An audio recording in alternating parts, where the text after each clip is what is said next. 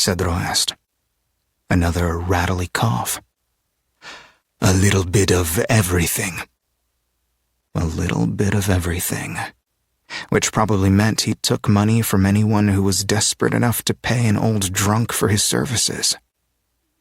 Do you take people into the desert? He refused to say help. Help was hardly ever what came to those who let someone else guide them out into that brutal place where even fewer laws existed than in the town where he lived. Sometimes, he said, I help those who can pay for it. Help or use. Look who's talking, pickpocket. Cedro startled when the door directly in front of their cages slid open and a man walked through. He had a receding hairline and greasy black hair that fell past his shoulders. Cedro crawled quickly on his knees to the front of his cage. Hey, mister, let us out of here. Please, I don't have anything you want. I'm an orphan, no parents, not a dime to my name. I sell vegetables on the street, just enough to feed myself. Please. The man gave him a slight smile, but it was cold, and it chilled Cedro so much that he let go of the bars and slunk back. I am not authorized to make deals with you, the man said. His speech was clipped, and he had a slight accent that Cedro had never heard before. You've been rented, he said. Cedro's mouth went even drier than it already was. Rented? He croaked. He didn't look over at Grimm, but he could tell by the still silence that he was watching this interaction closely, unmoving. What do you mean? But he thought he knew. Oh, not this. He'd done anything and everything not to have to do this.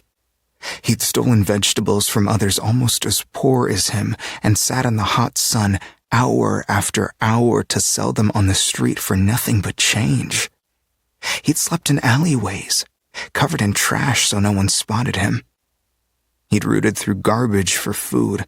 He'd picked pockets and sold what he'd stolen. He'd taken chances and barely survived, but he'd told himself he was doing okay because he hadn't resorted to making the trip to that squalid street where kids no older than him, and some younger, stared hollow-eyed out of upstairs windows while old men entered through the doors below. No, he said, more so for himself than because he thought he had any voice in this matter. You do have a choice, however, the man said, crossing one foot over the other and leaning on the corner of his cage. What? I'll do anything, he said. He hated to beg. He hated it. But in this case, he would do what he had to do. The man jerked his head backward toward Grimm's cage, a smile spreading over his lips. Come with me, or I'll take his eye. Just one. He has two, after all. From beside him, Cedro heard Grimm release a long breath. Ah, fuck me, the old drunk muttered. Chapter 28. Is that you, Noelle? Chantilly called.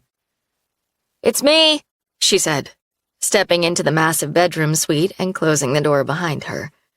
Chantilly wheeled out of the dressing room, a luxurious space that featured racks and racks of designer clothing, a marble-topped counter built to Chantilly's chair height in the middle that held her sizable collection of jewelry and accessories, and an entire wall of shoe racks that stored all her footwear, from the Louboutins to her pink feathered slippers. Chantilly was 75 and she still wore heels. Some might say the wheelchair made that possible, but Noelle knew the woman well enough to know she'd likely be wearing heels even if she'd had use of her legs. Well, look at you, Chantilly said, her hands at her ear, head tilted as she put on an earring. What's the occasion? Noelle smoothed her palms over her outfit. It wasn't overly formal at all, a cotton floral maxi sundress. But it was strapless and hugged her breasts, even if it was flared out from there, just grazing her ankles. You know, it's the turtle hatching watch party tonight. Yes, I'm well aware of the social events scheduled at Sweetgrass, she said, turning her chair and leaning toward a large gold filigree mirror on the wall and smoothing a platinum blonde hair back into place. She turned, eyeing Noelle again, her gaze moving quickly over Noelle's hair, blow-dried and curled in loose waves, to the makeup she'd spent 15 minutes applying, which meant 13 minutes more than she usually spent on her face. She felt herself blushing under the older woman's knowing perusal. What's unexpected is you. A twinkle came into her sea-green eyes. And I'm wondering if it has anything to do with a certain guest who checked into Atlantic Moon last night? Noelle sank down onto the red velvet settee by the door. You don't miss a beat, do you? Not around here, I don't, she said, the soft whir of her chair sounding as she moved toward Noelle and parked herself next to the settee. Who is he? Noelle traced a button in the tufting. He's Callie's father, she said softly, not meeting Chantilly's eyes. Oh my, Chantilly said, and in her peripheral vision, Noelle saw her bring her hand to the base of her throat in surprise. Well, I didn't expect that. She felt the older woman's considering gaze on her. And you're all gussied up for him, are you? She opened her mouth to deny it, but Chantilly had seen her almost every day for the past 7 years, on regular workdays and on special occasions. She knew very well when Noelle was gussied up and when she wasn't. I needed some confidence, she admitted. Well, getting gussied up will do that for a girl, she said, patting the underside of her swept-up hair. Why is he here? And how did he take the news about Callie? He was angry and hurt. Mostly hurt, I think. I see. As far as why he's here, I don't know yet. He has something to discuss with me, apparently. I think it has to do with our past. Despite the warmth of the room, she shivered, wrapping her arms around herself and running her hands over her bare arms. Your past, Chantilly said. Noelle nodded, swallowing. I know I haven't told you all about that, Chantilly. I looked it up, she said. Noelle's head pivoted her way, her mouth falling open. Oh, don't look so surprised. You know very well I'm a nosy Nelly. When Noelle only blinked at her, she went on. You've grown into a poised, confident woman since you first arrived. So young and so timid, wearing a tiny baby bump. At first I wondered if you'd been abused, she said. There was such a haunted look in your eyes. I thought it must be your daughter's father who'd hurt you so terribly.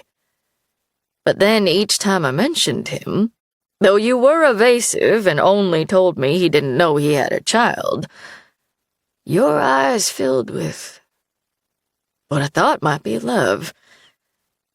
And so I wondered. She examined her perfectly manicured nails for a moment. I went online. I read about the terrible crime committed against you so many years ago. I'd feared the child might belong to...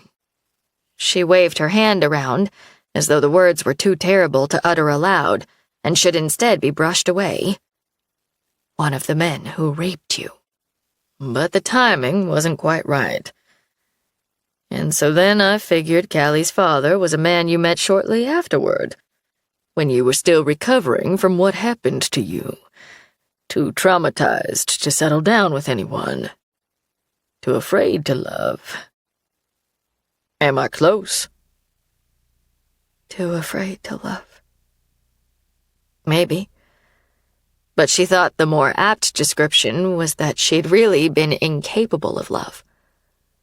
Or a healthy form, anyway.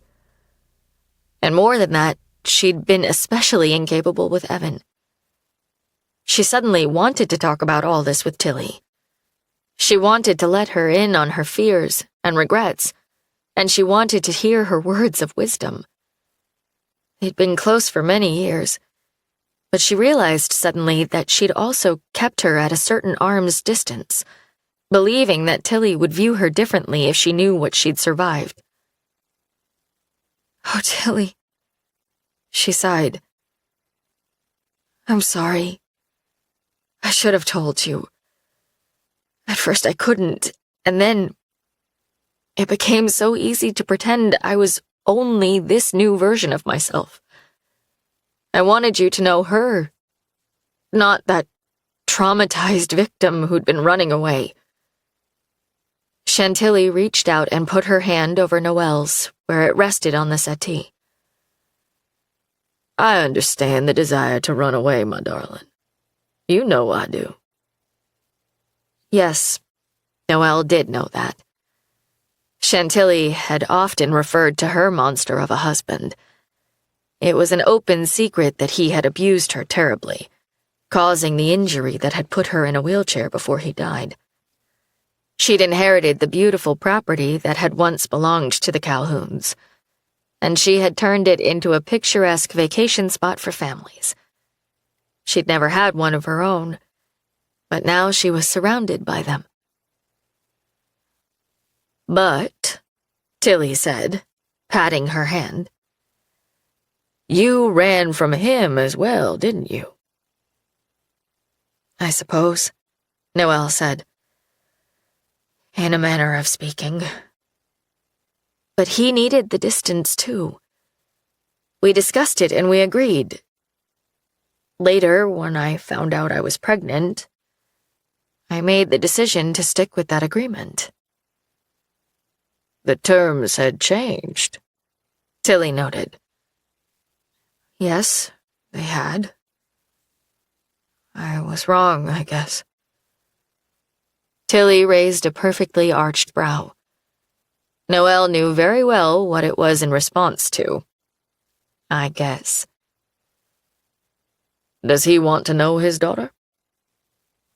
"He wants to spend some time with her. I told him he could come along tonight." "And then?" Noelle let out a small laugh. "I have no idea. I'll hear the reason why he came here, and then I guess he'll go back to Reno, where he lives."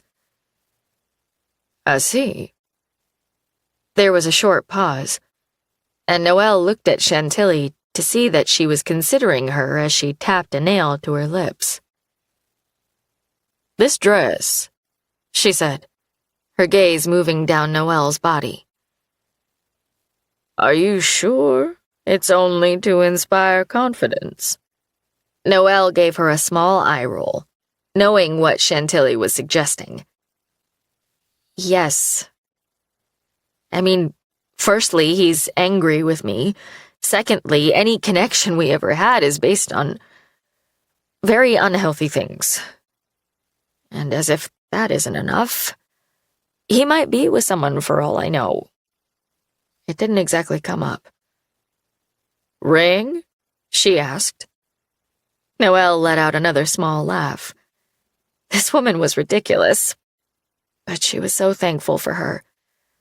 Her mother had been murdered when she was still a girl, and although she'd missed her over the years, she also knew she was very lucky to have both a friend and confidant in Tilly.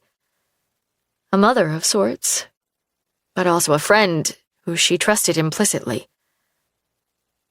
No ring. Tilly took in a breath, looking satisfied. "Tilly," Noelle warned.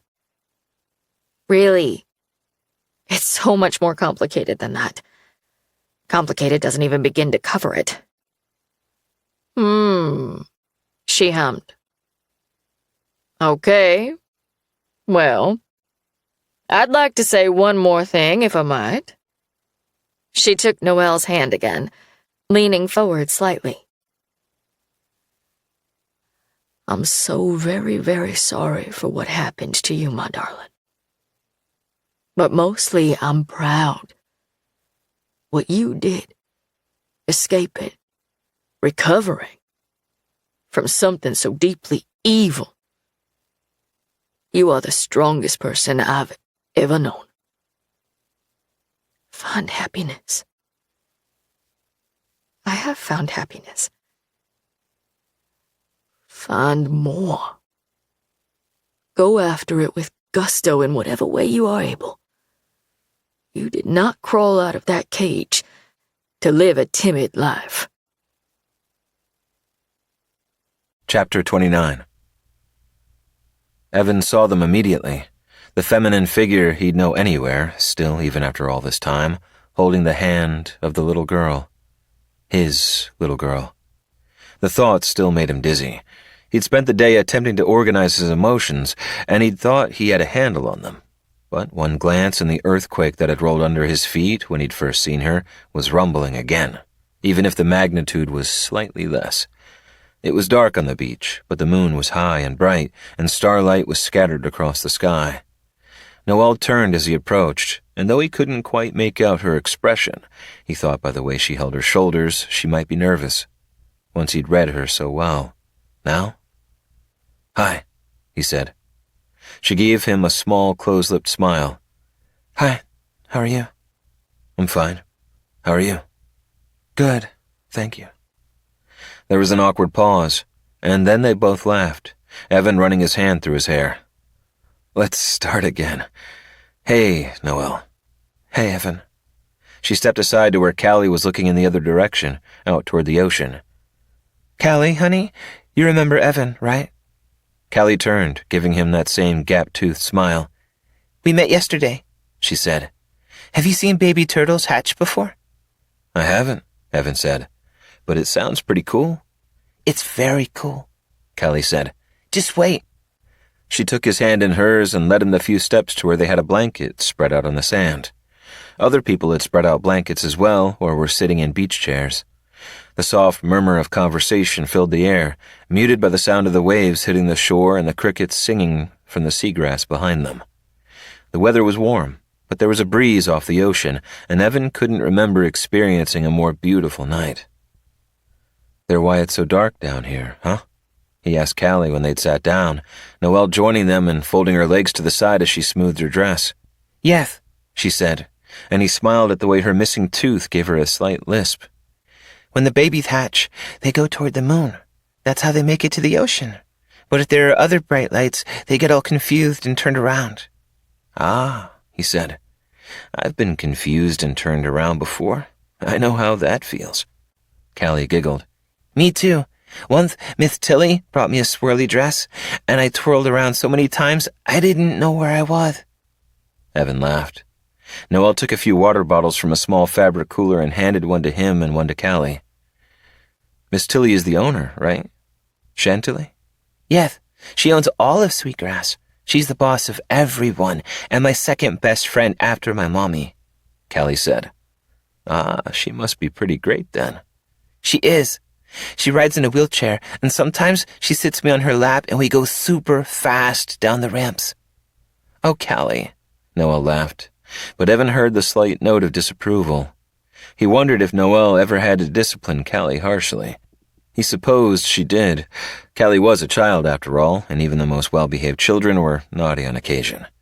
He wondered if she ever felt lonely, or overwhelmed, or wished she had a partner to pick up some slack. He wondered if she ever wished that person were him. But she'd never even told him Callie existed. And he was trying to understand and forgive, but he was presently having some trouble with that, especially now after seeing what a sweet, funny girl his daughter was and realizing how much he'd missed. He made a point to tune back into what Callie was chattering about. He refused to get stuck in his own head and miss one more minute of her. Before they made laws about the lights, the turtles would end up in swimming pools or even crushed under traffic, Callie said. That's terrible. She nodded, turning her head and sucking in a breath. He looked in the same direction, and then he heard what must have drawn her attention. A very soft scuttling. The nests, Noelle said, taking Callie's hand and standing. They're over there, she pointed. Evan stood too, as did most of the others on the beach. He craned his neck, seeing movement on the sand. They're hatching, Callie said, and Evan's lips tipped at the pure joy he heard in her voice. A minute later, the first baby turtles came over the slight bank, moving in unison toward the water. Evan watched in wonder as the tiny creatures crawled over the sand, heading toward that bright orb hanging over the ocean. More followed, until it seemed that there were 100 turtles all waddling as one, single-minded in their pursuit, doing exactly as nature intended them to do. There was something incredibly beautiful about it, and for some reason he couldn't even explain. A lump formed in his throat, remaining there until the last little creature met the tide, disappearing beneath the water. Okay, Noelle said, bending and beginning to collect their things. Time to get you to bed, little miss. I'm not tired, Callie said, yawning. Evan picked up the blanket, shaking it carefully so the sand didn't blow toward any of the other people also gathering their things and leaving the beach. He folded it and handed it to Noelle, who stuffed it in her large canvas bag. Thanks. Will you come back with us, and we can have a drink on my patio? Yeah, that'd be great. Thanks. They needed to talk. Not just about Callie, though something definitely needed to be worked out. He massaged his temple. How would visitation work? He was lost, and he still hadn't figured out a way through any of it. He didn't know if she might help figure something out that would give him some type of regular access to his daughter, or whether she was going to insist that they'd done fine without him thus far, and be unwilling to let him play any sort of permanent role. Would he push it? He'd lost so much already. But they were obviously doing pretty damn great on their own. Callie was a happy, well-adjusted kid who clearly loved her home. Who wouldn't love it here? He sighed as they turned away from the water. He had no answers. I guess we follow the others, huh? He said. The moon had slipped behind a cloud and dimmed the night. He could barely see where he was stepping. Callie took his hand in hers. It felt so small, so delicate, and he had this sudden urge to grasp it tightly, to refuse to let go. He took a deep breath and blew it out as they began to walk. I used to get scared of the dark when I was littler, Callie told him, as though now she was fully grown and scared of nothing. He smiled down at her. He loved her voice and her chatty personality. I wanted to sleep with the lights on all night, but my mommy reminded me of the turtles. She said that sometimes the dark is beautiful, and without it, we wouldn't see the moon. She put up a valiant fight, he said, exiting Callie's room and placing the book he'd read to her 3 times on the counter. But in the end, she lost. Noelle smiled, handing him a bottle of Corona with a sliver of lime stuck in the top. I hope this is okay. If you don't drink, I have water or juice. I don't keep soda in the house. This is great. He took a long sip of the cold beer. Do you want to sit on the patio? We'll feel the breeze off the ocean from out there. Sure. He followed her to the sliding glass door next to the kitchen area and out onto a small garden patio, featuring a round table with a green umbrella covering it and a few potted plants. It was surrounded by vegetation, but she was right. He could feel the breeze coming from the ocean, and the leaves rustled softly. They both took a seat at the table. Your place is nice, he said, nodding his head back toward the cottage so she knew he meant the entirety of their home, not just the patio. He meant it. It was small, but cozy.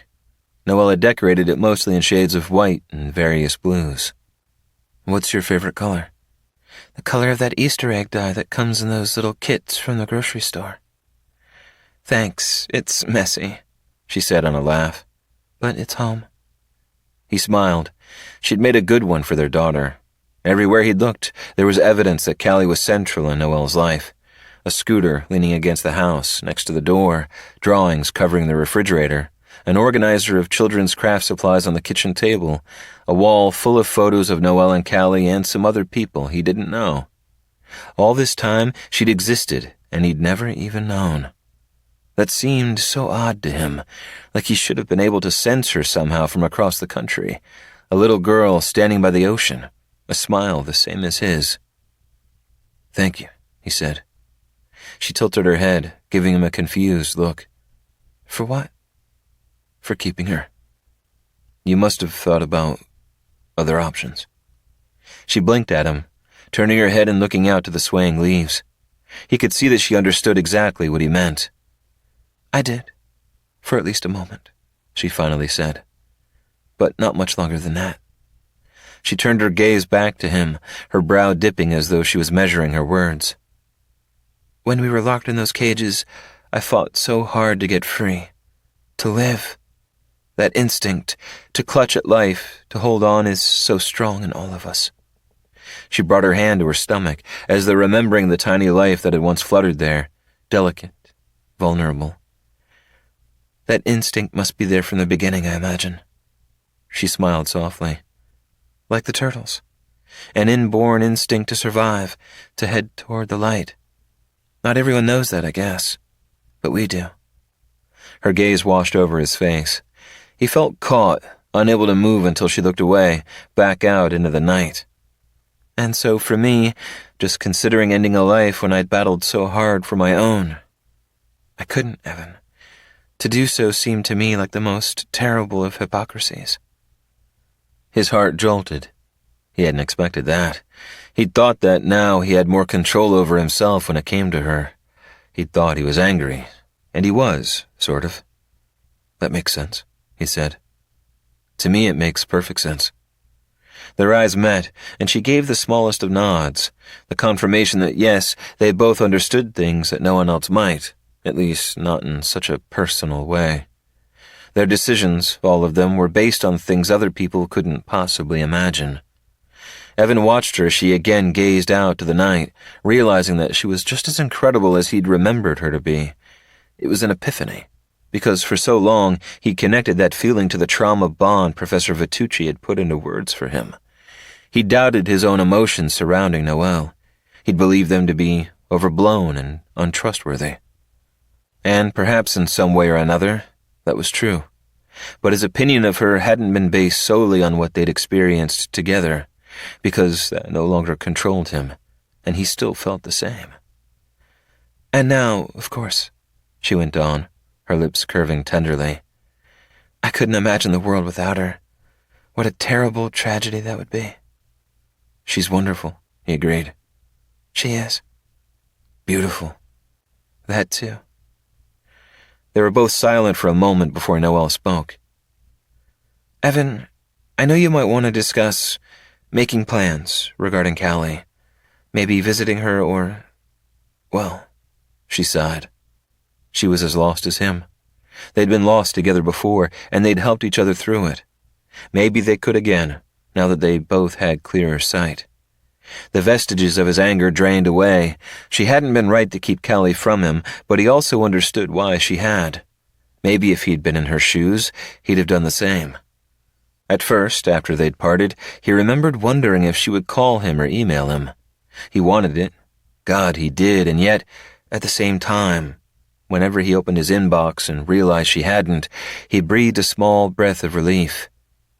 It had been confusing as hell. She was so woven into his pain. "I was thinking about staying for the next 3 or 4 days," he told her. "I hope you'll let me hang out with Callie a little bit, as much as you're comfortable with, and then we can talk about that before I go." "That sounds good. Of course you can see Callie this week, and we'll figure something out." He smiled. "Okay." She smiled back. "Okay." Their eyes held, and she laughed, shaking her head and looking away. When she glanced back, her expression had become serious. "Now, tell me why you're here." Chapter 30. "I've been looking into what happened to us," he told her. Her mouth opened slightly, but then she closed it, exhaling through her nose. She took a long drink from her beer and then placed it on the table. "I wondered," she said, "when you told me you'd become a private investigator, I wondered if it was because of what we'd been through." "Partially. But I didn't choose it because I wanted to investigate our crime," he said. "It had already been investigated, and nothing helpful had been uncovered. The FBI never found anything, and neither did the PIs my dad hired. I didn't imagine I'd have much more luck than the feds, who have access to all sorts of databases not available to me." He shook his head and took a sip from his bottle. "I chose the profession because I wanted to help other people find their own closure. I guess that aspect especially was appealing to me, considering we never found ours." "I get that," she said. She did. Even hearing him say the words had made her heart constrict in understanding. They'd had to find their own form of closure, but in some ways it would always be an open sore, because nothing could fill it entirely except true justice. True knowing of exactly what had happened to them and why. She'd learned to live with the lack of answers, and there were lessons to be found there too. She'd discovered that the practice of letting go of that which was out of her control was a valuable one. But to assist others in attaining their justice must help Evan in his own acceptance. If she had been remotely interested in criminal justice, perhaps she'd have gone in that direction too. "So, if you didn't initially intend on looking into our crime, what happened that made you start digging?" He gave a small shrug, and she regarded him for a moment. Beautiful, even in the dark. She knew that, though. She could have drawn the outline of his shadowy silhouette. It was imprinted in her brain, even after all these years. "Time," he finally said, answering her question. "An understanding of how the system works, police capabilities. I've formed relationships with officers over the years, made contacts at the Reno department. They're also able to access things I can't." "I would think time would make it less likely there's anything to find." "That can be true, but also things resurface. Other crimes happen that might be tied in. Connections are made. Cold cases are solved all the time, especially if the crime is ongoing." A slight chill made her cross her bare arms over her breasts. "Is that what you think?" "Haven't you ever wondered about that?" She closed her mouth, really considering the question. "I guess I try not to, because there's nothing I can do about it. But in the back of my mind, maybe it had lain there, unexplored. She'd put it away and labeled it torturous material, handle with care. Because she could think about that all day and night if she let herself. But who was that going to benefit? Certainly not her, and certainly not Callie. She'd fought hard for her mental and emotional health. She wasn't going to hand it off so easily, especially to something purposeless. "I tried not to go there for a long time, Mother. But I don't know, I felt a responsibility to, especially once I became involved with law enforcement and had the means. I asked a police officer I know at the department to keep her eyes open for any crimes across the country that even remotely resembled ours. A few weeks ago, she came up with something." "What?" she breathed, her heart giving a sharp knock. Noelle listened wide-eyed as he told her about the Vietnam veteran he'd flown to Texas to interview. About him being locked in a cage, another man locked up in the same room. about the sick and horrific choices they were told to make, the torture, the terror, and ultimately the escape. The police had doubted his story, especially when they found the building where he'd claimed to be kept devoid of any proof. She wondered if that would have been the case with the building where they'd been caged, too, if she hadn't set the place on fire. Noelle let out a gust of air as he finished. She'd held her breath for much of his description, even though he'd made it as short and void of details as possible. She understood why he'd made the connection, though. She recognized the similarities, too. They were hard to miss. Are you going to notify the FBI about that case? The police didn't even notify the FBI. They investigated and deemed it the rantings of a drunk with mental health issues. But you believed him. I did. I looked in his eyes and I believed him. She played with the label on the beer, considering grabbing another. But she had to work in the morning, so she'd stick to one. She offered Evan another, though, but he declined. I didn't just come here to put that case I described in your head, Noelle. I came because of something else. I'm hoping you can help me with it. I thought about calling you at first. That's exactly what I planned on doing. But the more I thought about it, the more it seemed weirder somehow to call you on the phone than to come in person and ask for your help. She got that too. And as much as she'd felt unprepared to disclose the fact that they had a daughter she'd never told him about, she was somehow also glad that he'd unintentionally ambushed her. If he'd called, she'd either have had to choose to directly lie to him about her life, about Callie, or if she had decided to tell him, she'd have had to live with the fear of his reaction before she did.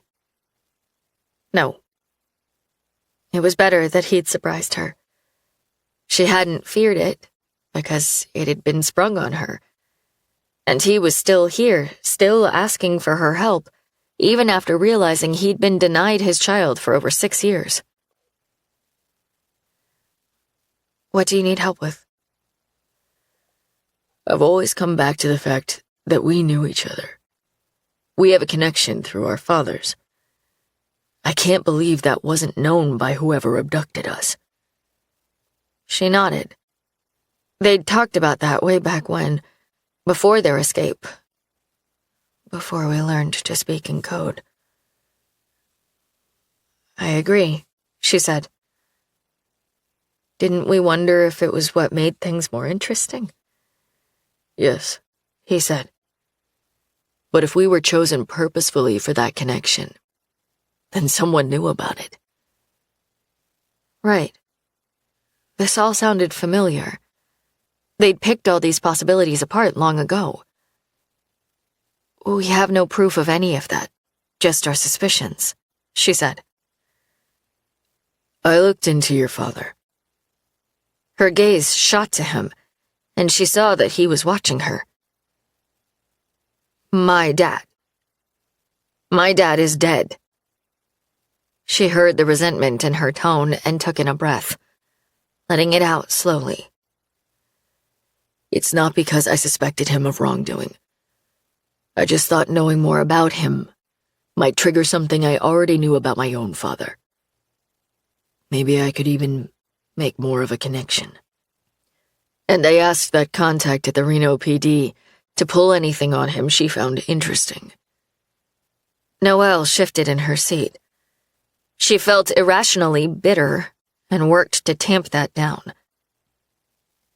It was funny that it was still her gut reaction to defend her father when it came to a Sinclair. Even if that Sinclair had turned out to be a decent human being and was the father of her child. Did she find anything? She asked, attempting to sound casual. She did. Your father filed a missing person report right before you were reported missing. What? She frowned. On whom? A man by the name of Dow McGinn. It took a moment for the name to penetrate her memories. Dow? He went missing? Not only that, but he was later found murdered. The gunshot victim of an apparent mugging. I didn't know. She gave her head a small shake. He was my dad's friend. I think we sent him an invitation to the memorial, but Paula took care of all of that.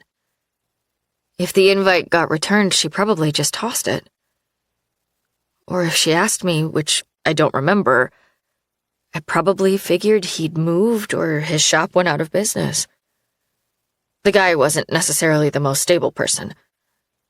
I remember him being a heavy drinker when he was at our house. He and my dad would watch a game and he'd pass out on our couch. She frowned again. When I came home, I had no reason to look into his whereabouts. I'm honestly surprised my dad even noticed he was missing. They were friends, but from what I recall, there were periods of time where Dow didn't come around for months. That was just him. Evan tapped his fingers on the edge of the table. What else do you remember about him?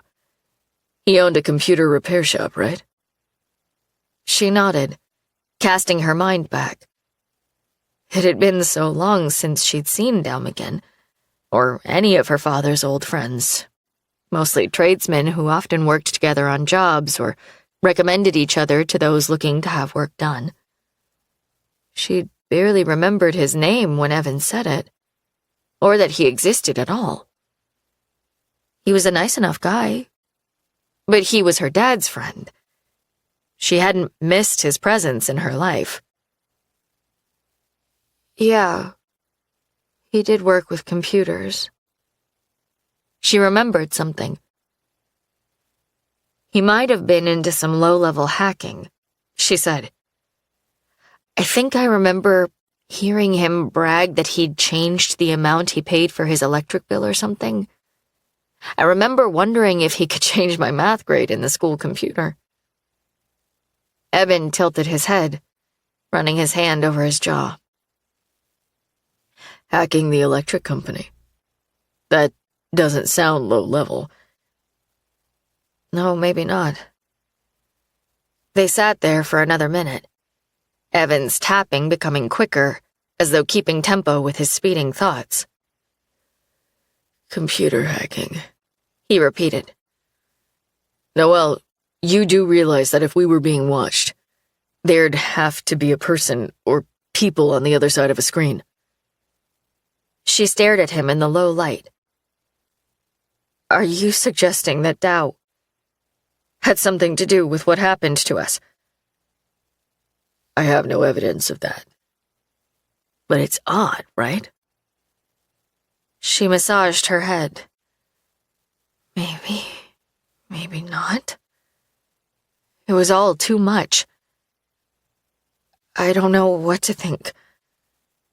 Evan sighed, running his palms over his thighs. You're tired. And I know you have work tomorrow. I should go. If you think on it, though, and anything comes to you that might help regarding Dow McGinn, will you let me know? I will, she said, standing. Evan following suit.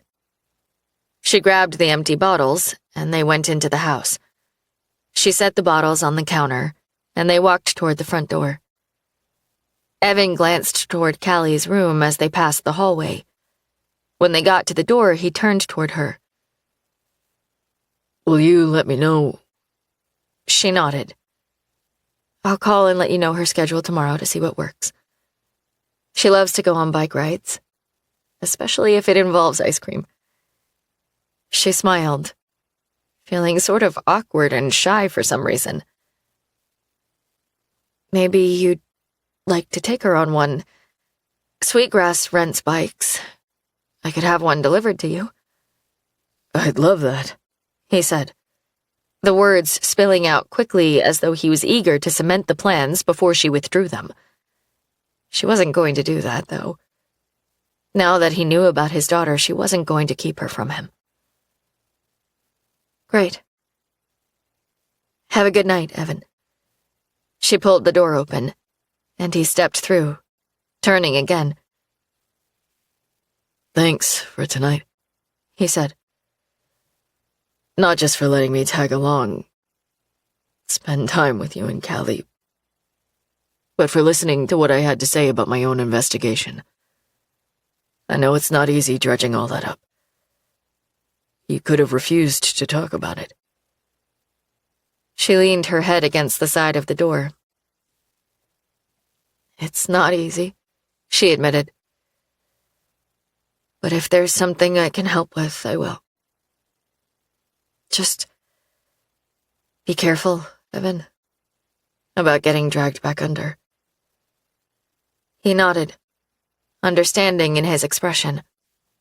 He had obviously thought about the same thing. I will. Good night. Good night. She closed the door, engaging the locks and walking slowly toward her bedroom. There were so many emotions swirling through her. Relief, tentative happiness, hope that positive things would come from Evan's presence in Callie's life. But she also felt concerned, on edge, anxious, a tremble of fear racing through her system with the worry that Evan, with her assistance, might have new avenues to follow regarding the crime they'd survived. And the deeper worry that following them might be like opening a Pandora's box that couldn't be closed.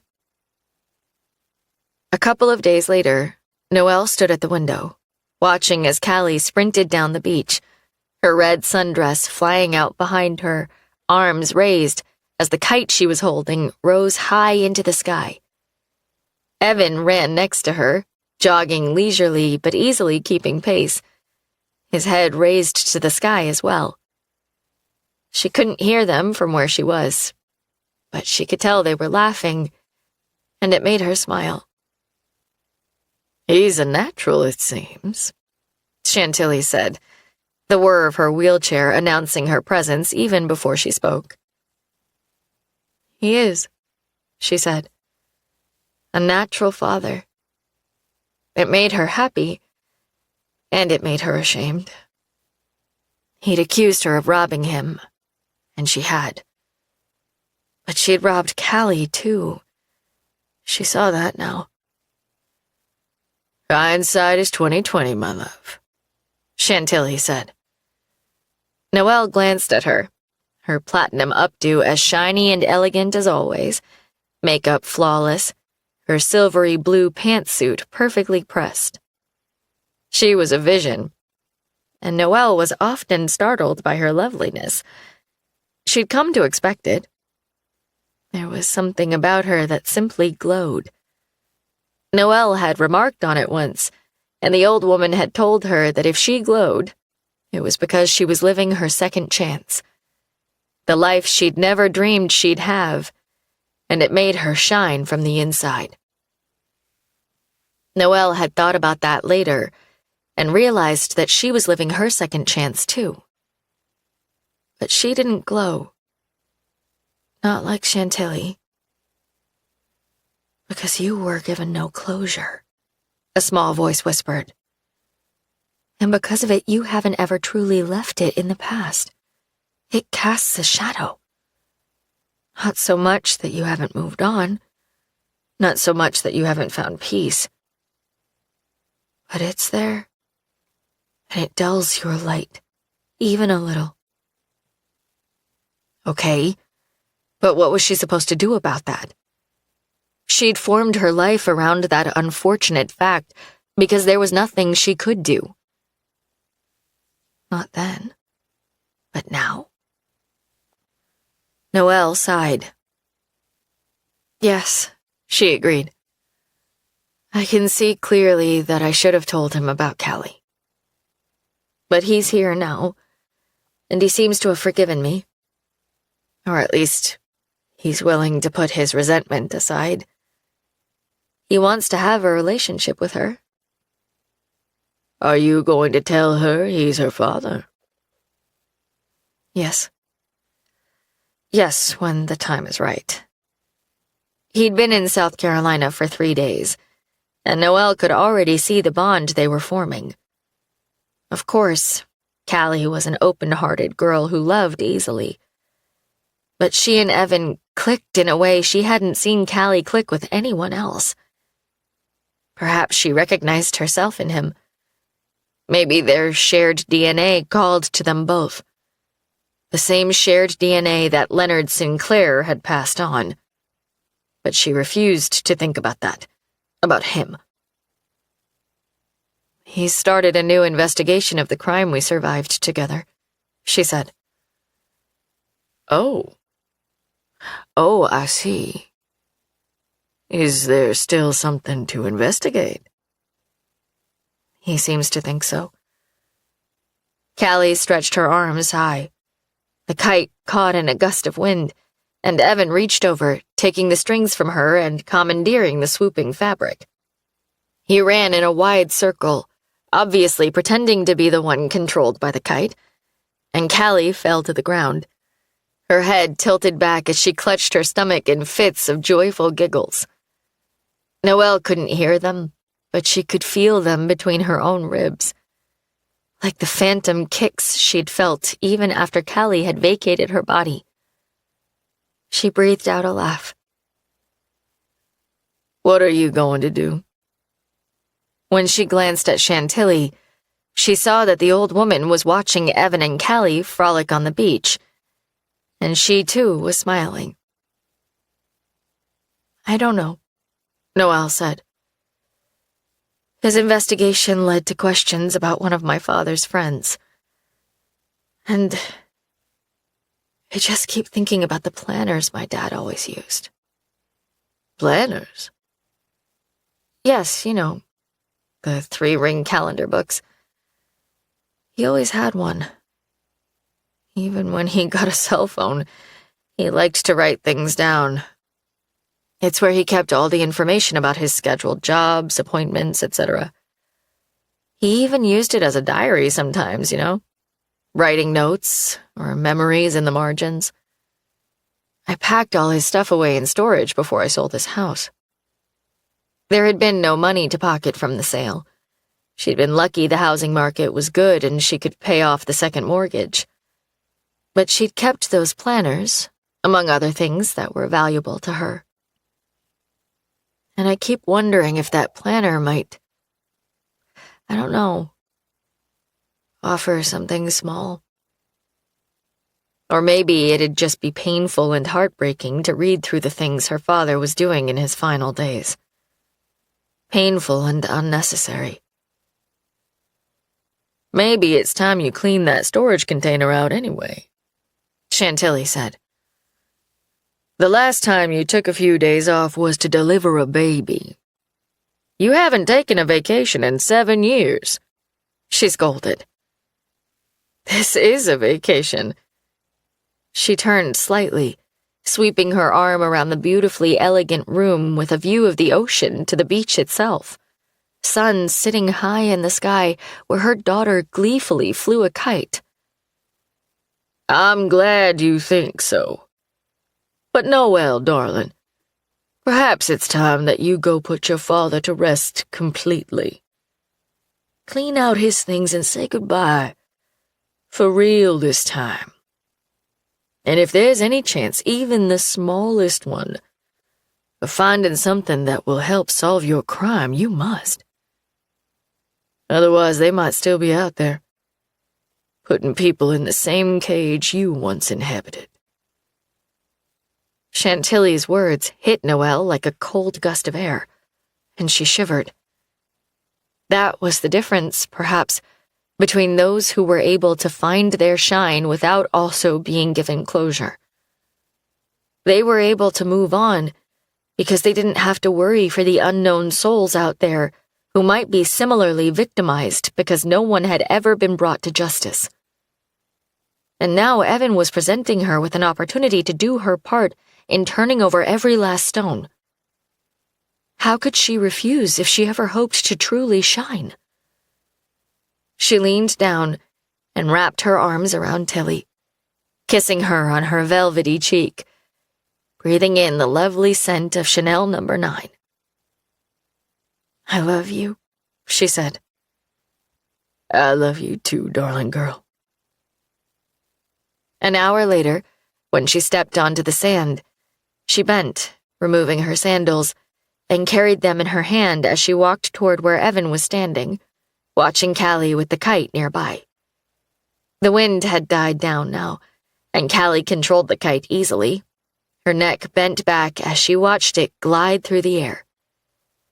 Surprised pleasure danced over his expression when he turned her way. "Hi." He pulled his phone from his pocket and looked down at it, obviously checking to see if the time had slipped away from him. "I got off early," she said in explanation. She'd told him she'd meet them at the beach at 5, and it was only 4. "Oh, great. You can take a turn next," he said, grinning and nodding his head toward Callie. She smiled, but it quickly slipped. He turned more fully toward her. "What is it?" She stretched her toes in the sand, stalling. She was frightened, she realized. She had made her decision, and yet saying the words to him, making the commitment, had fear gripping her. Was she really about to do this willingly?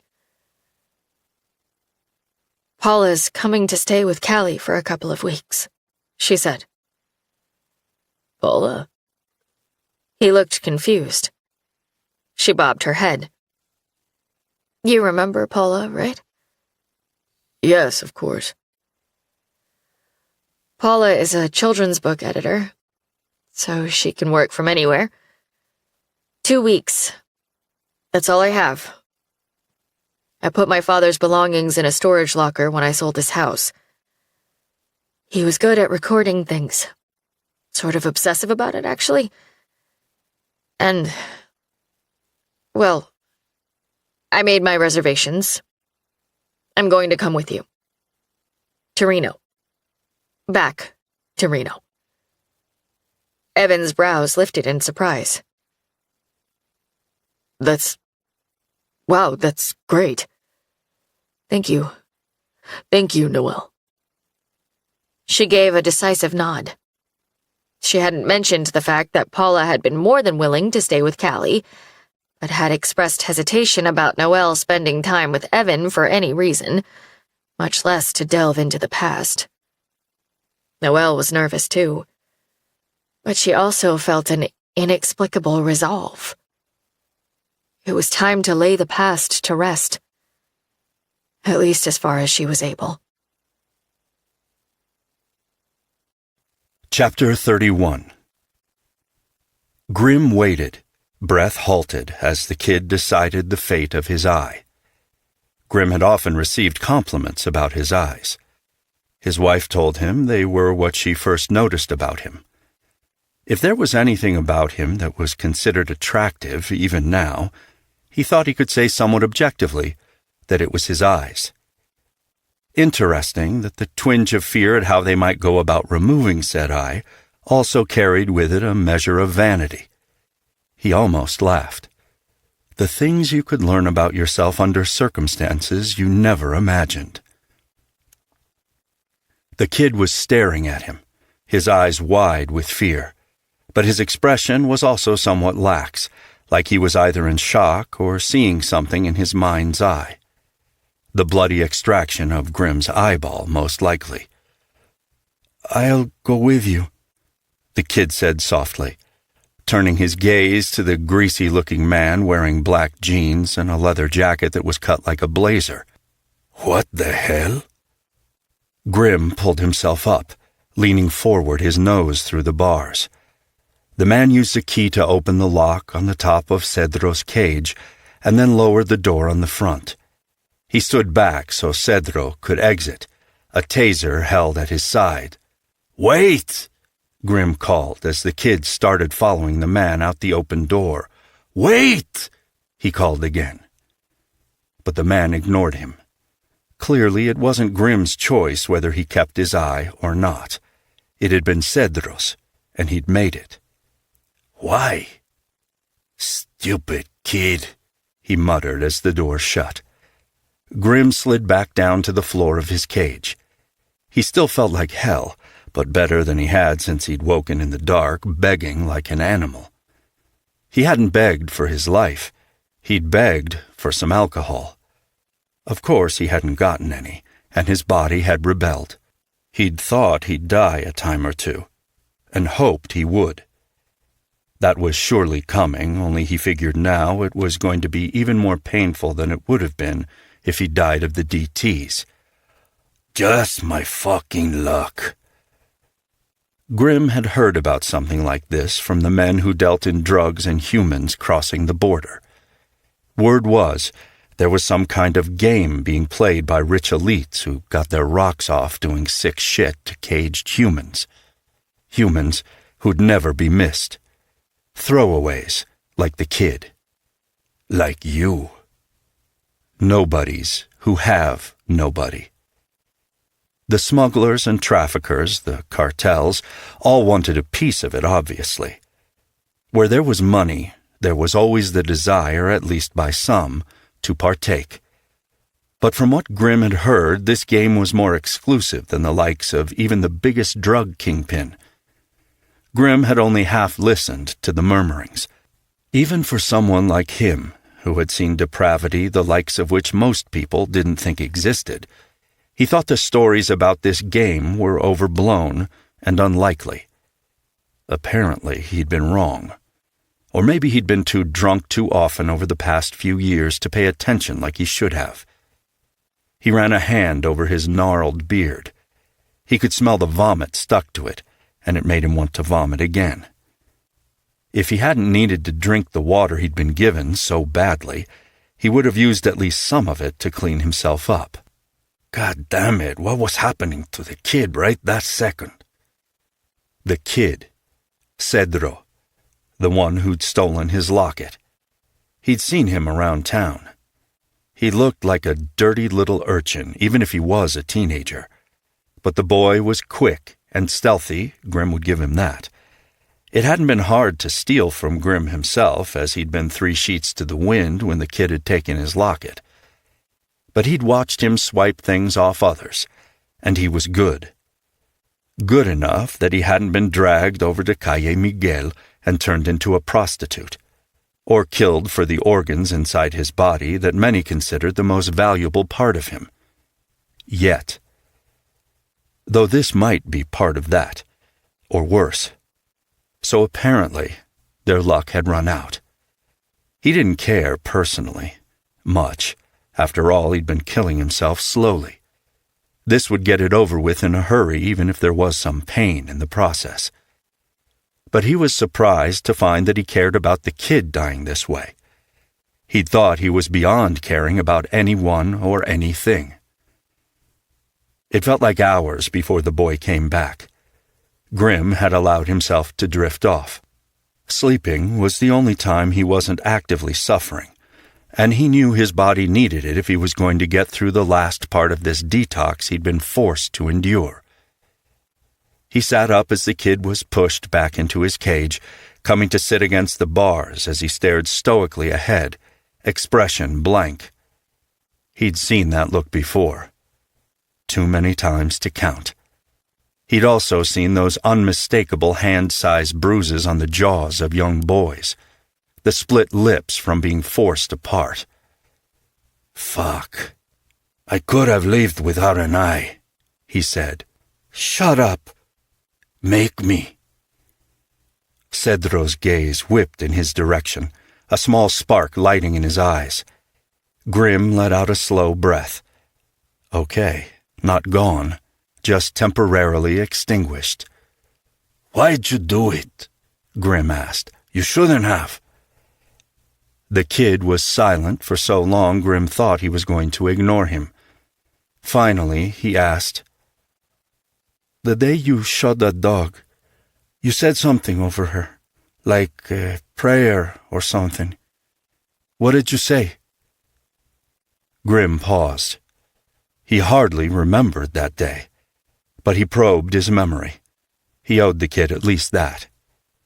He'd heard the dog's moans before he'd seen it. Someone had left it lying in the street, suffering.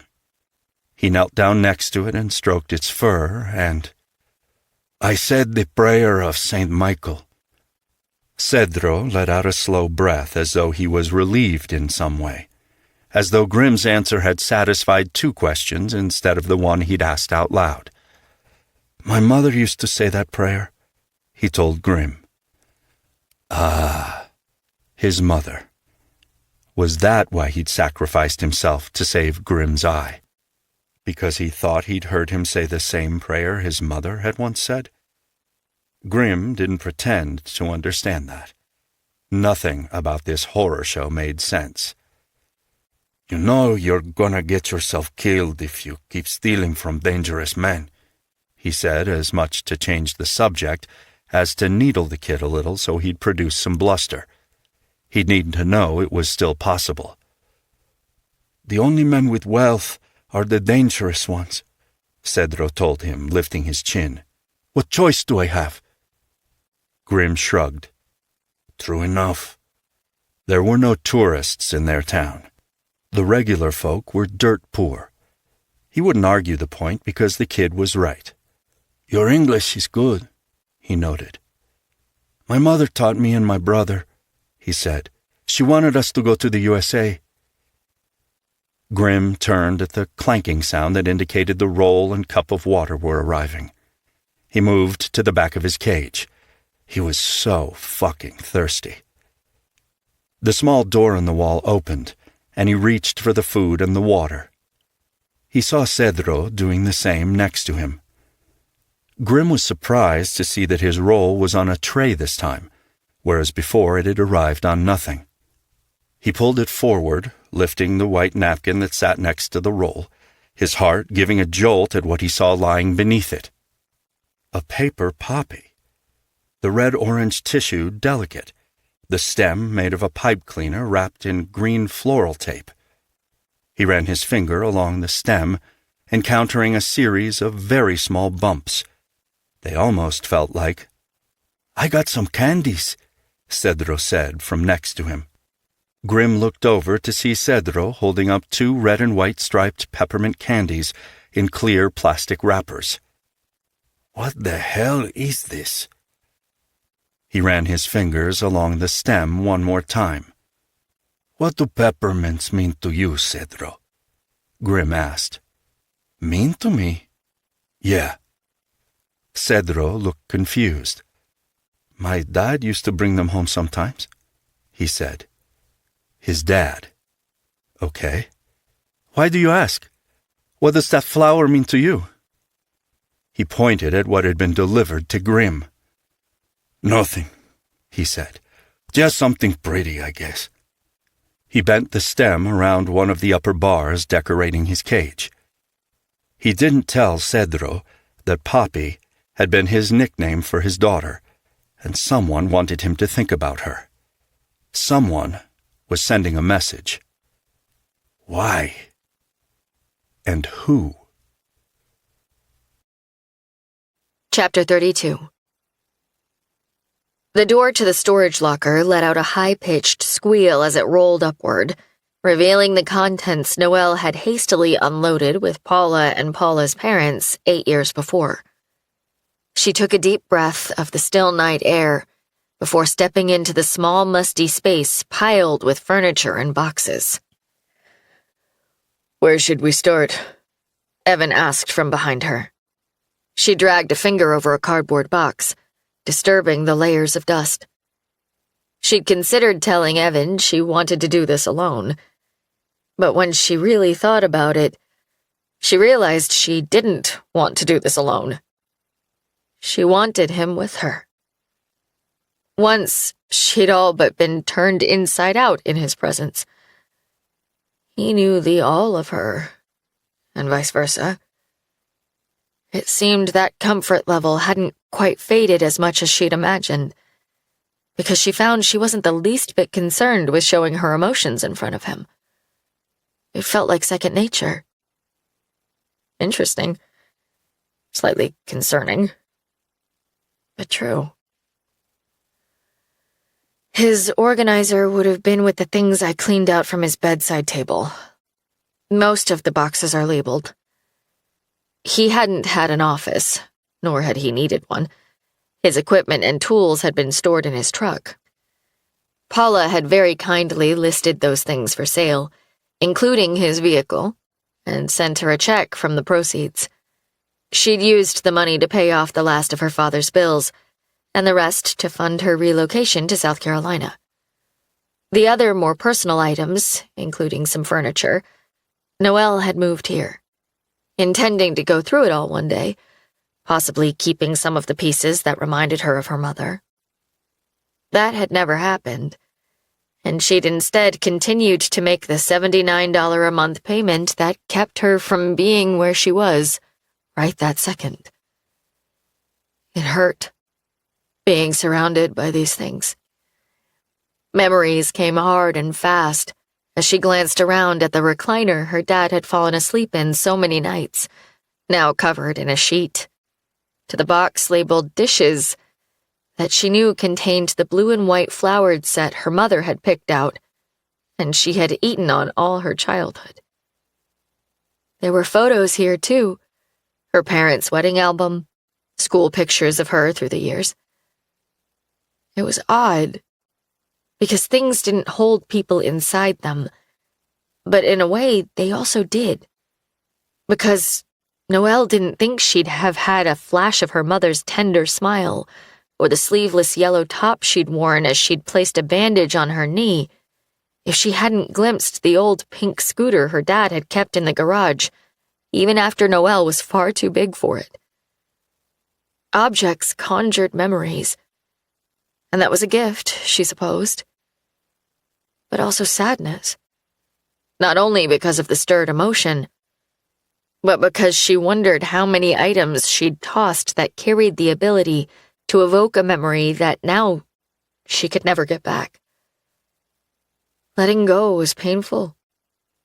Deeply so.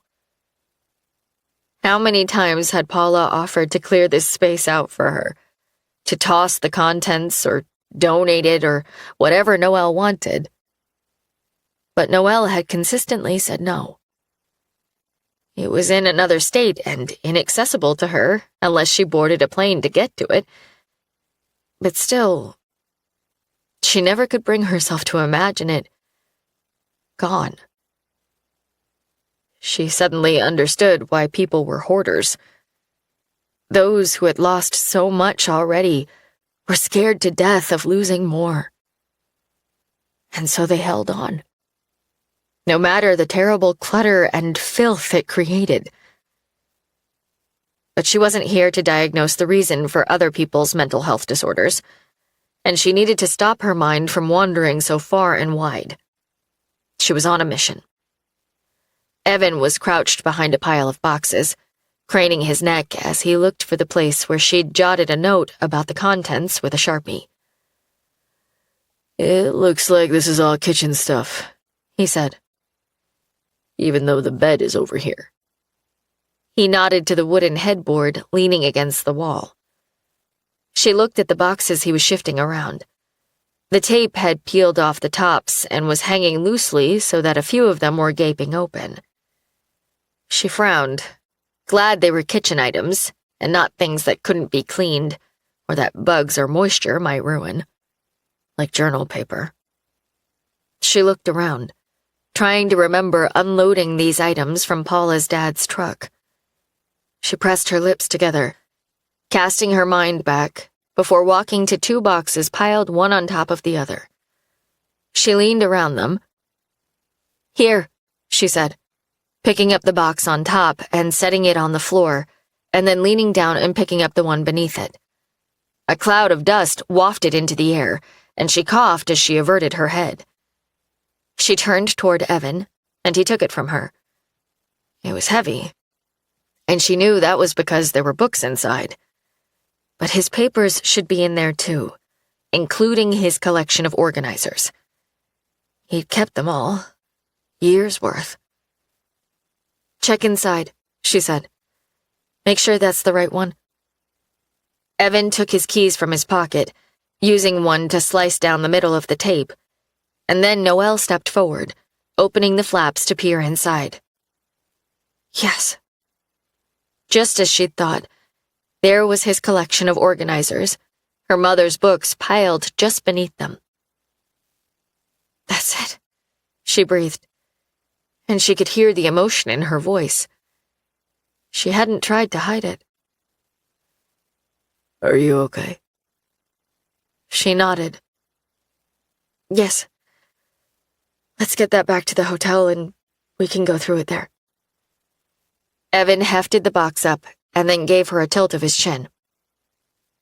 "Let's go." The hotel where she was staying in downtown Reno was just a few miles from where Evan lived in the Virginia Lake area. He'd offered to let her stay with him, but she didn't think that was a great idea on several levels. Mostly, though, because she needed clarity of mind while she was traveling back in time to that last week before she'd been abducted, and her father had died of a heart attack she'd always imagined had been brought on by the intense stress and heartache of finding out she was missing. She couldn't help feeling partially responsible, though rationally, she knew that was untrue and unfair to herself. She'd loved her father fully. She'd grieved him deeply. She missed him still. He would have loved Callie with all his heart. Evan set the box of items on the desk by the window as she came up beside him. "How about I pour us a drink while you start going through that? What would you like?" He asked, walking to the mini fridge in the open cabinet that housed the television as well. "Something strong," she murmured, pulling out the first leather-bound organizer and checking the date. That one was older than the one she was looking for, and so she pulled out the next one and the next, beginning to organize them by year. Her father had never been consistent in the type of book he used. Some of them were leather-bound, some had cardboard covers with various designs, a desert, a close-up of a leaf, the Reno skyline, and others were covered in plain-colored plastic. Evan held a drink out to her. "Rum and Coke," he said. She took it and clinked her glass to his. "2 answers," he said, holding her gaze, his expression grim. "To truth," she added. He gave a short nod, and they both took a sip before Noelle set hers down and pulled out another planner, and then another. "Here it is," she breathed, holding up the maroon leather-bound book from 8 years before. She brought it with her as she sat down on the edge of the bed, and Evan joined her, though he kept an arm's distance, letting her page through her father's calendar by herself first. She appreciated that, swallowing as she took in his precise handwriting, the one that had been inside her birthday cards and on her notes to the teacher and 100 other things. She knew his writing as well as she knew her own. She paged to 2 weeks before she was taken, moving her finger over the squares and reading his jotted notes. "Look at this," she murmured, pointing to a note in the margin.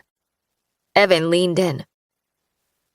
"Dow, shop 215. He read. He frowned at her. "Is that an appointment? He met him at his shop a little over a week before you went missing, then?" "Sounds like it," Noelle said. "And a week before Dow was killed." "Did you ever know your dad to meet Dow at his place of business?" "No. But I don't know that I would have had any reason to know that. Dow and my dad worked on a few jobs over the years.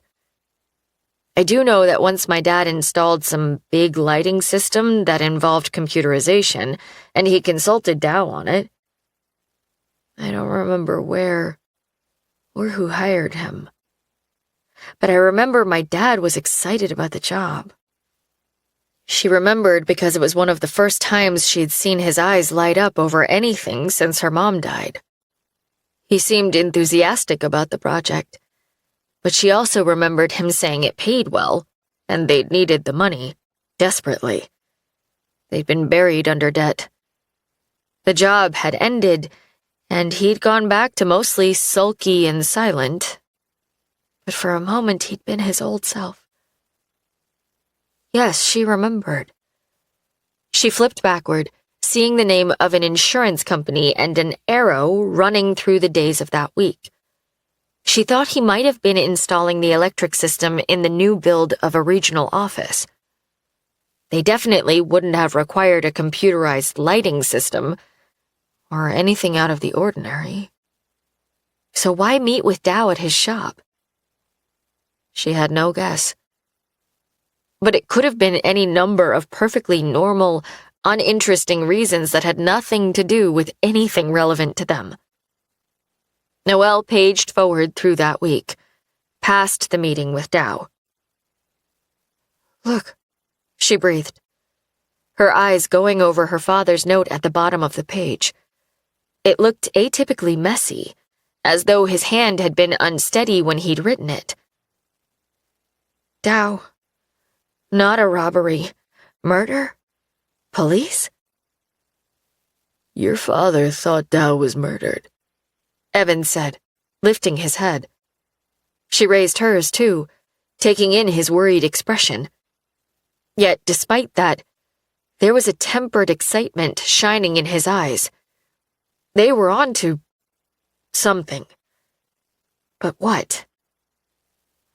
Apparently he did, she said. But what made him think that? Other than just a hunch? I don't know. But he also put not a robbery. But it was a robbery. Or at least his personal items were missing from his body. Your father had some reason to believe robbery was not the motive. Also, why put police with a question mark? Did he think the police had something to do with it? Or was he questioning whether he should go to the police? He'd already done that, though, she said. He'd reported Dow missing the day before. True, Evan said, pulling his bottom lip between his teeth and tapping his hand on his thigh. So was he considering going to the police about additional information he had? Maybe. But that's pure speculation at this point. She thought about it for a minute. My father, though, he was a good man, Evan. If he had information regarding a crime committed against his friend, he wouldn't have questioned going to the police. Their eyes met and held, and she knew what they were both thinking. Her father had gone to the ends of the earth, at least as far as he was able, to bring justice to his wife. He'd ultimately failed, and it had ruined him. Why wouldn't he try to help the police solve his friend's murder if he was in possession of information that would do just that? Did Dow have any relatives or friends who might be willing to answer a few questions? She cast her eyes to the side. I think I remember him mentioning a sister, but I never met her. I'll look into that, Evan said. Okay. Feeling troubled, Noelle turned the page. The week she'd gone missing. She had the insane urge to slam the book shut, as though opening it to that particular day could conjure malevolent spirits who might shuttle them both back to that moment and make them relive it once more. She reached out, grabbing the drink she'd left on the desk, and taking one long sip before placing it on the floor at her feet. Evan picked up his drink from the floor and took a long swallow. That week. It lived and it breathed. It took up physical space in her mind somehow, a place where her cells still quivered, and she figured his did as well. How could it not? "I went missing this day," she said, tapping March 14th. But he didn't know it yet. Paula is the one who called to let him know she was worried. She's the one who called the police. There were no notes regarding her disappearance, or what he'd been experiencing that day. But he'd obviously been sick with worry, so much so that it brought on a massive heart attack and he'd dropped right on his living room rug. Paula had found him later that day when his calls had gone unanswered. She'd had a hunch something was wrong and used the key they kept hidden on the porch to go inside.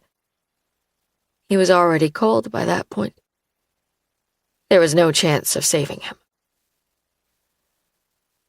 Andre Baudelaire, Evan read after flipping a page back. Noelle found the place where her father had written the name, followed by a phone number. Evan picked up his phone from the bed and quickly did a search as Noelle took another sip of her drink. Purveyor of antiques, collectibles, and fine jewelry, Evan read. He's still in business. His shop is in Midtown. What would my father have been doing at an antique shop? Noelle mused aloud. Not a collector. She let out a mostly humorless laugh. Did you see what was in his storage container? Not even close. Selling something? She chewed at the inside of her cheek briefly. Anything he had of any value, he sold after my mom died. She didn't have to tell him why. He already knew. Even the gorgeous antique ring that had once belonged to her mother's grandmother was gone. It had been sold to pay for the lawyer's fees that came from suing Evan's father for wrongful death. And losing. Well, we can stop in to see Mr. Baudelaire tomorrow, too, if you're game. She turned the page of her father's calendar, her chest constricting as the pages grew empty. She sighed, shut it, and placed it aside as she picked up her drink and drained the last of it. Something about those last few weeks was off. Maybe it was part feeling, but it was also that he'd seemed to be meeting with people he didn't ordinarily meet with. So, yes. I'm game, she confirmed. She set her glass down and lay back on the bed. Evan did the same, falling next to her, their feet on the floor as they stared at the ceiling. She didn't look at him, but she felt his warmth. It was a little odd to be with him in a hotel room. Not only because she'd never imagined any circumstances where she would be, but also because the last time they were in one together, they'd made Callie. A different kind of warmth spread through her, brought on by the alcohol, she figured. But also because of him. She turned her head to find he was already staring at her. "Oh," she said. "Hi." Then she giggled, and it sounded so unlike her that she giggled again. He was smiling too, and as their gazes caught, they both went serious. "Hi," he said. She turned away first, biting her lip. Not a good idea. She was still attracted to him, but she'd felt that physical attraction in South Carolina, too, and sort of taken it in stride. Who wouldn't be attracted to Evan Sinclair? Plus, it had been a long, long time since she'd been with a man. She was probably just a little buzzed and a lot desperate. She nearly giggled again, but swallowed it down. What she hadn't expected was the yearning that was solely for him. Evan. That deep down emptiness that somehow still carried his name. She'd felt it blossom to life almost the moment she'd laid eyes on him again. Worse still, she saw something similar in his eyes, too. This time, however, it felt less grasping, she supposed was a good enough word. Less all-encompassing. Less dysfunctional. Which was good. But that had been achieved over long years and much distance. They couldn't go back and do something that would make it hard to separate again. Hard to parent Callie and work out some schedule that they were both satisfied with. God, I think I'm getting drunk, she said, rubbing her temple and sitting up. Lightweight. He pulled himself up, too. Guilty. She laughed. Evan stood, obviously reading correctly that she needed some space. I should go. How about I pick you up for breakfast tomorrow at 9, and we'll head to the antique dealer? See if he remembers anything. Sure. That sounds good. As unlikely as that was. It had been almost a decade. Who knew if her father had dealt with a person who was still employed there, or still alive, for that matter? And if he or she was, how slim a chance was it that they'd remember someone who came to the shop so long ago? She walked Evan to the door and pulled it open. Thanks for coming with me to the storage place, she said. I appreciated that. I'm the one who's grateful you're here, he said. Thank you, Noelle. She nodded, giving him a small smile. See you in the morning. Chapter 33. The next morning, Evan pulled on his seatbelt and then allowed his eyes to linger as Noelle was focused on belting herself in, too. She was so casually beautiful in jeans and a navy tank top, hair in a loose braid, little makeup. And all he could think as he looked at her was that he itched to take her back up to the hotel room and spend a few hours in bed. God help him, he didn't want to want that, but he did. She was sexy as hell to him, which was sort of an epiphany. He'd half convinced himself that those feelings were all mired in that unhealthy bond Professor Vitucci had talked about, and so to find that he still felt that intensity, minus any current trauma, sent him for a loop. But he shut that thought down. There was no way Noelle would participate in some brief affair, and truth be told, the thought of that left a bad taste in his mouth too. They shared a child. It would be foolhardy to complicate the amicable rapport they'd managed to find despite everything. And that word encompassed a whole hell of a lot.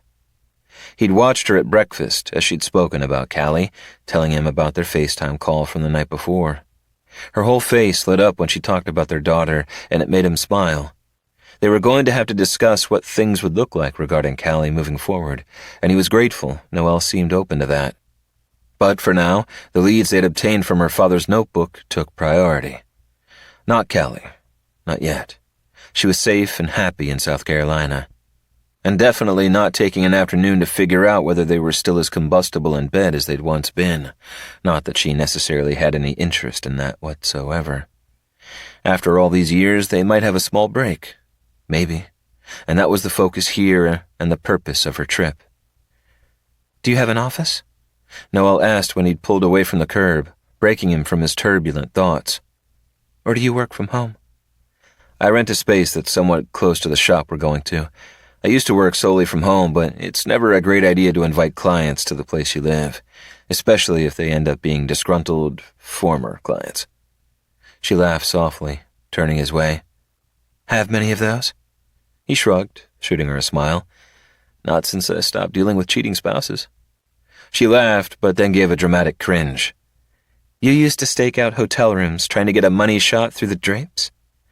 Luckily, that particular scenario never played out, but let me say this. People do really tawdry things when they're sneaking around, and they don't always bother with a hotel room.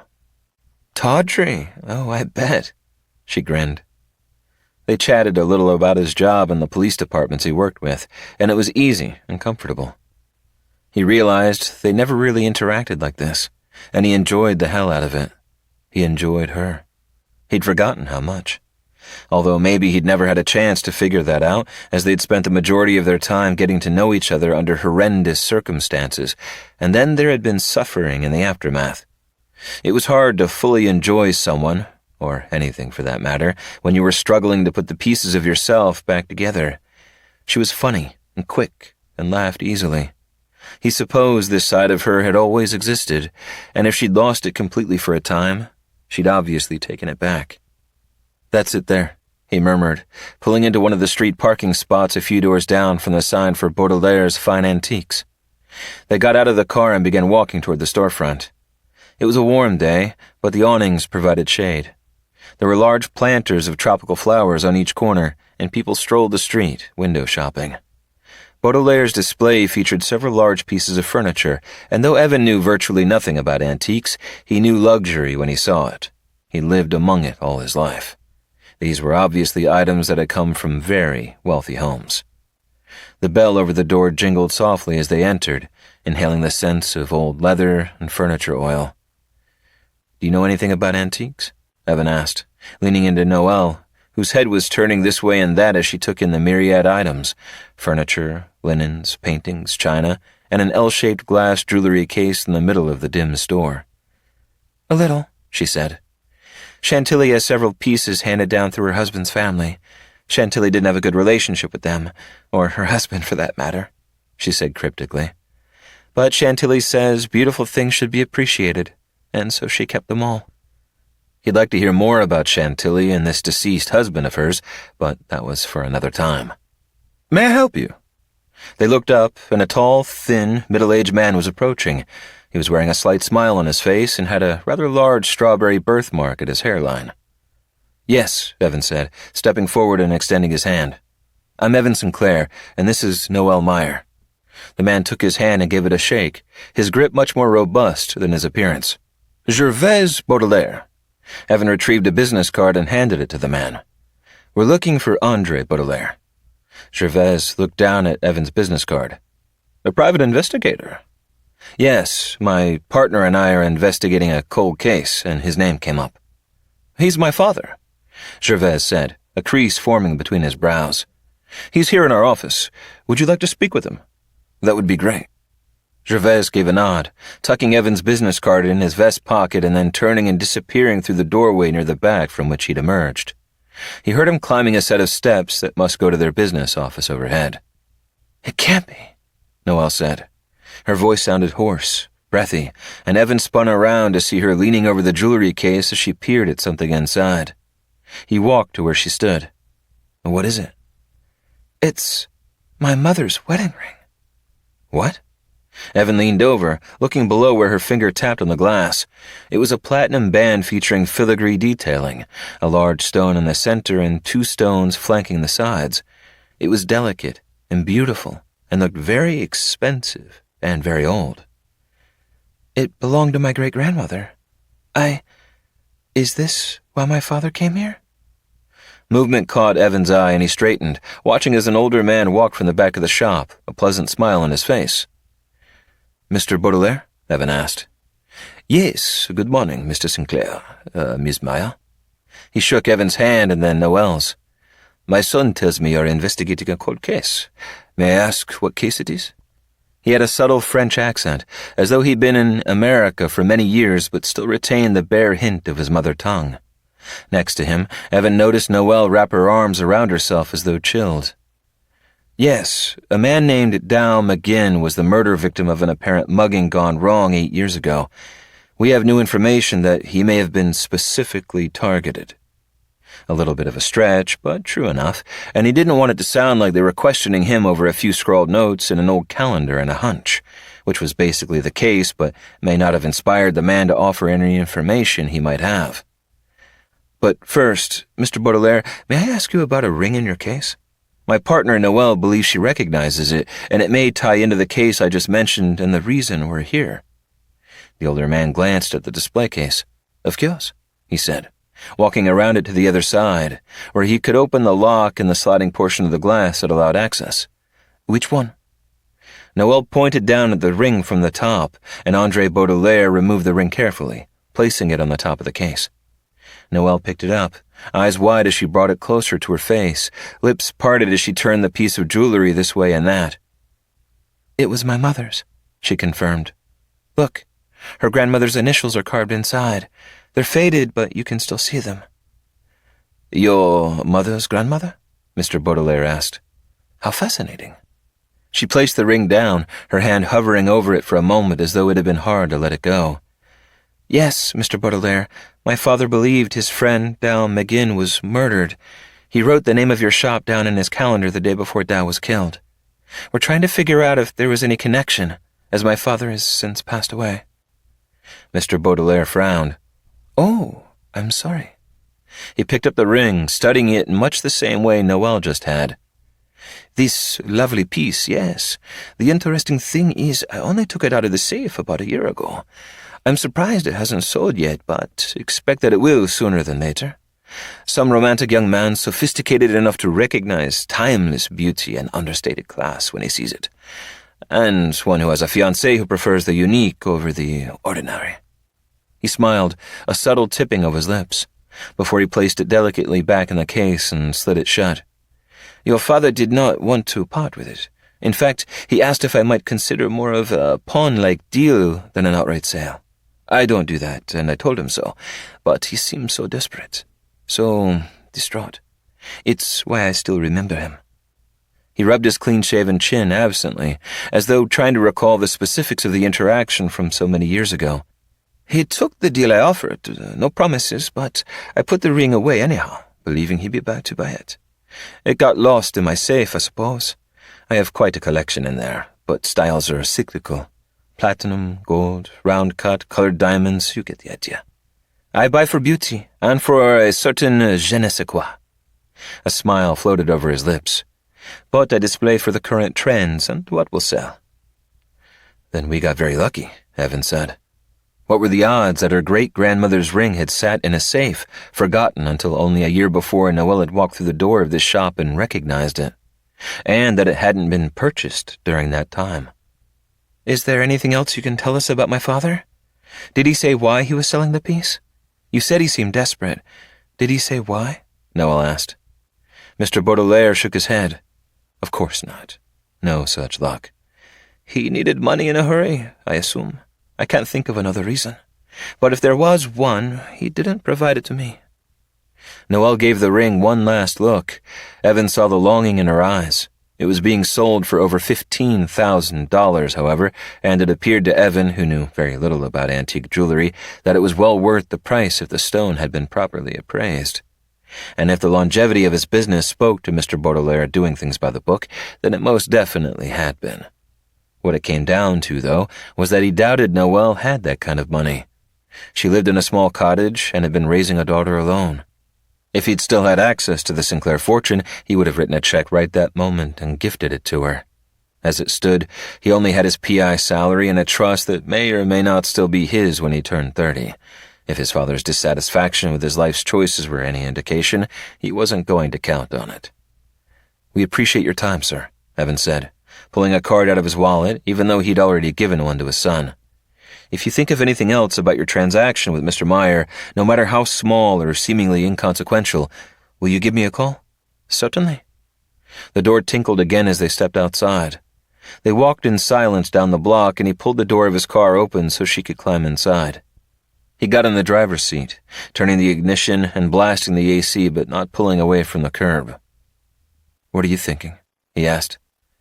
"I didn't know my father still had that ring," she said. "I never asked him, but I just assumed it went the way of the other items he sold to pay off bills." "Bills associated with his lawyer's fees and court costs from suing my father and losing." She didn't say it, but she didn't have to. A small knot formed in his gut. He didn't feel guilty, exactly. But the reminder that what had happened between their fathers would always be between them made him feel sort of mad and sort of sad. And God, he wished he could snap his fingers and make it go away. But he couldn't. He'd have snapped his fingers and made a lot go away if he could. So he hadn't sold it, even though at the time he'd very much needed the money, but then he did sell it 8 years ago. She nodded. Mr. Baudelaire's assessment had to be correct. He needed money badly, but why? What made him even more desperate for money than he'd been after my mother died? Because from what I witnessed, that was level 10 desperation. I'd say an even higher level of desperation made sense if he knew you were missing. Maybe he'd think he needed ransom money or something like that. Maybe he didn't know you'd been abducted at the time he sold the ring. No one did. She sighed, adjusting the vents so the air blew more directly at her face, lifting the tendrils escaping from her braid. It had to be something to do with Dow then, she said. She chewed at her lip for a moment. I'm not saying Dow wasn't a decent guy and a longtime friend, but I don't know. I don't see my dad desperate about him being potentially missing. For one, like I said, you couldn't exactly set your watch by the guy. And for two, they just weren't that close. And it was only a couple of days until the police found his body anyway. My father would not have panicked over 2 or even 3 days. Hell, I can't even imagine him panicking over Dow not returning his calls for a few weeks. No, it didn't make sense. Evan tapped on the steering wheel, thinking. Okay. Is it possible that Dow's disappearance had something to do with yours? She seemed to think about that for a minute. If it did, why didn't he call to check on me? There were no voicemails on my phone later. I hoped there would be. Just to hear his voice at that time would have been... She sighed, leaving the rest of that thought unspoken.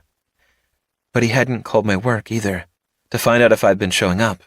And Paula said that when she called him, he sounded horror-stricken. From what we can piece together, time-wise, he died very soon after that phone call. I've even wondered if the news itself was what caused his heart attack. Evan rubbed the back of his neck. There was something here, within all this Dow ring-selling Paula's phone call confusion, but what, he couldn't begin to say. There simply weren't enough pieces. He thought for a minute. Wait, the money, he said. Considering the price of the ring and a markup, Andre Baudelaire had to have paid him at least $10,000. There must be a record of it in his bank account. Maybe it also shows where it went. Would you have access to old bank records? She frowned. There was nothing like that in his account when I closed it. He didn't even have enough money for a cemetery marker. Paula's family paid for that, and for the memorial service, too. I paid them back later from the sale of some of his things. He was dead broke when he died. But maybe there's another box of receipts or bank statements or something in storage. He had a laptop. I think it was one Dow refurbished and then sold to him for cheap. I don't remember packing that away, but I wasn't in the best of spaces at the time. My memory is hazy on some things. And overly sharp on others. Yeah, he related. Okay. He put the car in gear and looked over his shoulder before pulling onto the road. I forgot to mention I found Dow's sister online last night and made a call. She said she could meet with us tomorrow after work. Noelle nodded, looking out the window distractedly. Okay, I'll make another trip to the storage container later and look for the bank statements. Do you want me to come with you? No, thank you. I think this time I'd like to go alone, but I'll call you as soon as I'm done.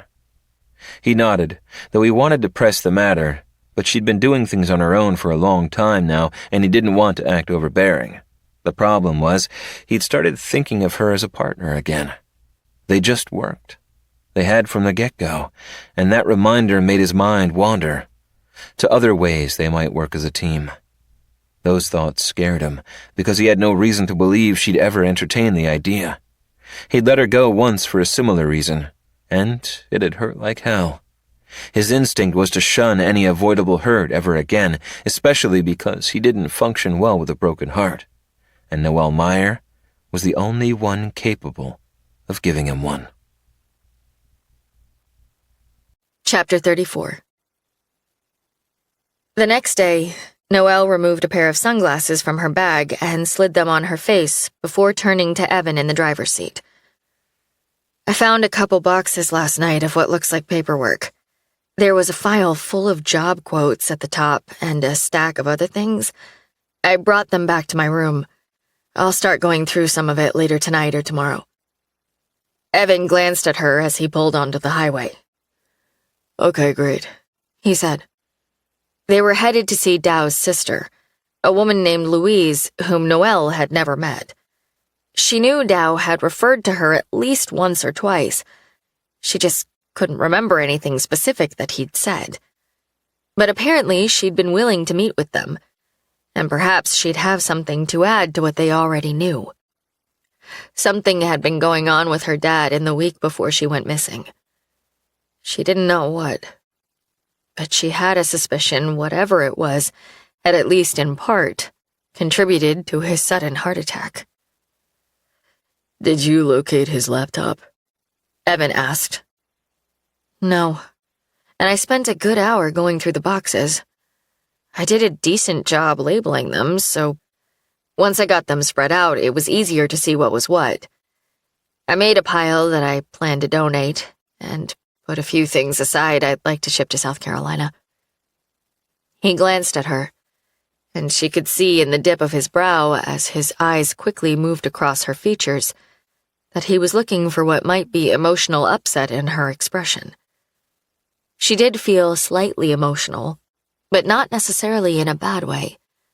She'd shed a few tears as she'd looked at specific items in the boxes, and though she'd wanted Evan with her the first time she'd gone there, she was glad she'd spent some time alone among her father's things the second time around. It had been cathartic, and she felt cleansed in a way she hadn't before. She'd also spoken to her father, asking him if he needed to tell her something, and if so, to please lead the way. She wasn't certain such a thing was possible, but it sure couldn't hurt to try. At the time of their escape, she hadn't known her father was dead. But maybe he'd lent a hand then, too. Somehow. She liked to think so, because it meant he was there, leading them out of that fiery hellscape. Louise Cook lived in a ground-floor apartment in a somewhat ratty-looking building in East Reno. Evan lifted the knocker and gave it 2 swift taps. A dog started howling in another apartment across the way, and they both looked over their shoulders, but then back to Louise's door as they heard shuffling on the other side. The door was pulled open, and a woman in her 60s stood there in a blue velvet housecoat and slippers, wearing a bandana on her head. There didn't appear to be any hair beneath the head covering, and Noelle wondered if the woman was going through cancer treatment. "Louise?" she asked, offering her hand. The woman shook it as she nodded. "Noelle Meyer. You look like your dad through the eyes," she said, turning her attention to Evan. He introduced himself too, and she stood back so they could enter. "Did you know my father well?" Noelle asked as they followed her to a set of couches a few feet away. She and Evan sat down on one, and Louise took the one across from them, pulling her housecoat down over her knees, before reaching forward and shuffling a stack of mail into a pile and turning it over. She wasn't quick enough, however, that Noelle didn't notice the large red past due marks on what looked like medical bills. "I only met him once or twice. Dow recommended him for a job back when I was married, and we'd just bought a house. It ended up having some electrical issues, and your dad fixed them. It's been a long time, but a flash of his face came back when I looked at you. Funny the things your brain files away without you even knowing. He was a nice man." "He was," she said, her heart giving a small thump. She cleared her throat. "Actually, my dad is part of the reason we're here." She glanced at Evan quickly. "I don't know if you read about what happened to me." "I did," she said. And Noelle was grateful she'd cut in, saving her from describing any portion of what they'd been through. "I was really sorry to hear what happened to you. I can't begin to imagine. They never caught the guy who done that, huh?" "Guy. More like guys." "No. But, We've recently found some new leads, and part of what we found involves your brother. A slew of wrinkles appeared on Louise's forehead, and she tugged lightly at her bandana. Oh? What is it?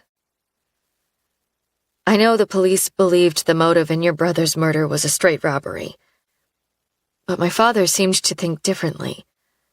There are a few notes in a calendar he kept, and while they don't give any more information than that, it's clear he believed it was more than what met the eye. Louise's frown deepened. Oh, I see.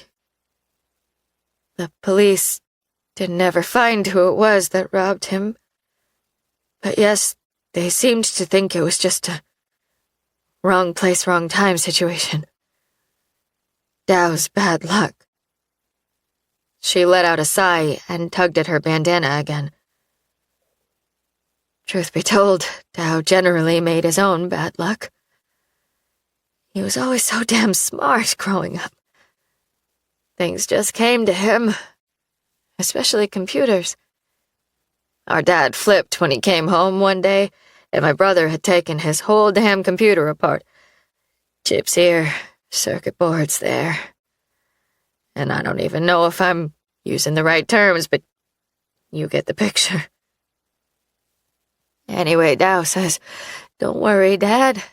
I just wanted to see how it worked. I'm putting it back together now." And damn if he didn't do just that, and powered it up like it was brand new. She shook her head, her eyes unfocused. Damn this thing. She sighed again. Unfortunately, he preferred to tinker and code than do anything that brought in much money. He had a shop, and he fixed other people's computers. But he could have done that in his sleep. If he'd have had an ounce of ambition, that man could have gotten a job with NASA, or the CIA, or whatever. She gave a short laugh. He futzed around and he drank a lot. And then he got himself killed in an alley by some meth head who wanted whatever petty cash he might have had in his wallet. She shook her head again. I don't know why your dad might have thought it was anything other than that. But if it was, I don't have a clue as to why anyone would want to kill my brother. They were all silent for a moment as Louise tugged on her bandana. Evan, obviously, going over what Louise had said. After a moment, he leaned forward.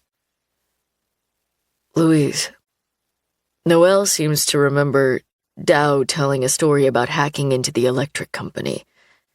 It may have been a joke, but do you have any idea if he ever did that sort of thing? Hacking? She raised her brows, the hair sparse and thin. If he did, he never told me about it. But my ex-husband was a bailiff. He was real serious about law and order. She let out a small huff of breath that made Noelle believe that Louise was being sarcastic in some way. Noelle didn't have enough information to understand. And Dow didn't like him anyway. He didn't come around a lot while I was married to him. Did you clean out his shop after his death? Evan asked. Nah. I called another computer repair shop, who came in and made an offer on some different parts and whatnot. The rest I paid to have hauled away to the dump. When all was said and done, I pretty much broke even. My father had a laptop that seems to be missing, Noelle said. Do you happen to know if the other computer repair shop might have taken it, if my father left it at Dow's shop? There were 3 or 4 computers Dow was working on, but they belonged to customers. I contacted those people and they came and picked them up. They were all spoken for. Noelle ran her hands over her thighs, then rested them on her knees.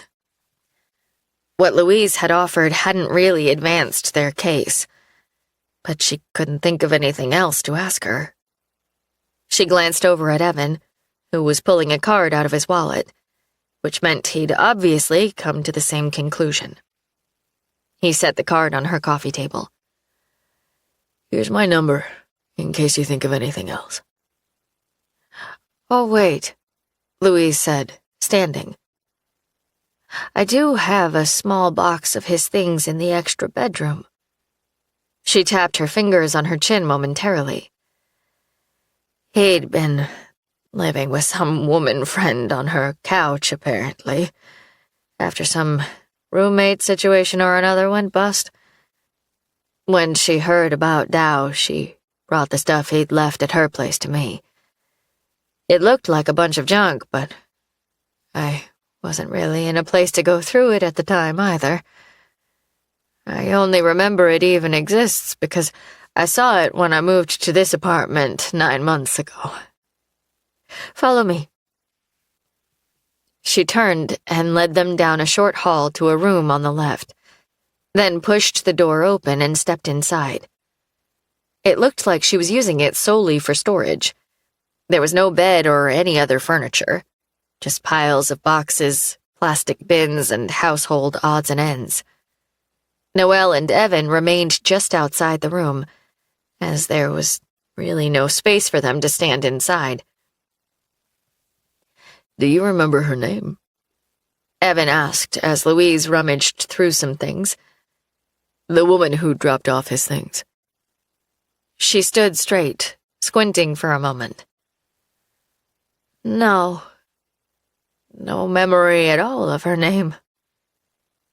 They waited as she went back to moving this and that aside, murmuring to herself and forming a path to the far wall, where she bent, retrieving a cardboard box, the flaps tucked closed, the name Dow scrawled on the side. Interesting to think that if they moved forward in the investigation, it might be thanks to the contents of several dusty cardboard boxes belonging to her father and his friend. Louise handed it to Evan. Thanks, he said. We'll look through it and return it afterward. Don't bother returning it, she said. Just toss whatever isn't useful. Lord knows I don't need something else to store. She sighed. I suppose it's just one less thing my daughter will have to get rid of once I'm gone. Oh, well, that's good, Noelle said around a mouthful of Thai noodles. They stopped on the way to Evan's house at a restaurant he said was one of his local favorites and gotten dinner to go. Now they were sitting at his dining table, cartons and bags spread out around them as they ate off paper plates. I feel like I haven't eaten adult food in far too long.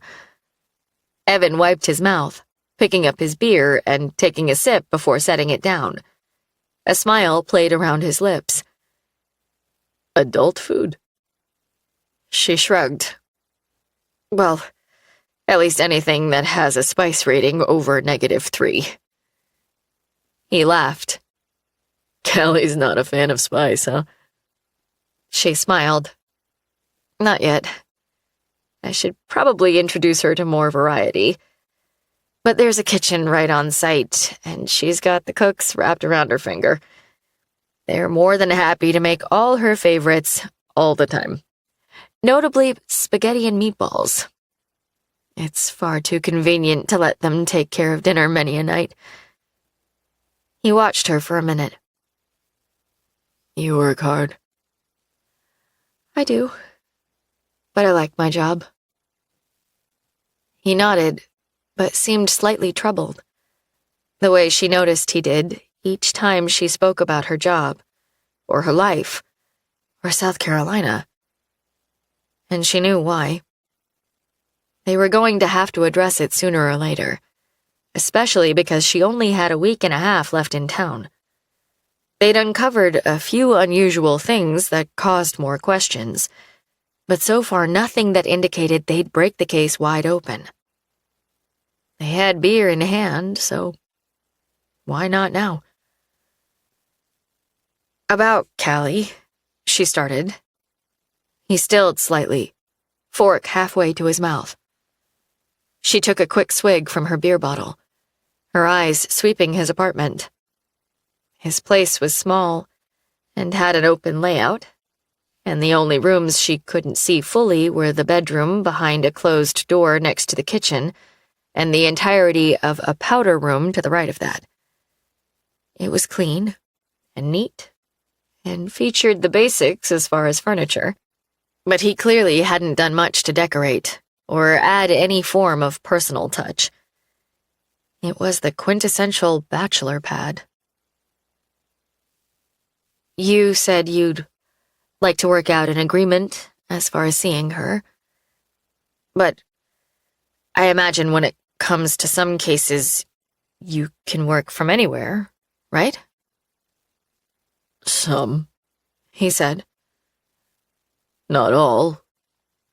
But I can arrange my own work schedule in advance. She nodded, a quick dip of her chin. We'll have to tell her first, of course, that you're her father. I think she'll take it well. She already likes you, and she longs for male attention. His eyes shuddered momentarily, and she wondered if he was considering whether there had been other men in her life. She'd dated a few, but no one who'd become serious. But Noelle had mostly been referring to the men who worked at Sweetgrass and had taken her little girl under their wings. She basked in their attention, and it made Noelle feel guilty.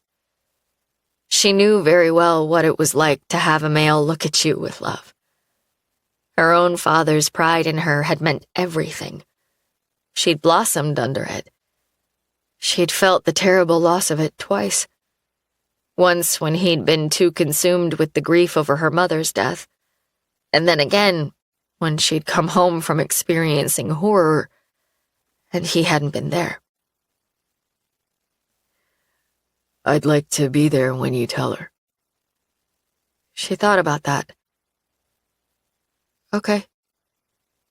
Yes, she'll have questions. It will be good if you can answer the ones she has for you. God, her heart was beating fast just verbalizing all this. It made her realize that she'd have to prepare. She'd have to explain things to Callie in a way that she could understand.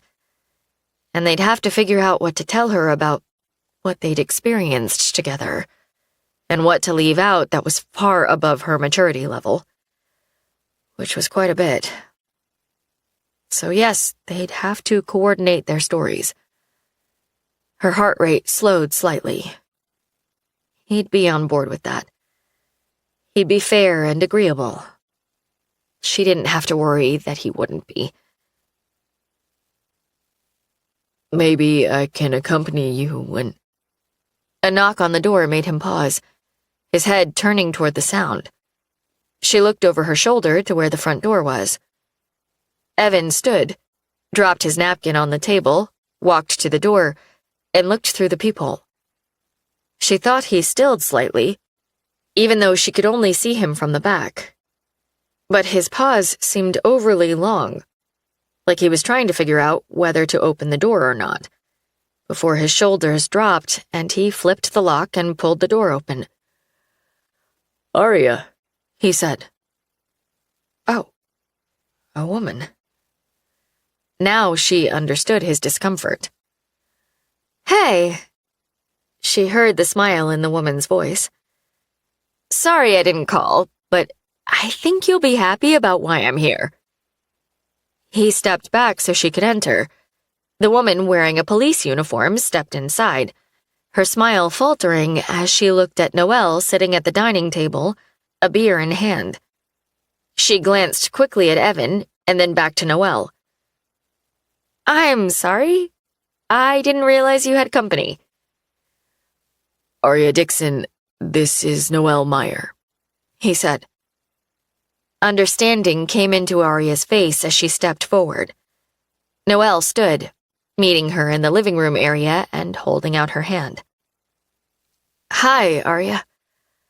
Hi, Noelle, Arya said, her gaze moving over Noelle's features and then doing a quick assessing sweep of her body. She saw discomfort in her eyes and noticed that her cheeks were flushed, and she heard familiarity in the way Arya said her name. This must be the contact at the police department that Evan had mentioned.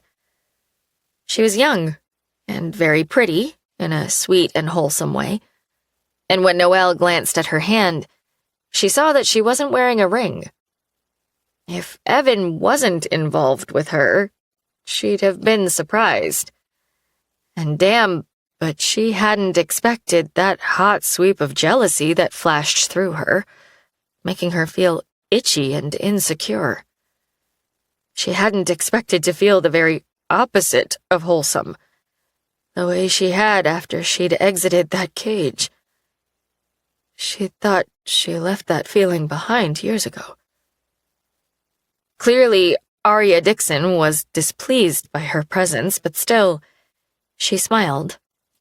And despite the discomfort in it, it looked sincere. Evan's spoken of you. It's nice to meet you, she said. Noelle nodded, feeling even more off balance. If Evan had spoken of her, it was clearly regarding their past. He was looking into the case, and Arya was helping him dig, and so naturally, he would have had to confide in her about their experience. It had been a long time since she'd been around people who knew the details of what she'd been through when she was still a teenager, and it made her feel exposed and vulnerable. For a brief moment, it made her feel like the shy, ostracized girl she'd once been, standing in the presence of this strong, well-put-together woman. This uncomplicated, beautiful, available woman. This cop. It's nice to meet you too, she murmured. The moment grew more awkward as they all looked between each other, Evan seeming to come into the present as he took a step forward. Arya, would you like a drink? No. It's been a long day. I'm headed home. I'm sorry to bother you. Noelle, again, nice to meet you. She turned and walked back out the open door, and Evan met Noelle's eyes, a spark of guilt in his. He released a breath, looked as if he was considering saying something, but then turned and went after Arya. Unsure whether or not to shut his front door behind him, Noelle stood there, watching as he jogged to where she was walking down the path toward the street. He touched her arm and she stopped, turning and saying something that made him stick his hands in his pockets and look like a chastised little boy. Words floated to Noelle, and she was able to string together that Arya felt used. He'd asked her to provide information for him to find a way to reunite with Noelle, the woman who makes your voice get all wobbly every time you say her name, while I wait around like a pathetic puppy. Noelle grimaced. Arya's voice had risen, allowing Noelle to hear the entirety of that sentence. She stepped away from the door. Nothing about what Arya was saying was true, of course, but the woman obviously felt scorned, which meant that they were either involved or had been. Maybe she should leave, but then she'd have to walk past them to do so. Evan and Arya exchanged a few more words that appeared terse, and then Arya pulled something out of the bag she had on her shoulder, shoving it at him. He really had no choice but to take it, stepping back with the force of her handoff. Then she turned, holding up her key fob and clicking it. A red SUV, parked at the curb, flashed its lights. Evan stood there for a moment, looking torn.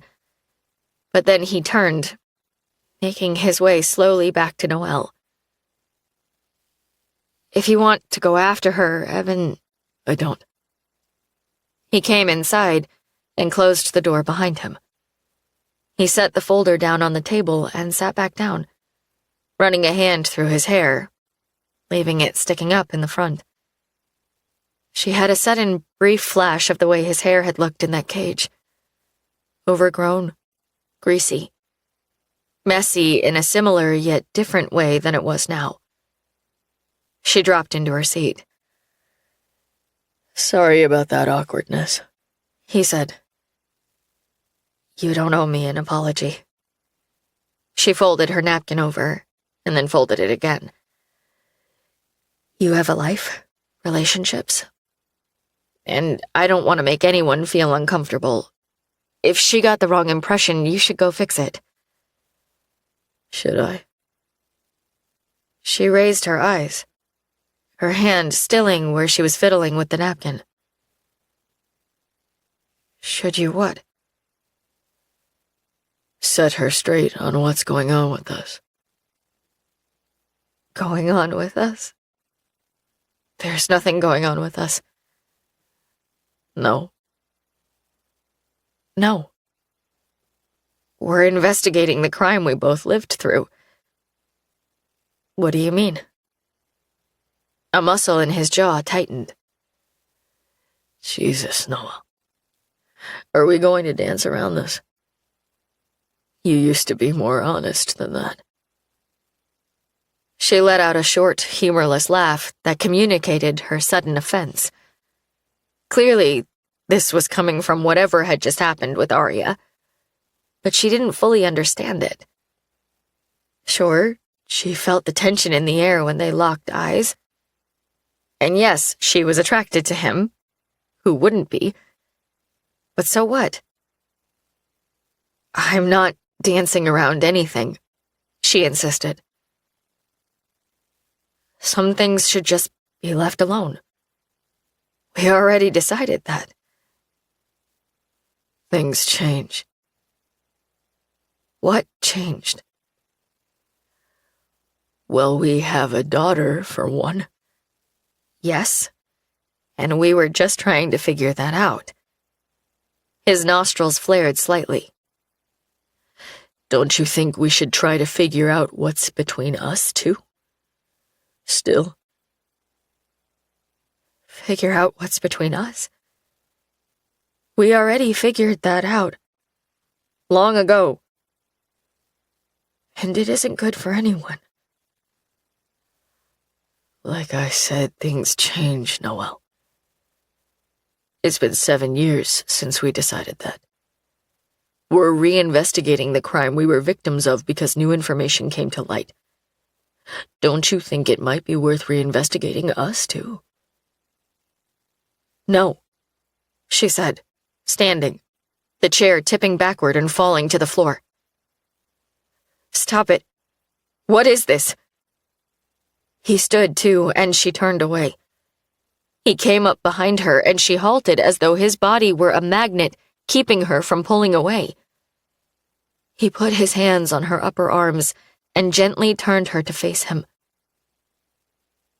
There's even more reason now than there was then not to revisit us, Evan, she said.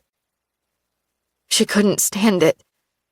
Even talking about it hurt and made her remember exactly what it had felt like in the months after she'd left the hotel room that day, even before she'd found out she was pregnant.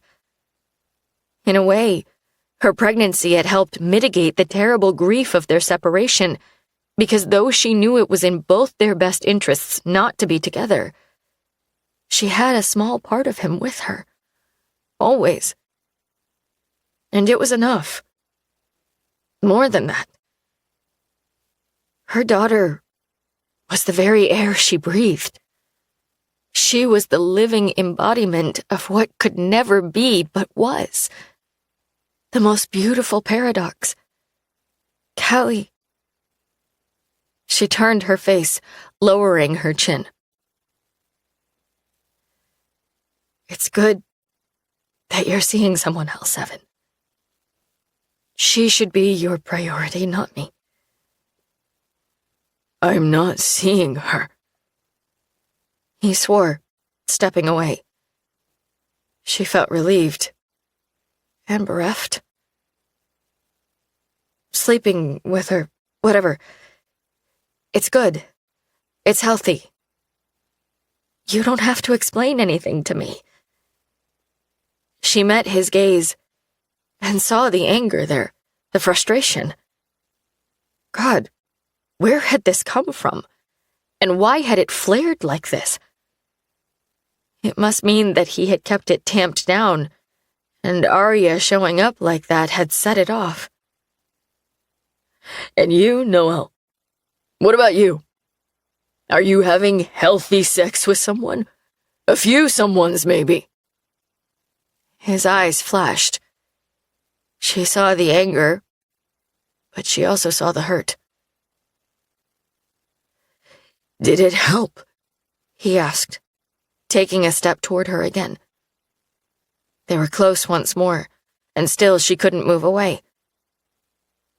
You can, Noel. You don't want to. Heaven's right. You used to be more honest.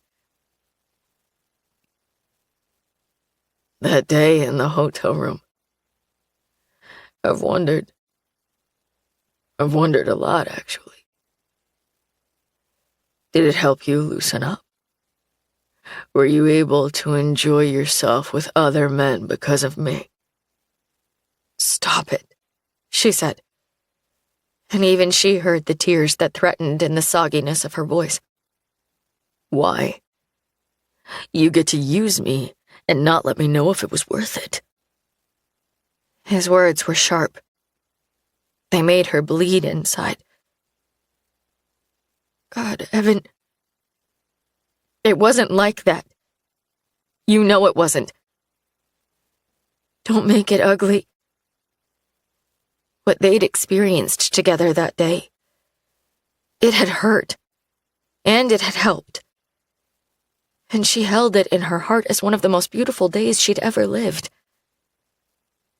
He let out a harsh breath, fisting his hair in his hands and stepping away. He turned, his shoulders curling forward, and she heard him swear under his breath. For a moment they both stood there, Noelle frozen as she watched his back rise and fall.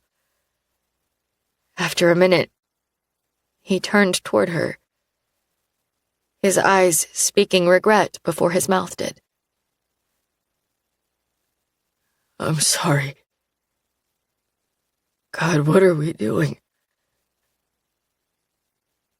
Did you really feel used? She asked. Because she had to know. He'd been victimized too, and if he'd walked away that day feeling worse rather than better, she was going to have a hard time forgiving herself. No, he said. No, I didn't feel used. I'm sorry I said that. I spoke out of anger. He looked away for a moment, his forehead smoothing out as he took in a big inhale of air. I felt sad, he said. And I second-guessed myself. I felt, God, so conflicted. I felt almost relieved.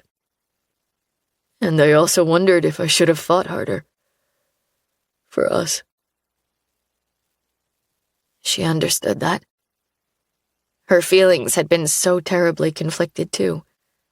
They still were. She supposed they always would be. Which was the point she'd been making. And now he was making it too. We'll always be confusing together, she said. Our emotions will always be volatile. And we'll flare on a dime. It took less than a week to reaffirm that fact.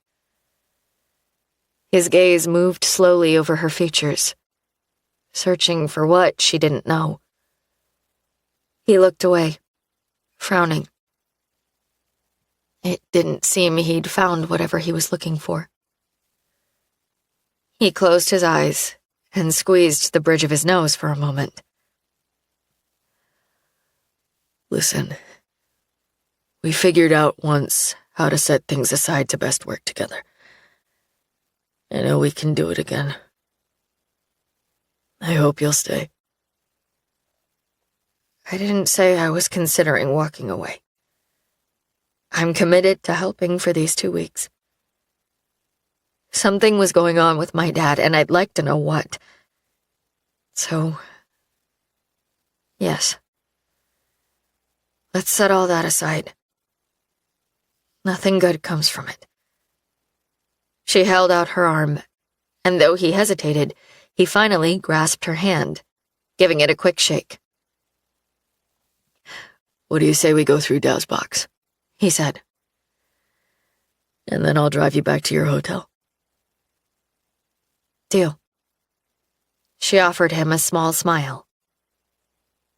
Partner. He let out a breathy laugh. Partner. Evan cleared the table while she grabbed the box from where he'd set it by the door when they'd come in. She put it on the cleared table, where only their half-drunk beers now remained. She wasn't in the mood to drink anymore, though. Truth be told, she was exhausted.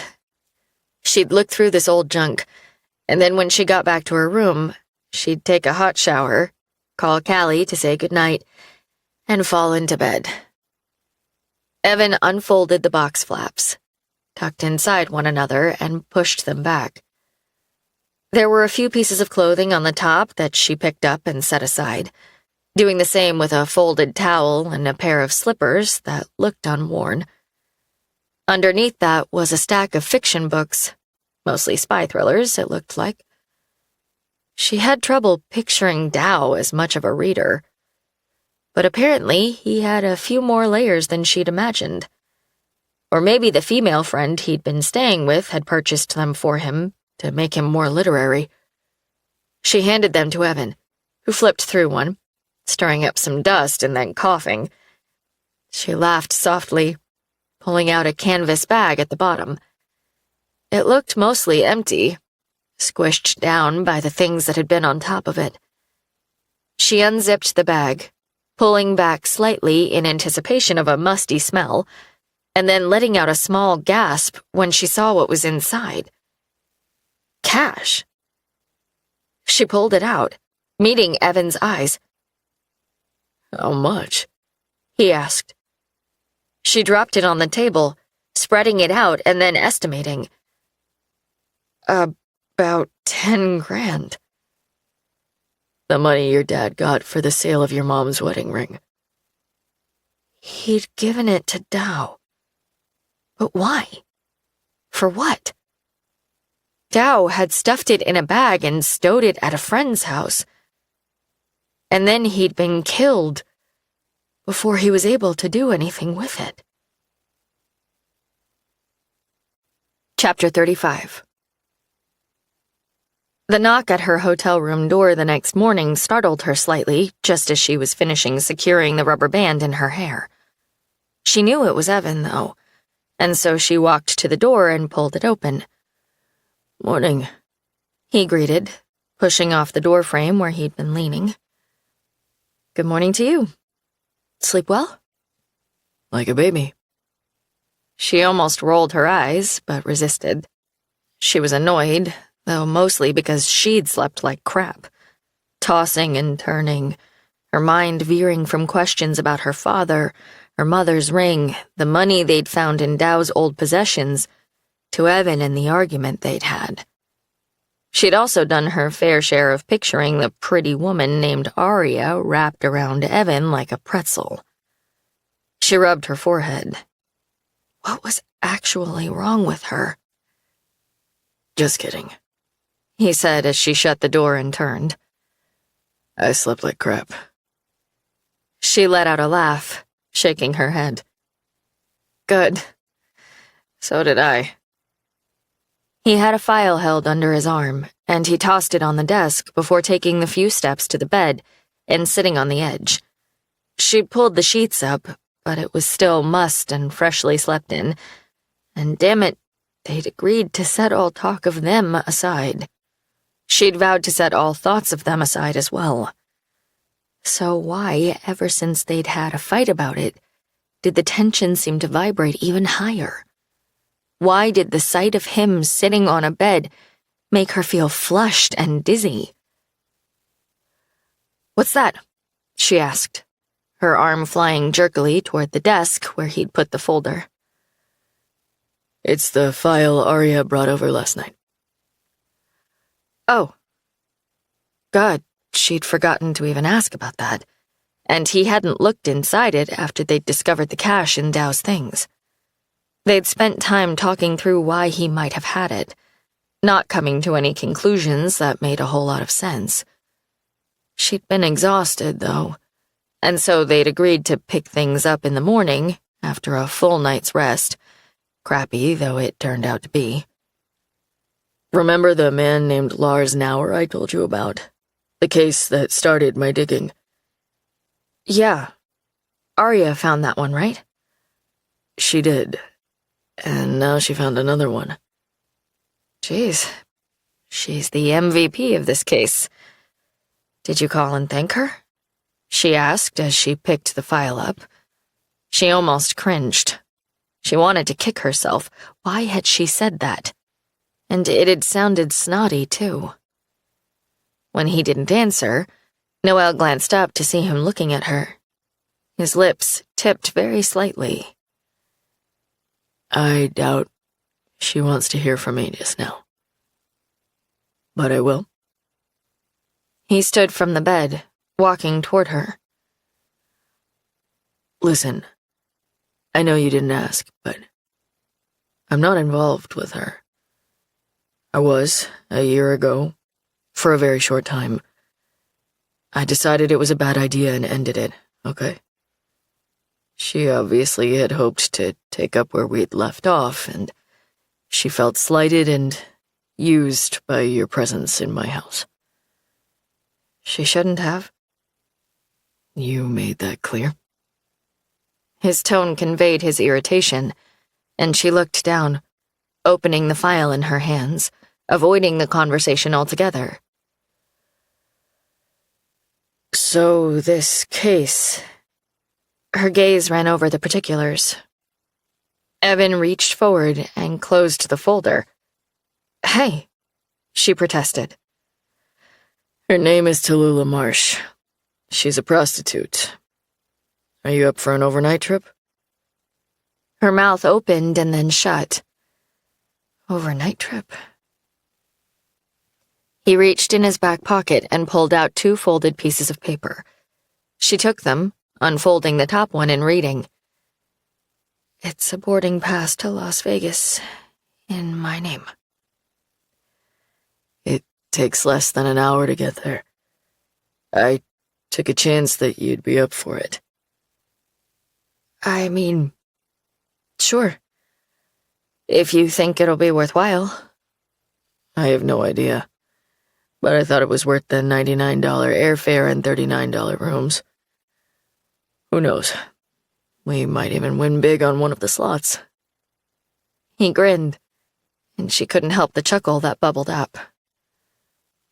Okay, well, big spender. It sounds like an adventure, at least. She handed the papers back to him, and he stuck them in his pocket. "Let me pack an overnight bag while you go down to the restaurant in the lobby and get me a coffee." "Yes, ma'am." She grinned as she shut the door behind him, wondering what had happened to the cautious, well-planned single mother that she normally was, and why it was so easy to get swept up in Evan Sinclair's vortex. The bar smelled like musty carpet, sour beer, and old cigarette smoke. Evan drew back slightly as the door swung shut behind them, obviously enjoying the stench about as much as she did.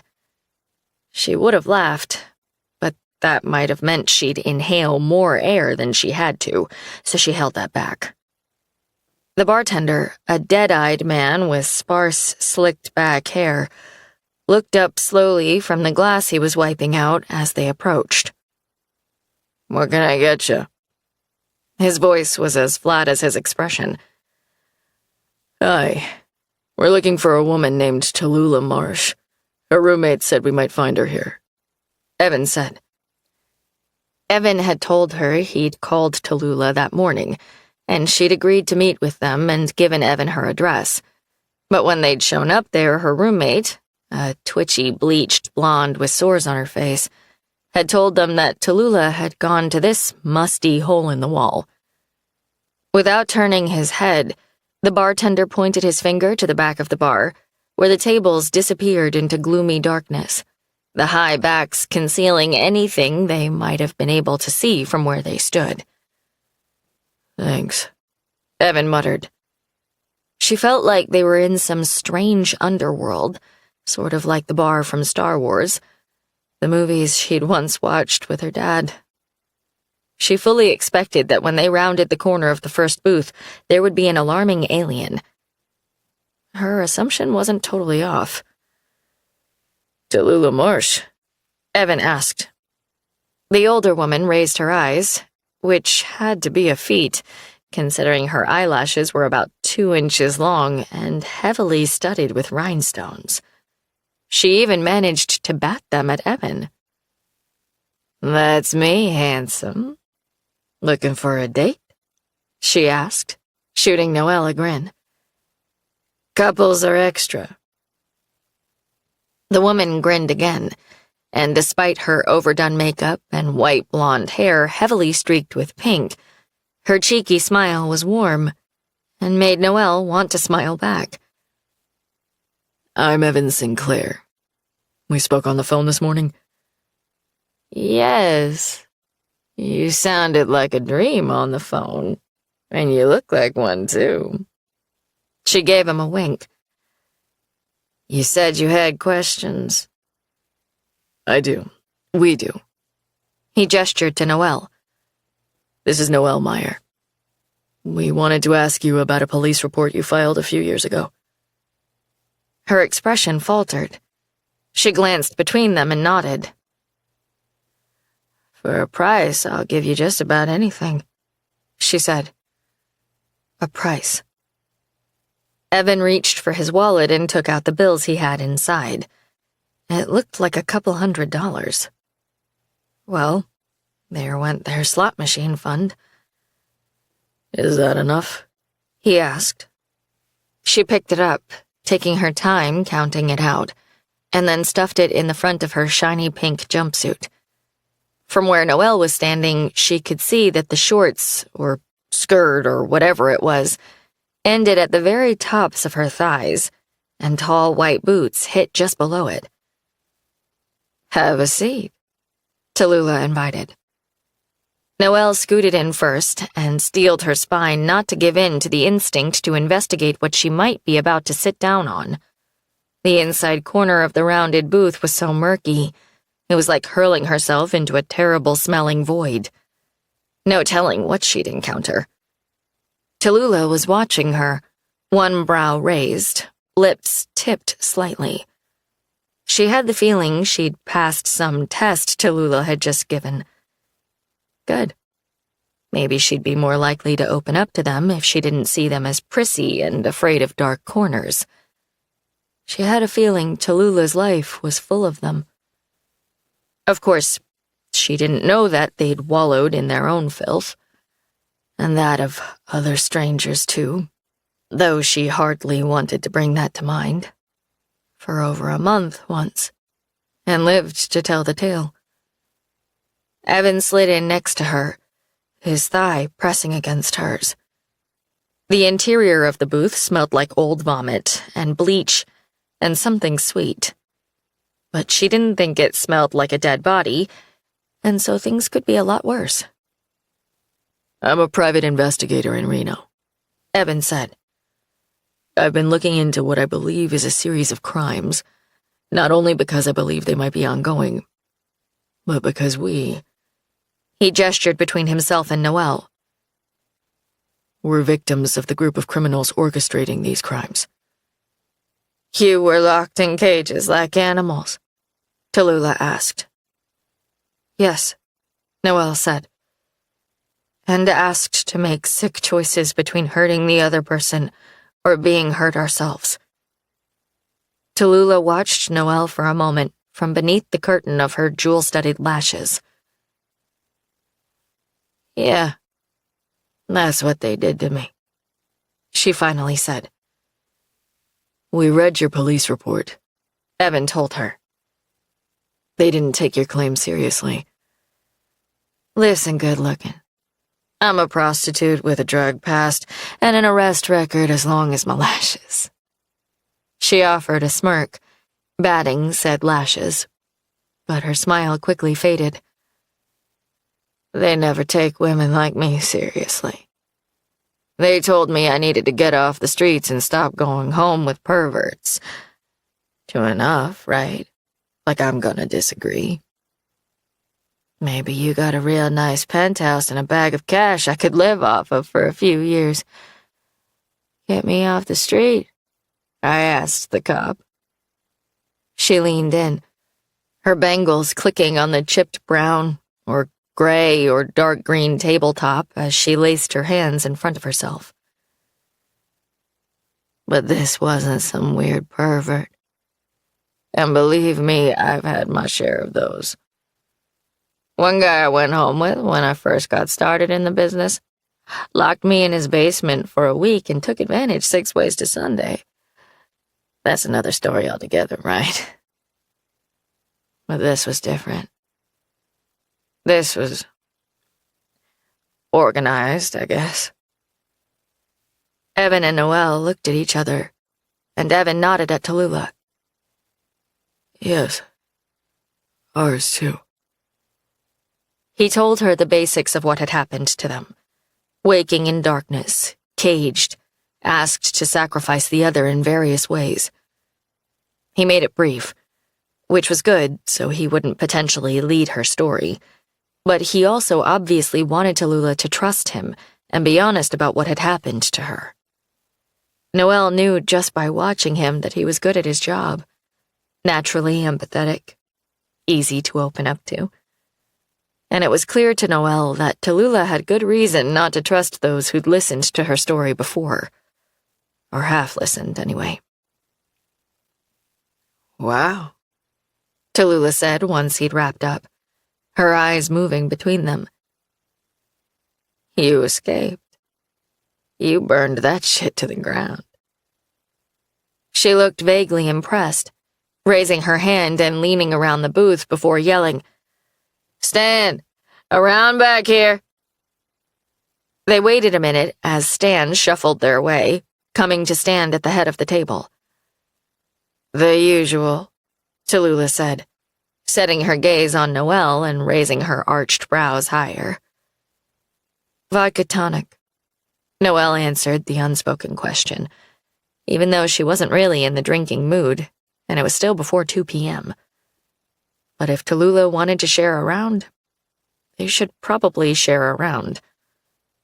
Stan turned his empty gaze to Evan, who ordered a beer on draft. I got out too, Tallulah said. Not in such a badass way, but I did. I think if you got out at all, you're allowed to claim badass status, Noelle said. Tallulah tipped her chin. We'd love to hear about how you got out, Noelle said. But first, who was in there with you? Another dried-up old prostitute, Tallulah said. And despite the insult, there was obvious affection in her voice, and a heavy dose of sadness. Iris. Real name, too, just like mine. Some people don't believe my name is really Tallulah, but it is. Tallulah and Iris, we said. Iris and Tallulah. Sounds like one of those frou-frou clothing lines for babies who don't ever play in dirt. Poor things. She looked away, but Noelle saw the brief flash of grief. She was pretty sure that expression had not been in response to the poor, germ-insulated babies, but rather to the mention of Iris. Another prostitute. Interesting. What happened to Iris? She asked. She didn't make it out, Tallulah said. They shot her in the back. She was behind me, right behind me. We were almost to the door. Old Bat was slow as molasses. She put her face in her hands for a moment before sitting upright, expression grieved as her shoulders raised and lowered. Stan arrived at the table with their drinks on a tray, and Noelle was grateful for the timing and that it gave Tallulah a chance to compose herself. Tallulah picked up her drink and took a long sip through the straw. Anyway, I was injured, but I made it out. They didn't come after me. I was surprised, to be honest, but grateful too. The police went back the next day and there was nothing there. Not a sign. They made it disappear in 24 hours. They said I must have the location wrong. There were no cages, no body of an old, sweet prostitute with a heart as big as the moon. That flash of pain again. Nothing, she said. Not a damn thing. God, she couldn't even consider what it would have felt like to leave without Evan. Everything about her life would be different. Noelle was intimately aware of the friendship and connection forged, and grieved for Tallulah. How'd you manage to get out of the cages? Noelle asked softly. Her eyes brightened, heavy lashes bobbing. I used my wits, Tallulah said. I engaged the guy with the key. I was always good with sweet talk. My gramps used to call me a silver-tongued devil, said I could sell ice cubes in a snowstorm. She laughed. I might have done big things, better things. But then drugs came along and, well... She shrugged, and though Noelle could see she'd once been beautiful, time and poor choices had taken a toll. At least she still managed to be colorful, even if she was doing it in the back corner of a musty bar. So you engaged the jailer, Evan said. Tallulah nodded, taking another long sip of her drink, and then looking off behind Evan into the gloom. Yeah. I might not have even tried if I didn't keep getting these gifts with my meals that reminded me of who my gramps had seen me as. She looked at Evan, and her whole face seemed brighter. It was almost like Gramps himself was sending me signs from above somehow, you know? You got this, Lulabug, I heard him saying. Remember who you are. And I did. For a little while, anyway. I did. Chapter 36. Evan dropped his duffel bag on the bed and walked to the window, and then pulled the heavy curtain aside. The window was tinted, and so, although it was mid-afternoon, it looked like it was early evening. Par for the course in a gambling town where it was in the casino's favor to trick people's bodies into thinking it was perpetual night, perpetual party hour. So, what do you think? Noelle asked from behind him. He turned from the window, watching her for a moment as she sat down on the bed, opening a bottle of water and taking a swig. I think Tallulah experienced the same thing we did. If she's not making it up. The police thought she was. She screwed the top back on the bottle, her expression thoughtful. Evan, is it possible that the man you spoke with in prison and or Tallulah Marsh read about what happened to us and used the details from our crime to fake their own? To what end? I don't know. Maybe they were involved in something they were trying to cover up. But both of them went to the police on their own. They weren't arrested or even questioned for something else. I can't think of a motive for faking their story, especially since nothing ever came of it. True, she said. But people fake crimes for different reasons. Just because nothing came from it doesn't mean there wasn't intention to get attention or, who knows. People do weird things all the time for reasons that are hard to understand. He walked to the desk across from the bed and turned the chair toward her before sitting down. But, both of them? I had the same thought about Lars, even though my instinct was that he was telling the truth. But we have two people now who are telling similar stories. She nodded, biting at her lip, her eyes meeting his.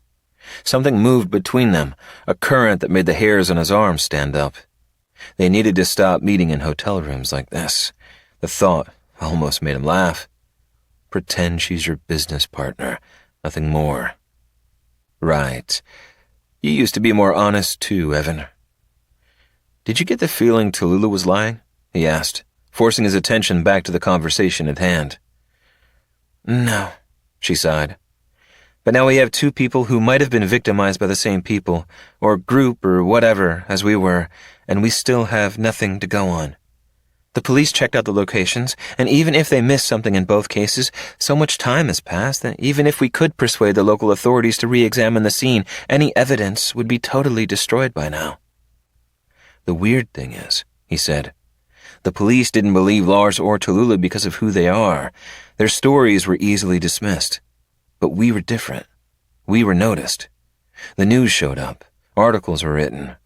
If some sort of choosing was done, why choose two people who would be high profile? Especially you, she said softly. He didn't deny it. As the son of Leonard Sinclair, Evan's abduction was never going to fly under any radar. Maybe they didn't mean to, she said. Maybe they didn't know who we were, or who you were. But again, our connection. Yes, you're right. It's off, she said on a sigh. He sighed too. He felt her frustration. We need to find someone else. We need to build more of a pattern. Well, I doubt Arya's going to be so gung-ho to dig through reports for you now, she said. There was a note of bitterness in her tone the same way there had been that morning, and it made a well of hope open within him. She was jealous, at least a little. She uncapped the bottle again and took another sip. Probably not, he agreed, suppressing the smile that threatened. Any more thoughts about why your dad might have sold your mom's ring and given the money to Dal? He asked, changing the subject, since they'd run out of ideas on the current one. I racked my brain last night, she said, massaging her temple. It had to be for something extremely important to my dad. Of all the money problems he had, all the bill collectors that called our house, he held on to that ring through it all.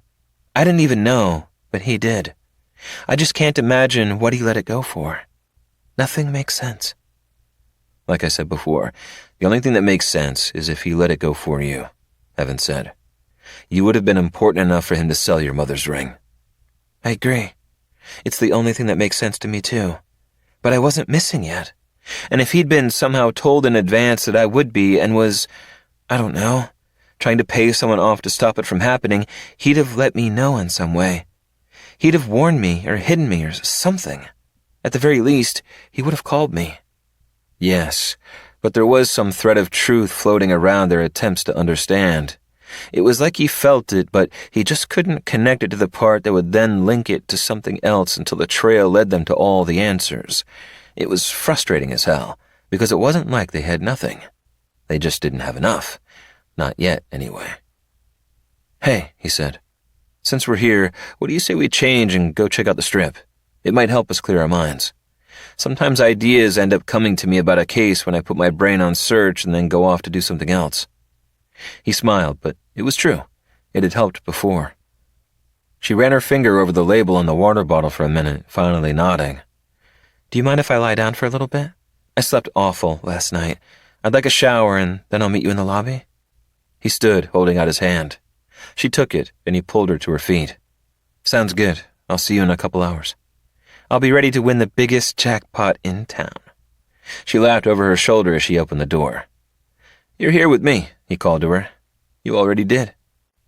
The door shut, but he heard her laugh from the hall outside. Chapter 37. Grim moaned as he sat up, his head swimming. But after a moment, the world cleared, and for the first time in a damn long time, there was no pounding in his brain. He still remained caged, however. He would have preferred an aching head. The kid was already up. He heard him using the toilet and turned away to give him what privacy he could as he brought one arm over his chest, stretching it, and then doing the same with the other one. The paper poppy caught his eye, and he wondered again who had sent it and what the point was of reminding him of the daughter he'd loved and lost, the little girl who had been murdered because of him. There was the whooshing sound of the toilet flushing, Cedro's waste being sucked into some container below wherever they were being held captive. Was this whole setup designed in a way that could be easily disassembled once he and Cedro were dead? DNA washed away, carted away, swept away. How easy it would be to dispose of their bodies. Just drop them off somewhere in the unforgiving desert and leave them for vultures.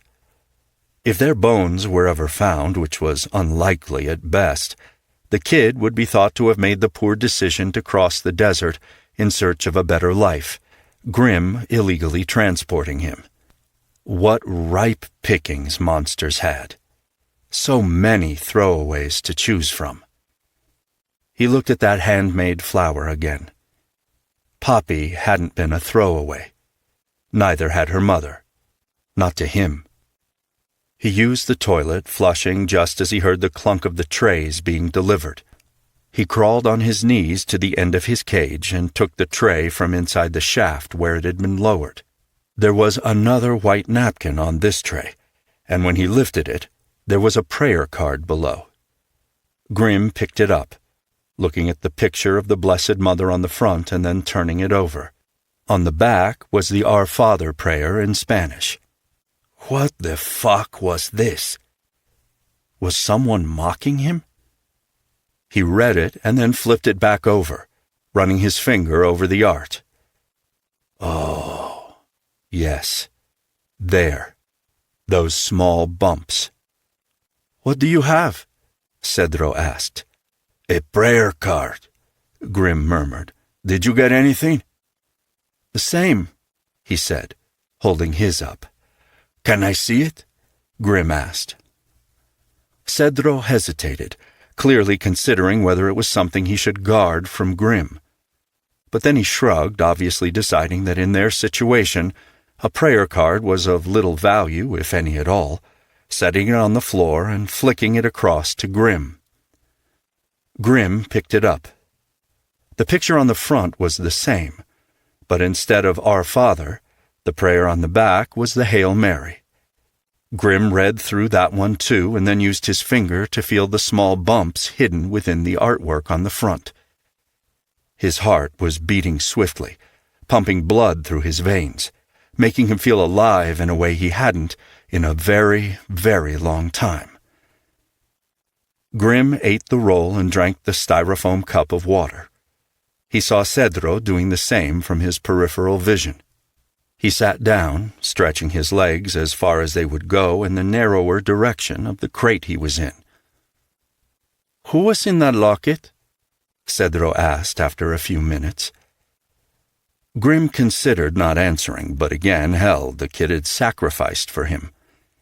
And by the expression on his face when he'd returned, he'd paid a hefty price. "My daughter," he said. "What's her name?" "Penelope. I called her Poppy." Who had known that? "And she's dead. She died 5 years ago."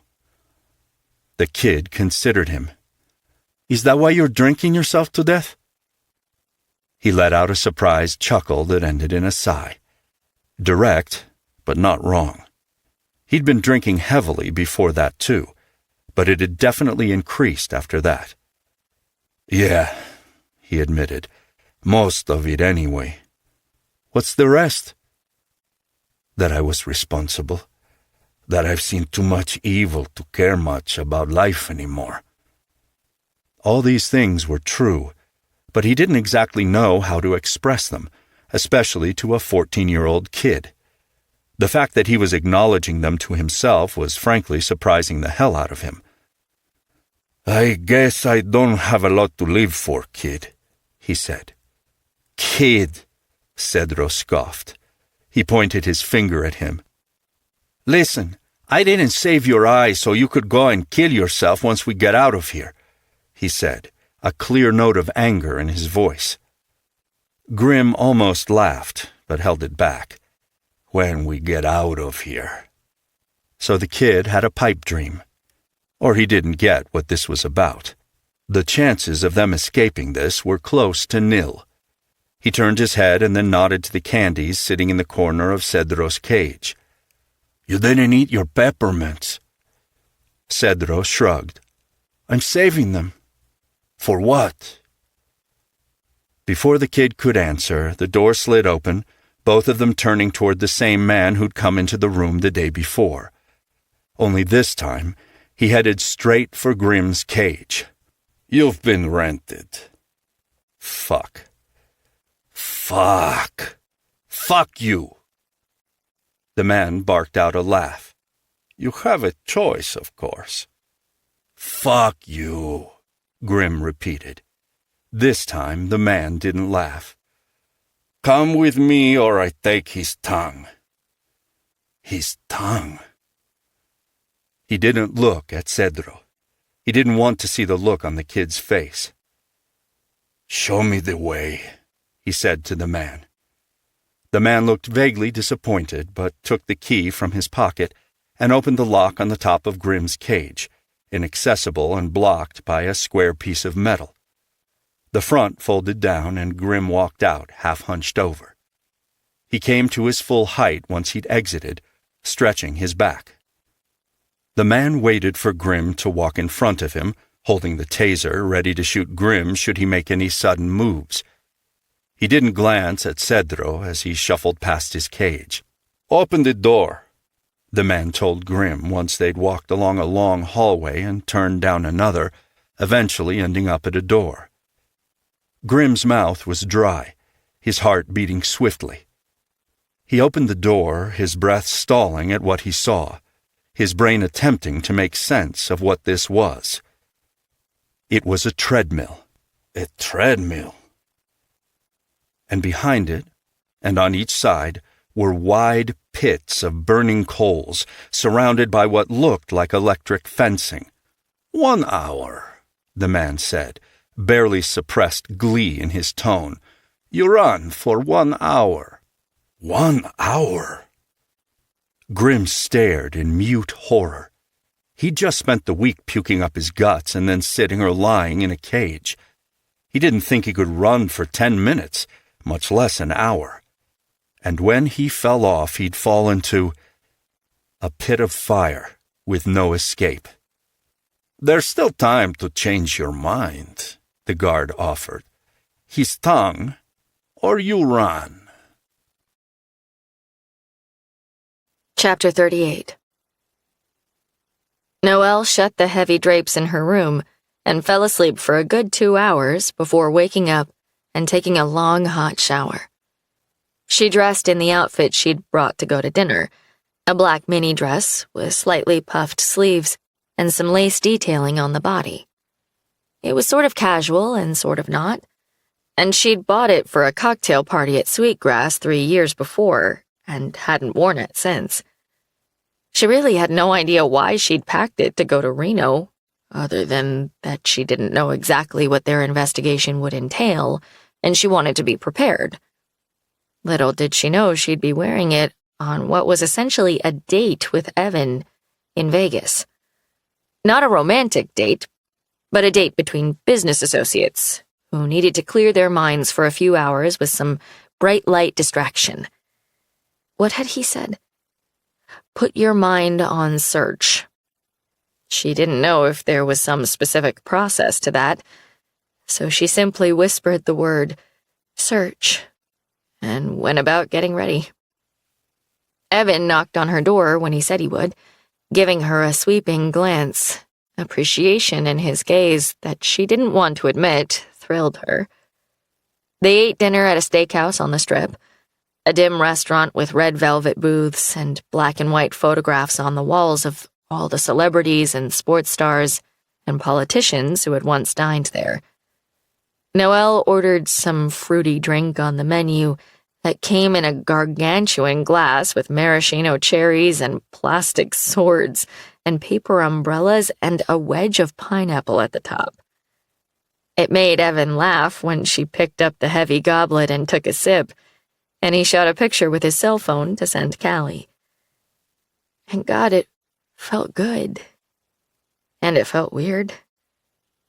And maybe every interaction she ever had with this man from now until the end would feel slightly surreal because they'd been trapped in cages together, for Christ's sake. And now they were sitting in a restaurant, laughing and drinking cocktails as big as their heads. How could those two worlds both exist simultaneously on one planet? And yet, they did. After dinner, they walked along the strip to another, larger casino, Noelle dazzled by all the lights and the sounds. She'd grown up in a casino town, but that had never been part of her world. Having lived in a working-class neighborhood, she'd never done the touristy things, and later, never had the opportunity to party. She'd never felt safe enough. She'd lost so much by such a young age, and the only thing she could focus on was surviving week by week, sometimes day by day. And then finding out she was pregnant, well, that changed everything. A cocktail waitress brought them watered-down drinks as they sat at the slot machines and fed them tokens and came within a few dollars of losing every cent they'd set aside to gamble with, which wasn't much. But she considered it money well spent. And she could tell by the smile on his face that he did too. She couldn't remember the last time she'd had so much fun. She'd needed it, and she hadn't even known. She allowed herself to feel young and dauntless, just for a little while. She looked at Evan sitting on the short stool next to her, casually putting their last few tokens into the machine. "Thanks for tonight," she said. He looked over, and her breath halted. He was so gorgeous, and he looked so happy, too. So carefree. The lights behind him flashed and blinked, creating a colorful halo, startling her. She'd gotten a small glimpse of his unreserved happiness when he'd been flying a kite with Callie. But it hadn't looked like this. Because he hadn't been fully uninhibited then. It was as if he'd been testing his fatherhood status, overcome by the shock of it, nervous, perhaps, about what the future looked like. Maybe before they'd been locked in those cages, unlike Noelle, he'd often been carefree. He'd come from a wealthy family with status. He'd been popular all his life. Guys had wanted to be him, and girls had swarmed him in school. Yes, she supposed he'd lived many happy days. But she'd never been a party to it. Not like she was now. And she felt frozen in the ray of his joy. Beautiful. His eyes softened as he stared at her. "My pleasure," he said. He pulled the lever, and they lost the last bit of their money, both doubling over and laughing. She wasn't sure what was funny exactly. It just was. Maybe it was that their luck had apparently run out. She was okay with that, though. If running out of luck in this instance meant they weren't going to be tycoons. Once they'd received all the luck they needed, just when they needed it. And that's why they were here now, laughing in the face of loss.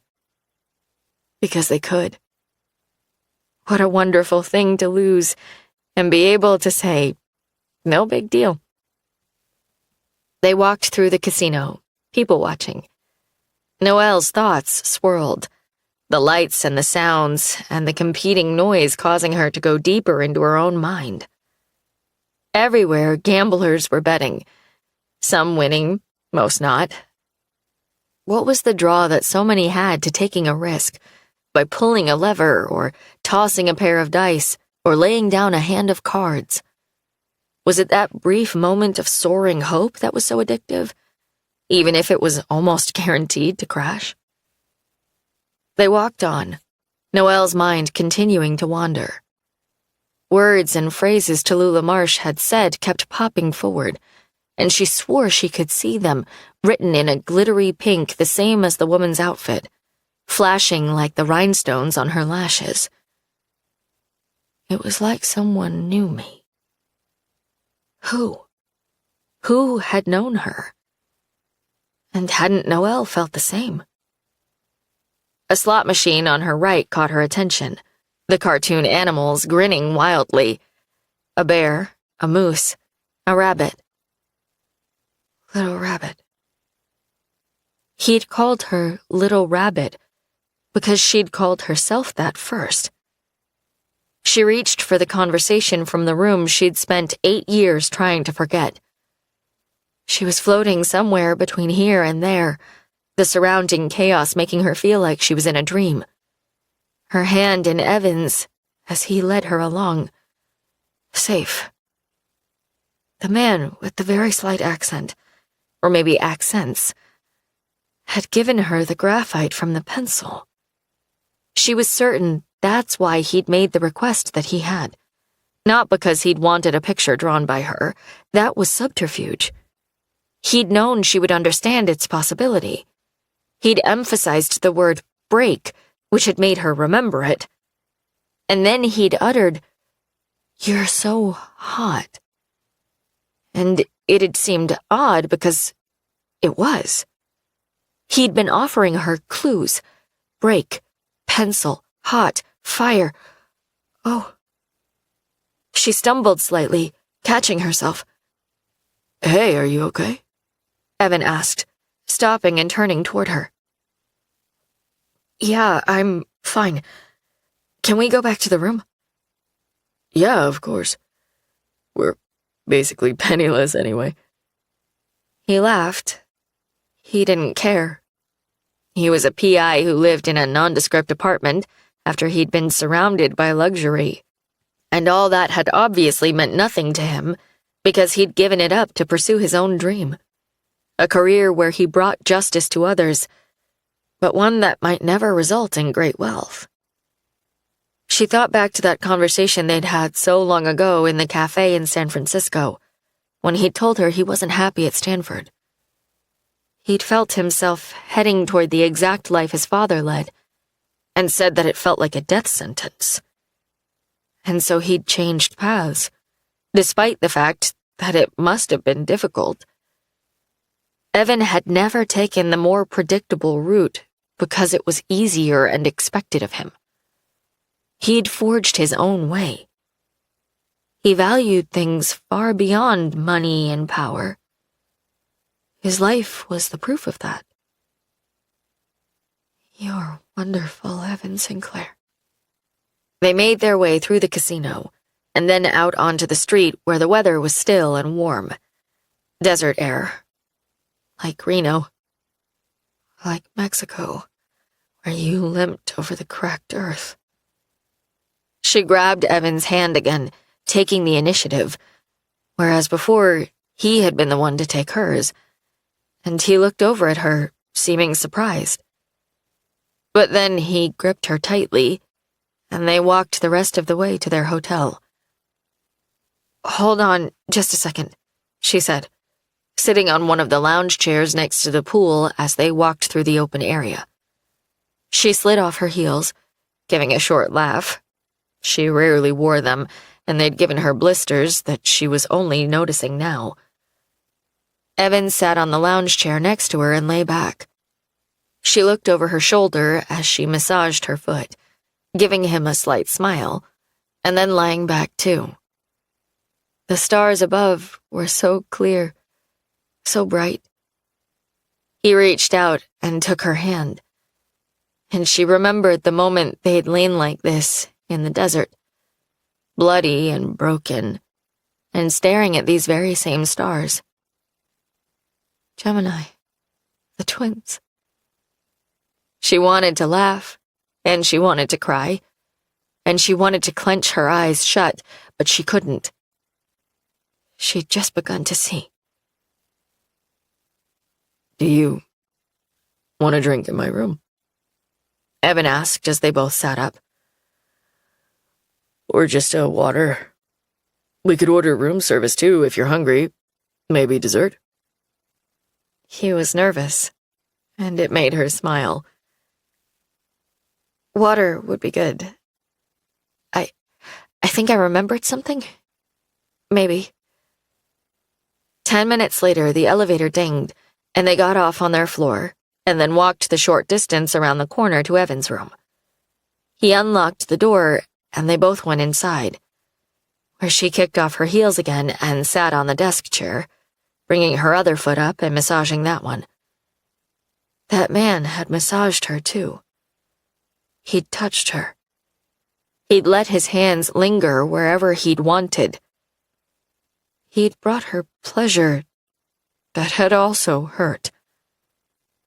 She started to shut her eyes, to shake her head and block it out, but then stopped, squeezing her foot to keep herself there, in that room of horrors.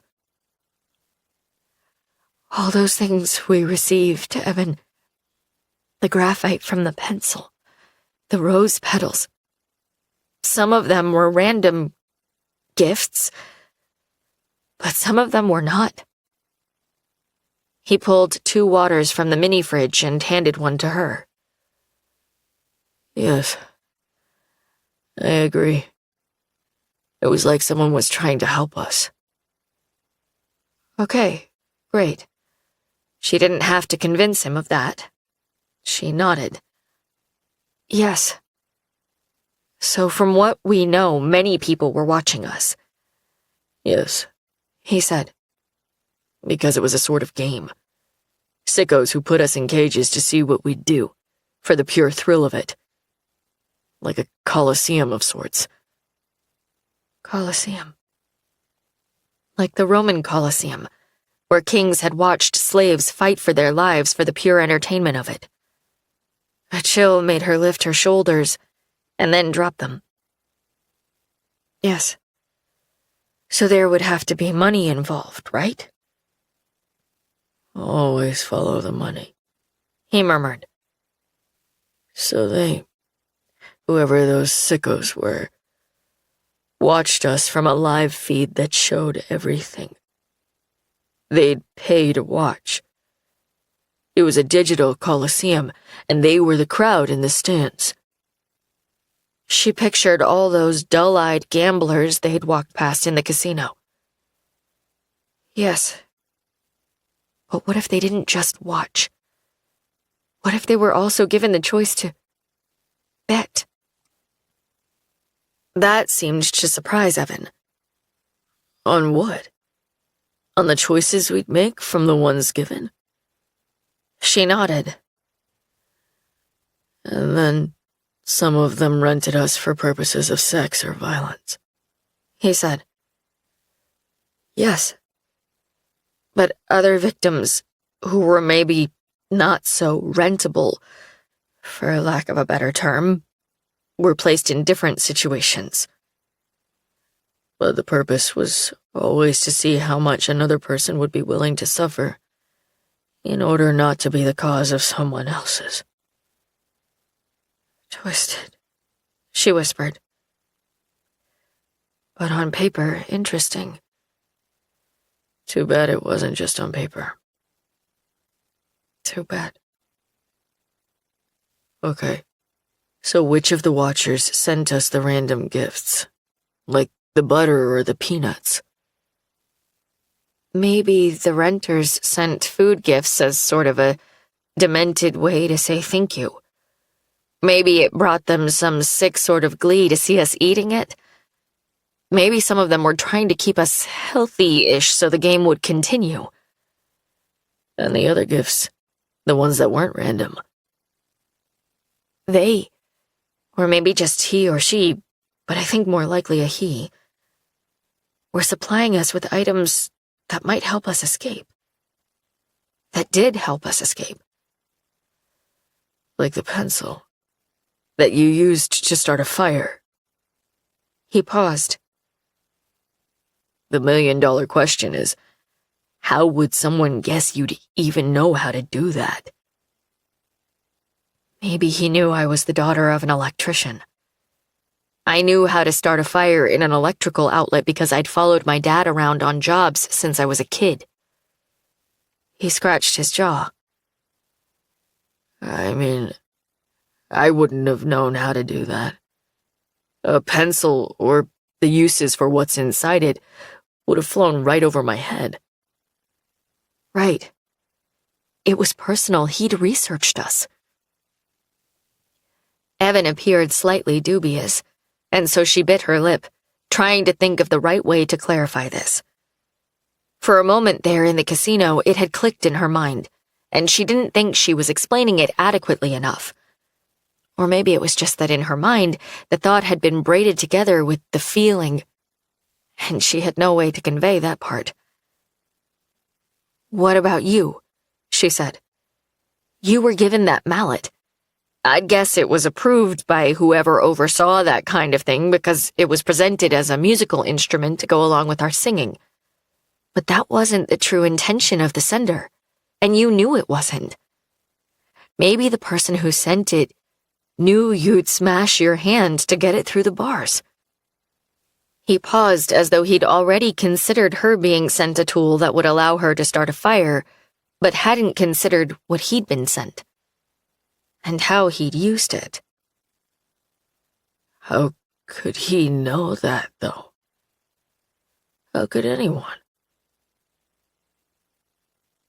"It was the first thing that was threatened," she said quietly. "I saved your fingers in exchange for my virginity."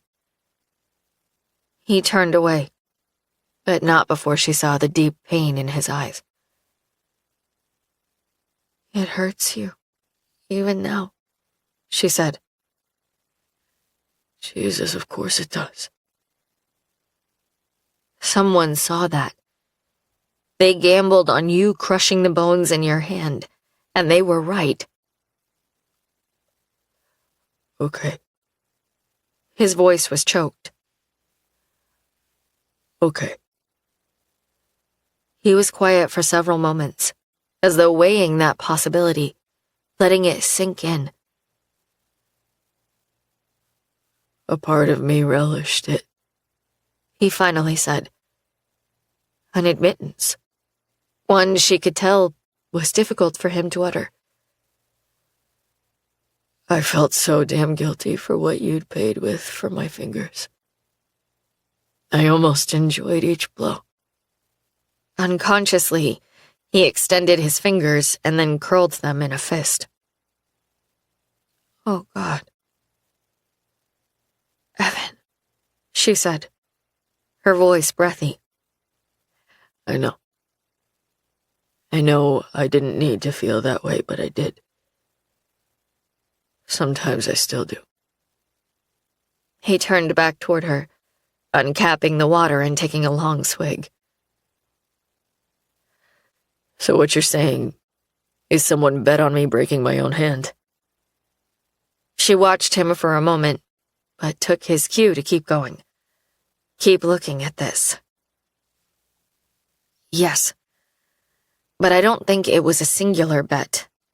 I think it was one link in a string.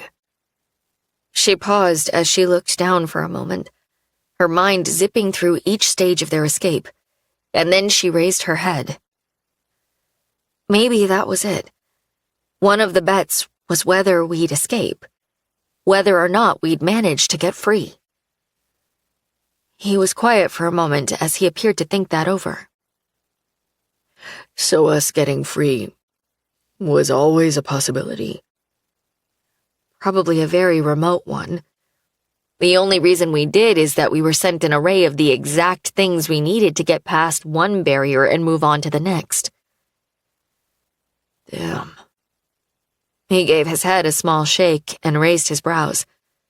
She could see by his expression just what he thought, and she agreed. It was a lot, and her brain hurt too. I mean, there would have to be rules, right?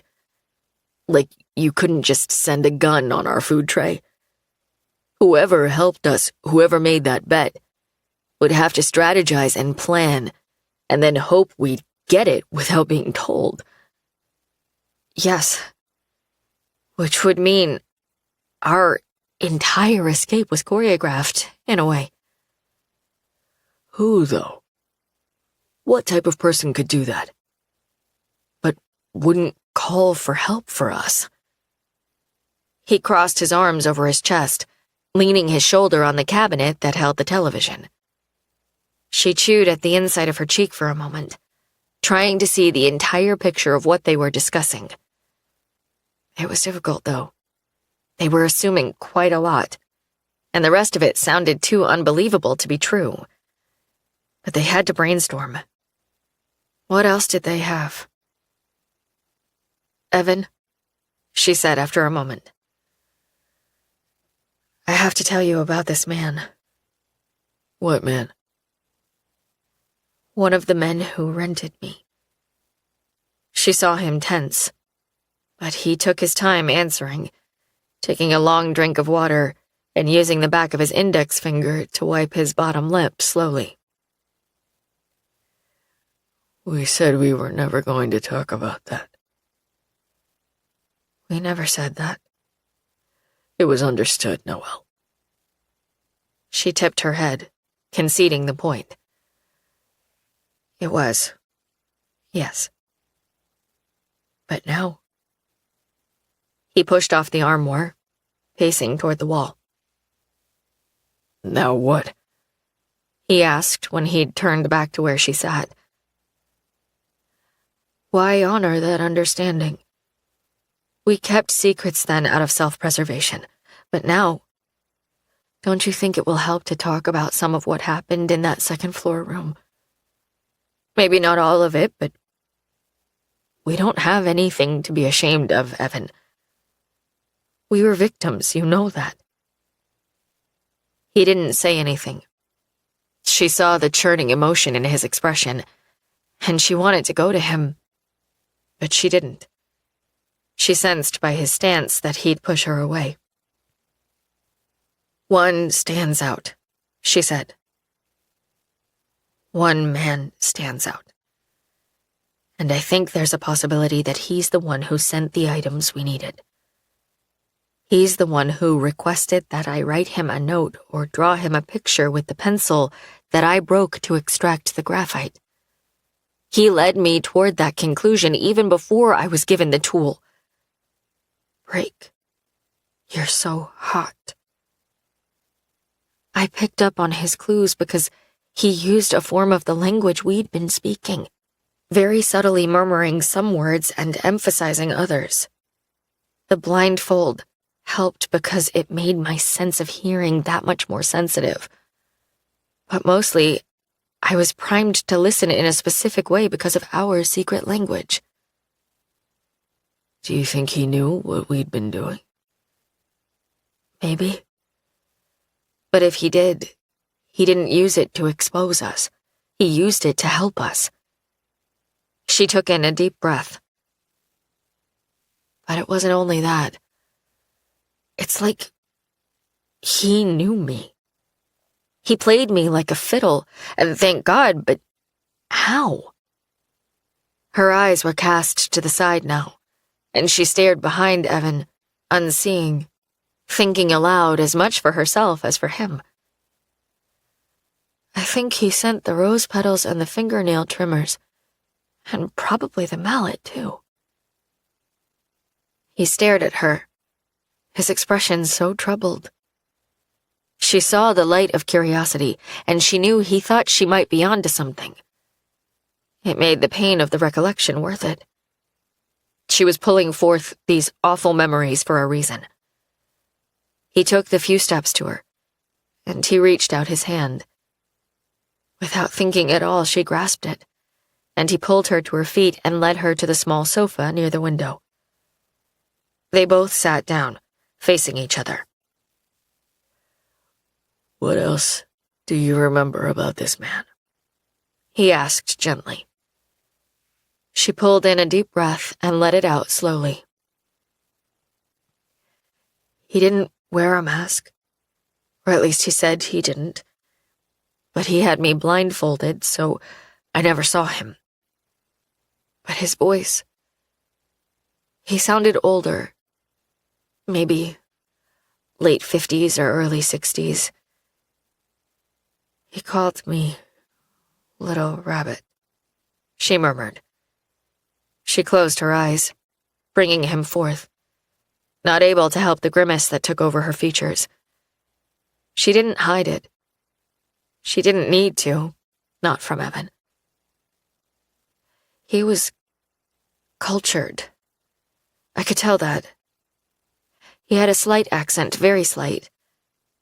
It was odd, though, because it seemed to almost move between different ones and only linger in certain words.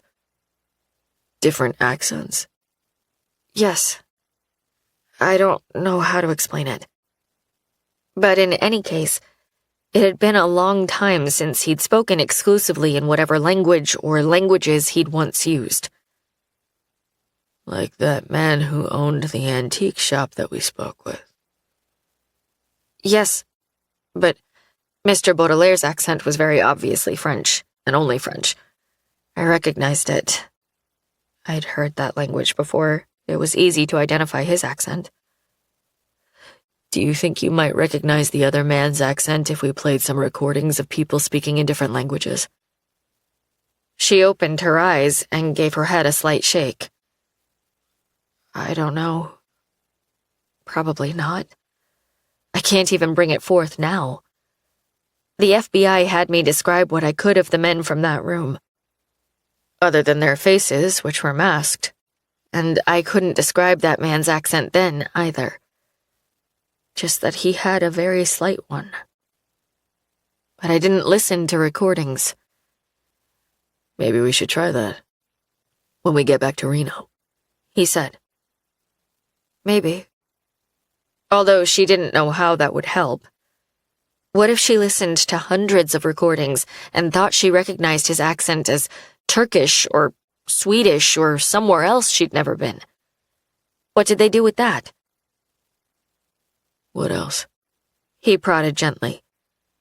Their knees were touching, and his nearness made her feel slightly nervous, but mostly comforted.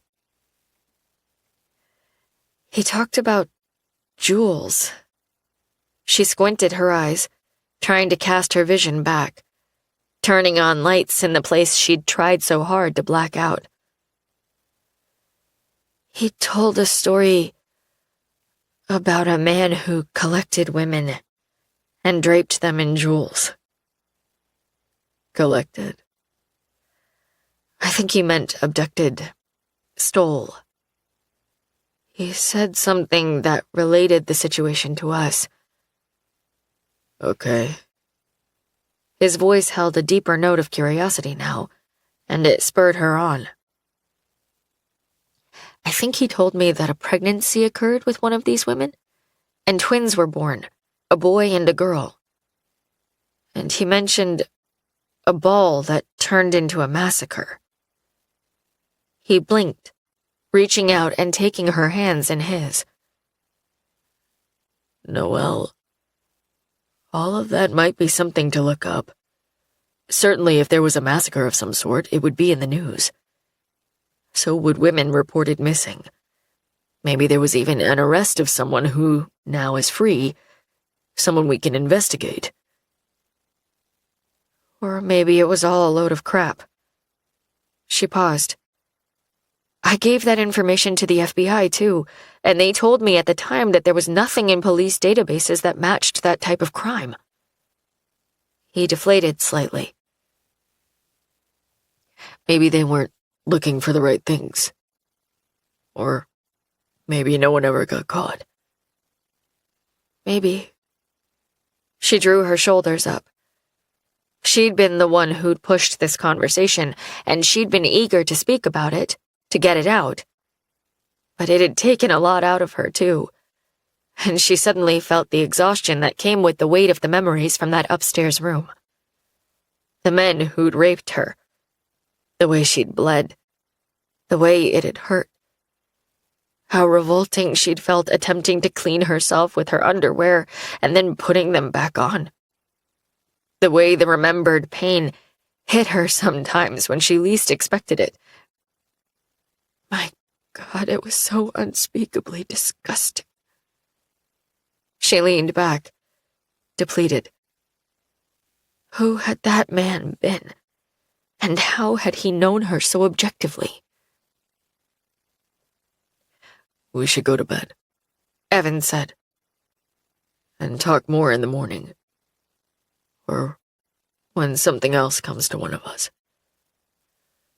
She nodded, meeting his gaze. He was searching for something in her face, so she averted her eyes. She knew what he was looking for, and he'd find it if she didn't turn away. She wanted him too. She felt vulnerable and sad, and she wanted him the way she always wanted him when she felt alone in the dark. Noelle stood. "Thank you for tonight," she said. "I know it didn't exactly end as fun as it started off." He stood too. It's okay. You didn't really make this trip for fun.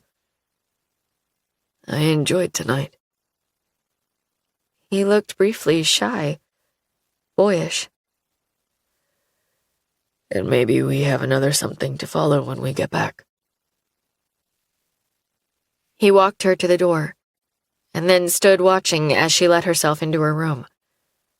She was exhausted, physically, mentally, and emotionally. And yet after she'd sent Paula a quick text and climbed into bed, she spent a long time staring at the ceiling, restless and sleepless, and swearing she could feel Evan's heat emanating from the wall next door. Chapter 39. Noelle looked around at Evan's office. It was small, and he obviously hadn't put a lick of design thought into it, but it was oozing potential.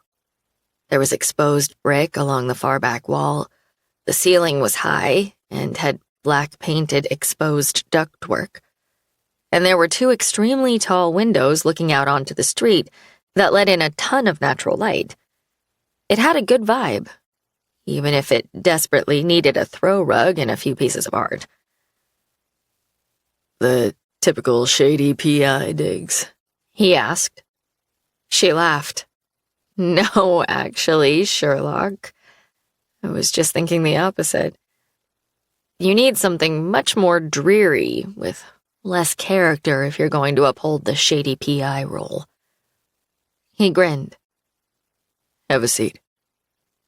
She took a few steps to the plastic chair on the other side of his wooden desk with the black leather inset. The desk was cool. The chairs looked like he'd picked them up at the local Walmart. She sat down on the cheap plastic and crossed her legs. Evan took the seat across from her and pulled out a file. They'd arrived back in Reno the afternoon before, and she'd spent the rest of the day cleaning out the remainder of the items in the storage container. She'd scheduled a pickup with a local second-hand store that had taken the large items of furniture she didn't want. She'd considered keeping her dad's recliner, but there was no practical way to get it to South Carolina, and she didn't have room for it in her cottage anyway. She did keep one of her mother's plates, though not the entire set. She would put it on a stand on her bookcase when she got home. And she found the box of photographs she'd been looking for and took that too. The bright spot had been calling Callie and telling her that she had photos to share with her when she got home. Photos of when Noelle was a little girl. Callie had giggled with delight, and the sweet, innocent sound had given Noelle a much-needed boost. After returning the key to the rental office, she got her deposit back and thought, that's it.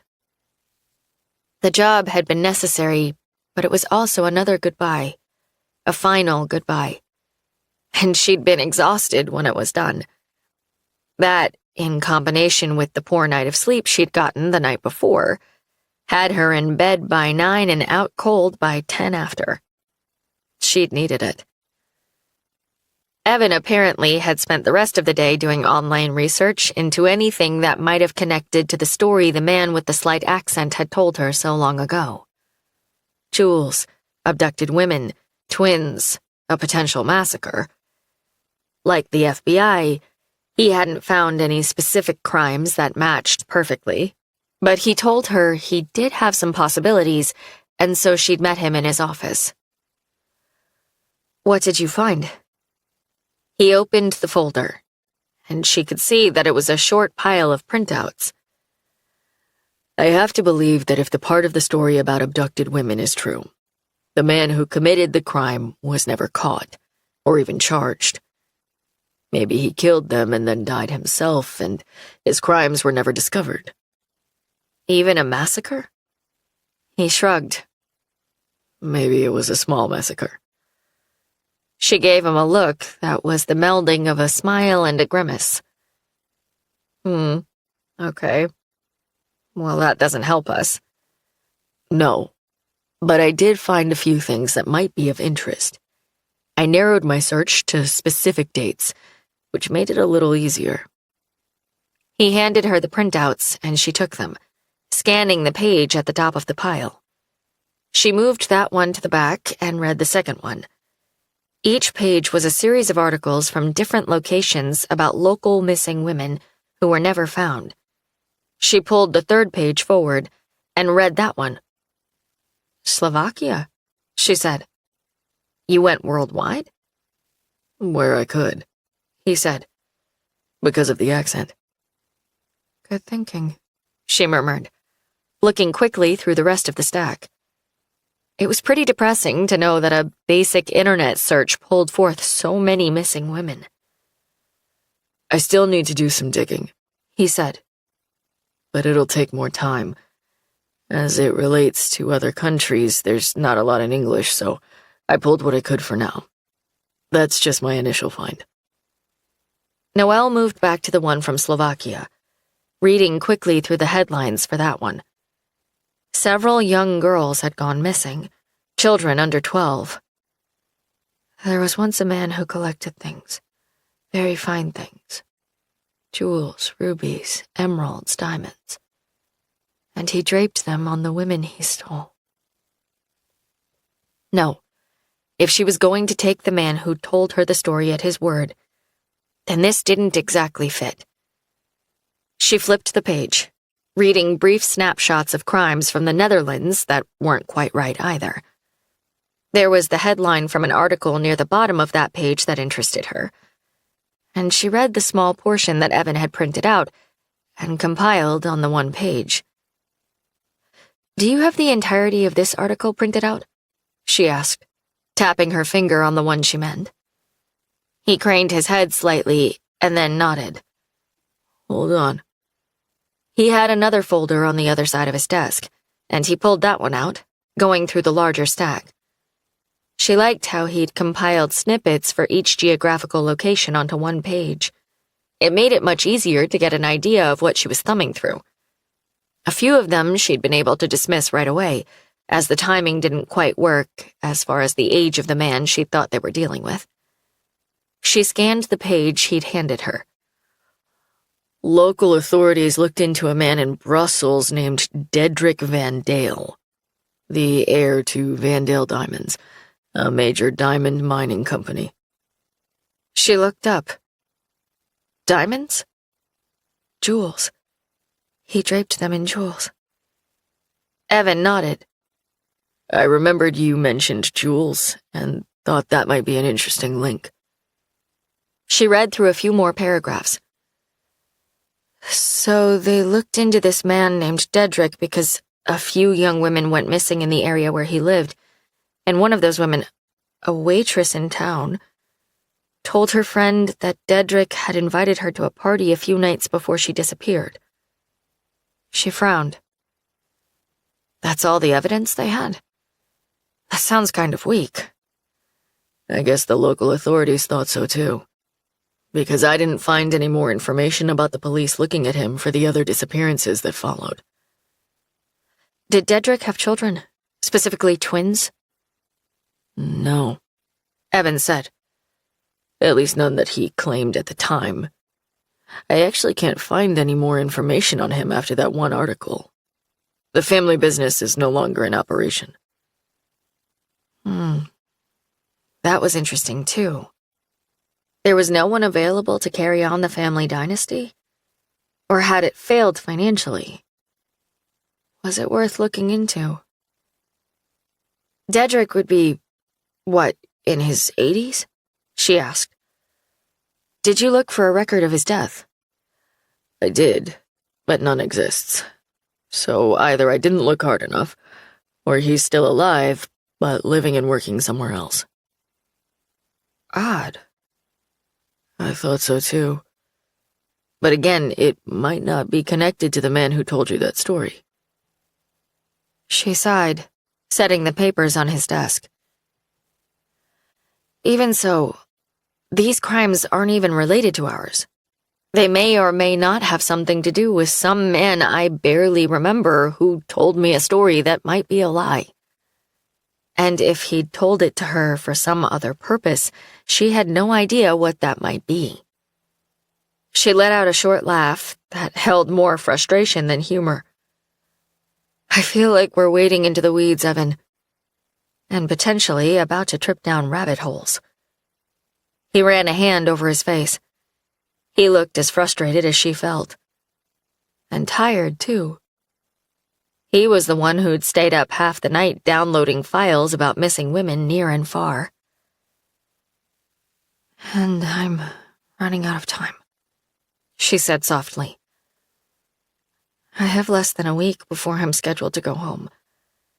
I cleared out my dad's storage locker. I can't just hang around town. I need to get back to my life. I need to get back to Callie. You promised 2 weeks. That's up in 5 days. We've made progress, though. Not enough. She looked toward the window momentarily. Listen, with your approval, I'm going to give that money to Louise. They discussed the money they found among Dow's things briefly on the plane to Vegas, but hadn't come to any conclusions. Noelle knew she could have made a reasonable claim to it, considering it had almost certainly been the money her dad had been paid for her mother's ring. But he'd also apparently given it to Dow for reasons unknown. Noelle didn't feel right keeping it, and if the past due medical bills she'd spotted on Louise's coffee table were any indication, the woman could use it. Are you sure? Evan asked. We could use it to buy your mom's ring back. She shook her head, even while a buzz of yearning vibrated under her ribs. She wanted that ring. But what did it matter? It wasn't like it had good memories attached to it, for her or for her father. Her mother had cheated on him and been shot because of the affair that led to her being where she shouldn't have been. No. I'd rather give it to Louise. He gave a small shrug. I'm fine with that. It's your call. Meet for dinner? She asked. He paused, looking like he wanted to say something, but either he changed his mind or the right words didn't form. Instead, he simply nodded. Do you like Indian food? I love Indian food. Great. I'll text you with the name of a great little place near your hotel. She could see that he was both frustrated and slightly sad, and she wished she could change that, but she couldn't. Sounds good. She gathered her things, and he walked her to the door where they said goodbye. When she got down to the street, she looked up at his window to see him standing there, hands in his pockets as he stared down at her. Noelle had run some errands and stopped in a couple of shops, looking for the perfect gifts for Callie, Paula, and Chantilly. She had dropped her purchases back at her hotel room and had picked up the cash in the duffel bag she'd left in the safe in the closet and was heading to Louise's house. It was interesting being back in Reno. She'd held some amount of fear inside about returning to the place where so many personal tragedies had occurred to her. But she was surprised to find that everywhere she turned, there were good memories, too. And while they didn't cancel out the bad ones, they helped dispel the anxiety she'd felt about being back in her hometown. Another victory, some more closure. And she was grateful. Her phone rang as she walked through the hotel lobby, and she pulled it from her purse, smiling to see that it was a FaceTime call from Callie. "Hi, Sugar Plum." Her daughter's lovely face filled the screen and made her smile. "Hi, Mommy." "How's my girl?" "Good. Me and Paula went shell hunting, and I found the biggest one ever. I put it on my shelf." She turned the camera around for a moment so Noelle could see the large shell sitting among her books and other favorite items. "You made sure it wasn't still someone's home, right?" she asked on a laugh. "Yes," she said, turning the camera back around as she rolled her eyes. But then she grinned. "I miss you, Mommy." "I miss you too, baby girl. But I'll be home soon." She turned the corner, heading to where she'd parked her car. She didn't mention possibly coming home early, because she hadn't even checked to make sure there was a flight just yet. She'd do that tonight, after dinner. "Paula wants to talk to you, Mommy." "Okay. I love you, Callie. I'll talk to you in the morning, okay?" "Okay, Mommy. I love you too." Callie handed the phone to a smiling Paula, who was obviously making food at the counter as she spoke on the phone. "How's it going there?" Noelle asked. "Great! Callie and I have been all over town. She's showing me the best bike trails and candy shops." Noelle laughed, clicking her key fob and then opening the door of her rental car and tossing the duffel bag onto the passenger seat before getting in. "I bet. Watch that one. She has her mother's sweet tooth." "Oh, I'm aware." Paula smiled, but then her face went serious. She glanced over her shoulder and then moved to the other side of the kitchen. "How are things?" Noelle put the key in the ignition and turned the AC on, but then sat back in her seat without buckling yet. "Hard," she admitted. "Complicated." She squinted out the window for a moment, and then looked back at Paula's concerned face. "We've discovered a few things that are odd, but nothing that leads anywhere specific." Paula gave her a sympathetic look. "You'd have regretted it if you didn't try at all, though." "I know. You're right. Anyway," she said, pulling her buckle across her body, "I might be coming home a little earlier than scheduled. I'll let you know. Take as long as you need. This is a vacation for me. Your daughter is a joy." "Thanks, Paula. I owe you." "You never owe me." She blew Noelle a kiss, and Noelle blew one back, and then they said goodbye, and Noelle disconnected the call before pulling out into traffic. It took less than 10 minutes to make the drive to Louise's apartment. Noelle smelled rain in the air as she got out of her car and looked up at the sky.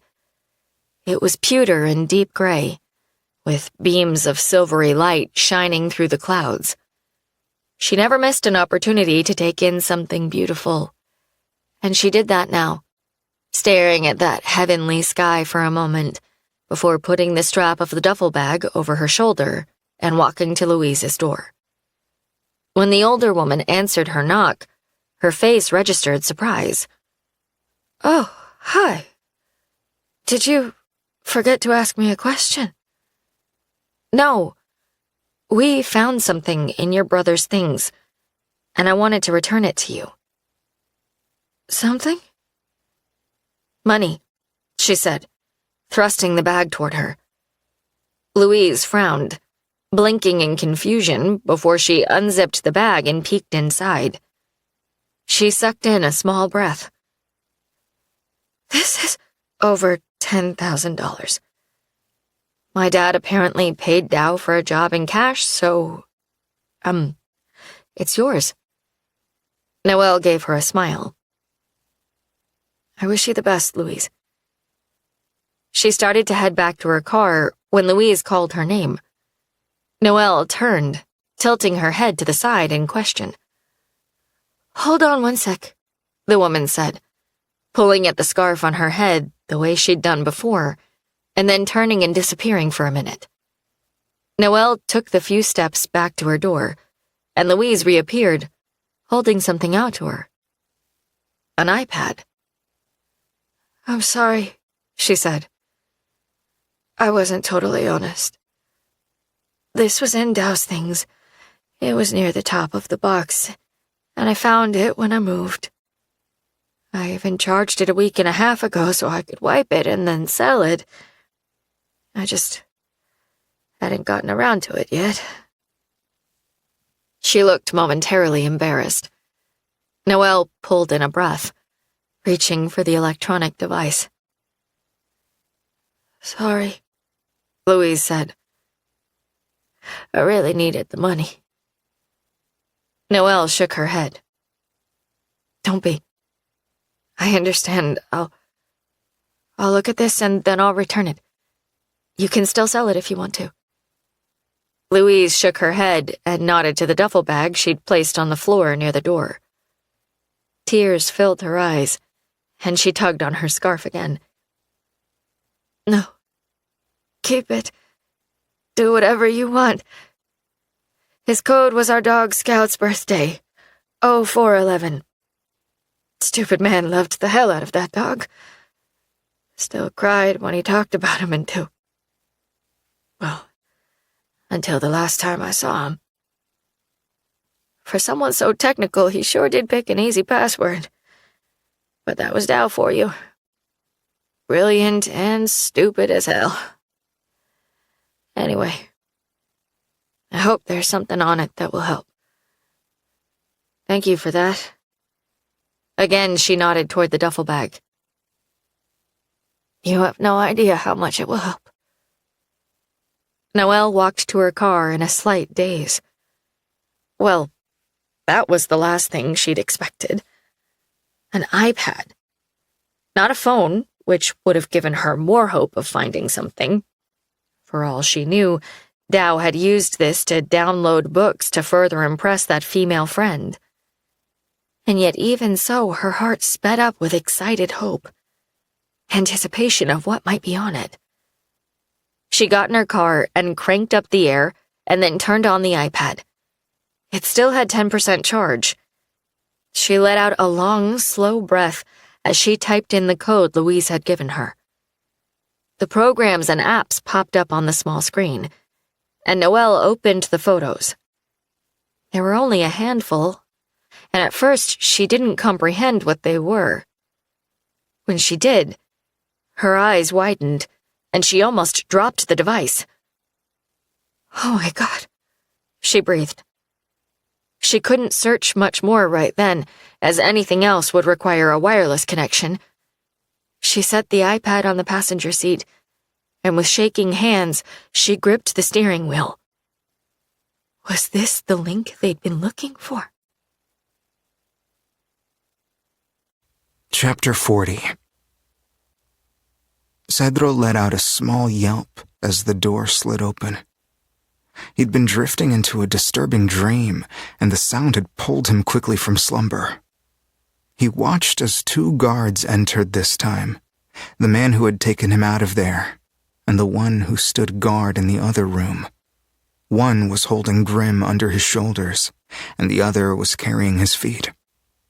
Cedro's pulse jumped, and he stared as they carted him over to his cage, tossed him inside, and then brought the door up and secured it. Cedro waited for the men to leave before hurrying to the far side of his cage. Hey, are you alive? He called. Panic rose in his throat. He didn't want to be alone. Please, don't be dead. Grim lay on the floor of his cage. He was soaking wet, and his skin was bright red. As Cedro stared, trying to see if he had injuries anywhere, the old man started laughing. It was soft at first, but then it rose. Cedro blinked. Had he gone insane? What had happened to him to drive him out of his mind? Grim wrapped his arms around his waist, turning onto his side and howling with laughter. "What's wrong with you?" Cedro yelled. He wished he had something to throw at the man. His laughter was confusing and scary. As if the older man had read his mind, even while he was having fits of laughter. The sounds grew softer, the laughs turning to gulps and then to shallow breaths. He groaned, removing his arms from his waist and then turning onto his stomach, his cheek against the cold cement floor. For several minutes, he simply breathed that way, drops of moisture rolling down his cheek. Was he soaked in sweat? What had they made him do? "I thought you were dead," Cedro said. "Almost," Grim remarked, peeling himself off the floor and rising slowly until he was sitting, slumped against the bars. "But not quite." Cedro felt steaming mad, and he wasn't even sure why. He made a sound of disgust in his throat. How could the old man laugh if they'd done to him what they did to me? "If you wanted to die, why didn't you, pig?" Grim smiled, and there was something almost gentle about it. "That's a good question." He sighed, then let out another small laugh that faded quickly. Cedro wasn't going to ask what was funny. Whatever had happened in that room down the hall had made him sweat buckets and made him laugh, but Cedro didn't want to know. Because then he might have to tell Grim what had happened to him, and he couldn't do that. Cedro glanced over at the 2 peppermint candies. He could throw the candies at Grim, but he'd probably miss with all those bars in the way. And even if they hit him, they wouldn't hurt at all. Plus, he wanted them. He didn't know why he was saving them. He just was. They reminded him of his father, some of the only good memories he had. His father had told him to eat them slowly. They could be a choking hazard. Cedro turned his head to see Grim picking up the 2 prayer cards they'd both received, fanning himself with them for a moment, his expression thoughtful. "You know your prayers, don't you, Cedro? Your mother taught them to you, didn't she?" Cedro made a grunting sound in his throat and swallowed down the emotion that the mention of his mother brought. Yes, he knew his prayers. He said them sometimes before he fell asleep, not because he was asking anyone for help, but because they made him feel less alone. "Good," Grim said, and something came into the man's eyes that Cedro didn't know how to describe. For a moment, the old man, drenched in sweat and barely sitting up in his cage, looked fierce. "Pray with me, Cedro," he said. Chapter 41. Noelle hardly remembered the trip to Evan's apartment. Almost surprised she'd been able to guide herself there in a stupor of shock. She grabbed the iPad and her purse, and then climbed out of her car and rushed toward his door. It only took him a minute to answer her knock, his brow lowering when he saw her. "Noelle. Hey, I thought we were meeting for... Are you okay?" She thrust the iPad toward him. "I took the money to Louise, and she gave me this. It was Dow's. She was going to wipe it and sell it." She stepped inside, and he shut the door behind her. Have you looked at it? Just the photos. She opened the iPad and then brought the photos up, handing him the device. She didn't know exactly what they meant. Her brain felt fuzzy, and she was having trouble connecting the dots between this and everything else they'd found. Evan took it, his frown increasing as he scrolled through the handful of pictures. These are pictures of the gym where I used to go. He looked up at her. The gym I was taken from. I thought so, she said. He'd never told her the name of the gym where he'd been snatched, but she'd recognized it as one that used to be, and perhaps still was, about 10 minutes from their high school. All the jocks had used it. What does it mean? She asked. Evan had opened something else on the screen, and his eyes widened as he looked at it. He wrote the name and address of the gym in the notes app, he said. And my name, too. She let out a breath. Okay, well, if they'd been wondering if there was a definite connection between Evan and the photos, they didn't need to guess anymore. Had Dow come upon information that Evan would be snatched and was gathering evidence? Was it why he was killed? Had he gone to her father because what he'd found involved the son of the man her father had once sued? Had her father learned something too, and feared the same people who killed Dow were after him? Her mind veered from one question to the next. Evan tapped on something else, and then paused, rotating the screen, and then rotating it again. What? She asked. He turned the iPad toward her. This photo here. It's blurry and looks like a picture of a picture. He bit at his lip, appearing troubled. She took the iPad from him and turned it in the same way he had, trying to make heads or tails of it. It looks like the corner of a couch and the corner of a screen. It was an odd photo. It almost looked like someone had dropped a camera and it snapped a photo on the way down, or like someone had been trying to take a photo secretively. She brought the iPad closer, squinting. Can you see what's on the screen? You can see a portion of a website. Or maybe it's a whole website, but it's a strange one. It was weird because it wasn't the name of a business or anything recognizable. It looked like a string of numbers and letters, separated by slashes and dashes.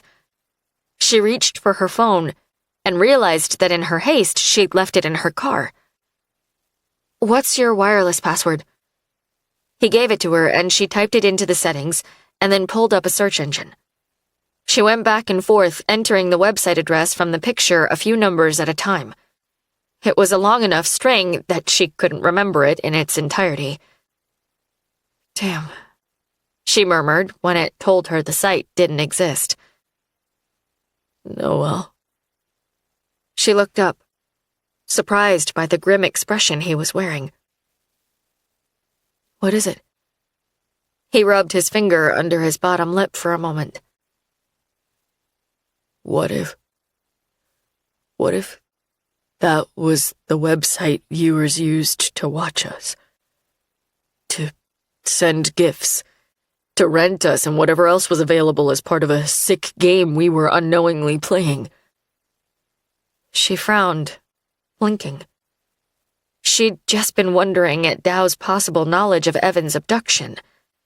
But to have direct proof of people being caged and tortured. She shook her head. They had questioned the fact that Dow was a hacker, and maybe he'd come upon something because of those skills, but if Dow had hacked into the actual game, he would have called the police, whether he saw me or you or anyone. Any decent person would. He shook his head. The date on the notes app is from less than a week before I was abducted. His eyes speared her, and she blinked, looking away. What are you saying? She asked. But she thought she knew, and it was too horrible to comprehend. I went missing from the gym in those photographs. The one listed by name and address in the Notes app. The one where I had a physical therapy appointment scheduled for that day and that time. Someone knew I'd be there. Someone set me up to be taken. To be caged. Her mind swirled. He was suggesting Dow didn't just know about his possible abduction, but had been involved in it, had set him up. Dow would have no reason to do that. Dow didn't even know who you— The date on the Notes app is also the same day your father had an appointment at his shop. Evan said softly. She gave a jolt as the further implication of what he was saying hit her. No. No way. Are you blaming my father for this? She asked, her voice incredulous with the shock she felt zipping down her limbs.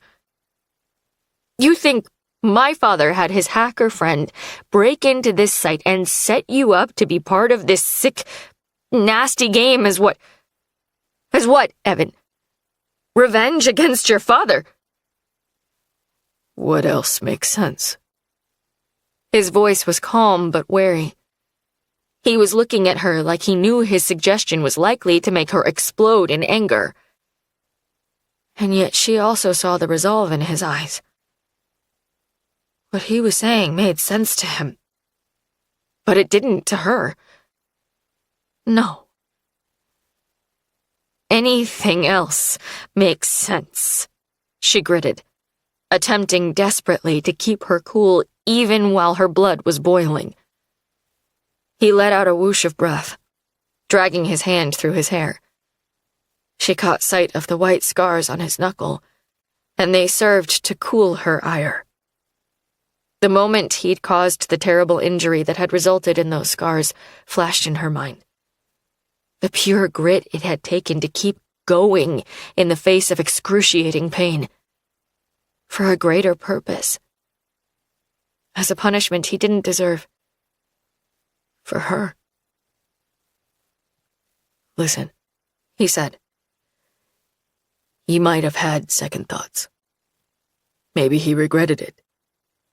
Maybe that's why he sold the ring and gave the money to Dow to try to, I don't know, fix it somehow. But Dow didn't fix it. Instead, maybe he wasn't robbed, but killed by whoever's site he hacked. She shook her head. That's all too wild. It's speculation. And it doesn't even make sense. My father would never do that. He wouldn't. She turned away, hugging herself. Are you sure? Evan asked, coming up behind her and turning her back toward him. My father ruined his life, Noelle. You even said it yourself. What better way to get back at him than to have his son murdered by monsters? But your father wouldn't even know, she said, her voice weak. You'd just go missing, and he'd wonder where you were. She tipped her chin, looking into his eyes, searching them. Something dark slithering through her mind. He closed his eyes briefly, looking pained, as though he'd heard the hiss of that slimy thing. Unless your father... Her voice was a mere whisper now. Unless my father is one of the men who watched, Evan said, his voice breaking on the last word. He cleared his throat, though, and she could see he was gathering himself. Unless the photo of that website was taken at my home, he went on, his voice stronger now.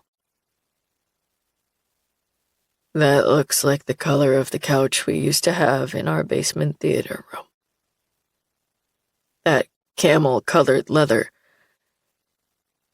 It was unique. She gasped out a sound of horror, bringing her hand up to cover her mouth. The couch. He'd recognized the couch. Oh, God. She felt like she might throw up. She grimaced, shaking her head. She tried to work out the timeline, but her mind wouldn't cooperate.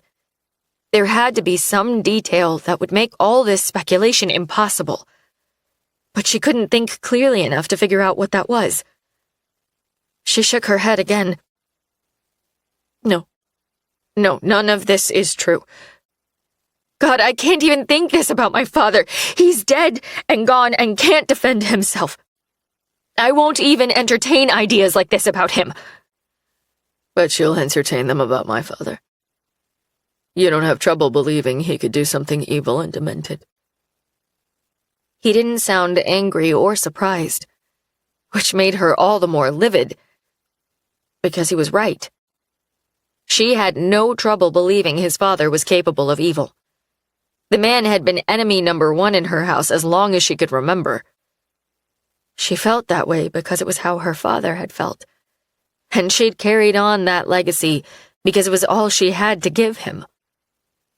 It was up to her to keep his hatred alive.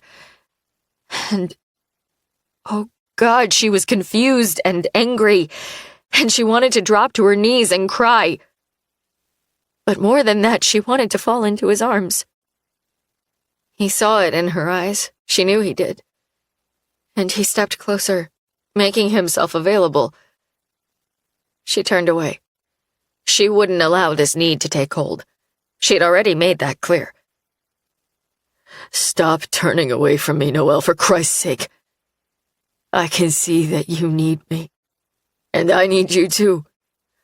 Okay? Guess what? We thought we were enemies once and discovered we weren't. And maybe those initial feelings were born from sickness and trauma. Who the fuck cares? Does it really matter? Does it make them less real? I'm sick to death of deconstructing it. It's been 7 fucking years, Noelle. How long do we need to test the theory that we only want each other because of the suffering we experienced together? She was shaking, and tears burned the backs of her eyes. She wouldn't look at him. She couldn't. Or maybe the real problem, he went on, his voice scratchy now with emotion. The thing you really can't get past, even after all this time, is that my father killed your mother, and I'm a Sinclair. No matter what, that will never change. We agreed not to talk about it back then. We agreed that we had less of a chance to escape as enemies. And so we put it aside out of necessity. But that necessity ceased to exist once we were free, didn't it? We never discussed it, Noelle. And maybe we need to now, because you've never let it go. Look at me! She did. She lifted her eyes to his face. She owed him that much.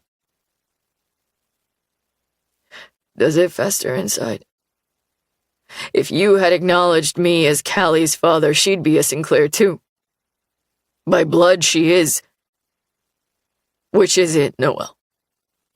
Are you afraid that we'll take from you again like we did before? Or is it that when you look at me, when you look at our daughter, you wonder what your mother would think, how your father would feel? Does loving me seem like the deepest betrayal you could possibly commit? She let out a sob, but she didn't break eye contact. Sometimes both. The whispered words ached from her lips like poison. She was afraid, and she was ashamed. It was awful, and it was true. He was right. Her fear and her guilt had festered, and because she'd allowed it, part of her had rotted too. The admission had actual weight, because when it dropped from her lips, her shoulders curled forward, and she felt like she might fall to the floor. He stepped forward, taking her in his arms, and she leaned against him. I love you, Noel. I would do anything to protect you. And our daughter. Haven't I proved that? Haven't I? A moan made its way up her throat. He was solid and warm. And yes, he'd always protected her with everything he had to give. He'd always stepped toward her when perhaps he should have stepped away. She'd just confided her deepest, most shameful secret. She hadn't even ever verbalized it for herself. But he had, because he knew her and loved her anyway. His father had used the legal system once to take from them. Not just her mother's life, but her father's dignity, his trust, their happiness, their future. But Evan would never do that. She didn't deserve him. She didn't want to be that person, so irrational and so unfair. No one was responsible for the sins of their father, least of all Evan, who had only ever been good to her. And really, maybe he had reason to hate her too. Him being a Sinclair was part of the reason she'd kept Callie from him. And he should at least hate her for that. But he didn't. Was it possible her own father, the man she'd loved and trusted, had somehow arranged for him to be put in a cage and tortured for something he did not do? It was all sick. So much sickness, so much depravity. And she suddenly realized that, amid all the muck, they might be the only thing that wasn't. She'd gotten it all wrong. So backward. In some small way, she'd started becoming what their fathers were, whether she'd known the extent of their perversion or not. Noelle and Evan were a rejection of all the sickness and disease that had come before them. Of all the lies, they were the truth. Or they could be. And somehow, deep inside, she knew they must celebrate that if they were going to continue forward. Because it was the only thing that would offer the strength they'd need. If hate was darkness, then their love would be the light. I'm sorry, she breathed. Oh God, I'm so sorry. He took another step toward her. There's nothing to be sorry about. There is. I've loved you all these years, Evan. I love you, I do. The truth. And it set her free from a different kind of cage. He let out a groan that was filled with relief. And when he leaned in to kiss her, she didn't only let him, she met him halfway. They were like an explosion, like a galaxy melting, like the hottest fire that ever burned. They stumbled toward the couch, their lips never parting, tongues entwined, every atom in her body trembling with the singular need she'd held at bay for so long. Maybe it was so good because they'd known the depths of despair together.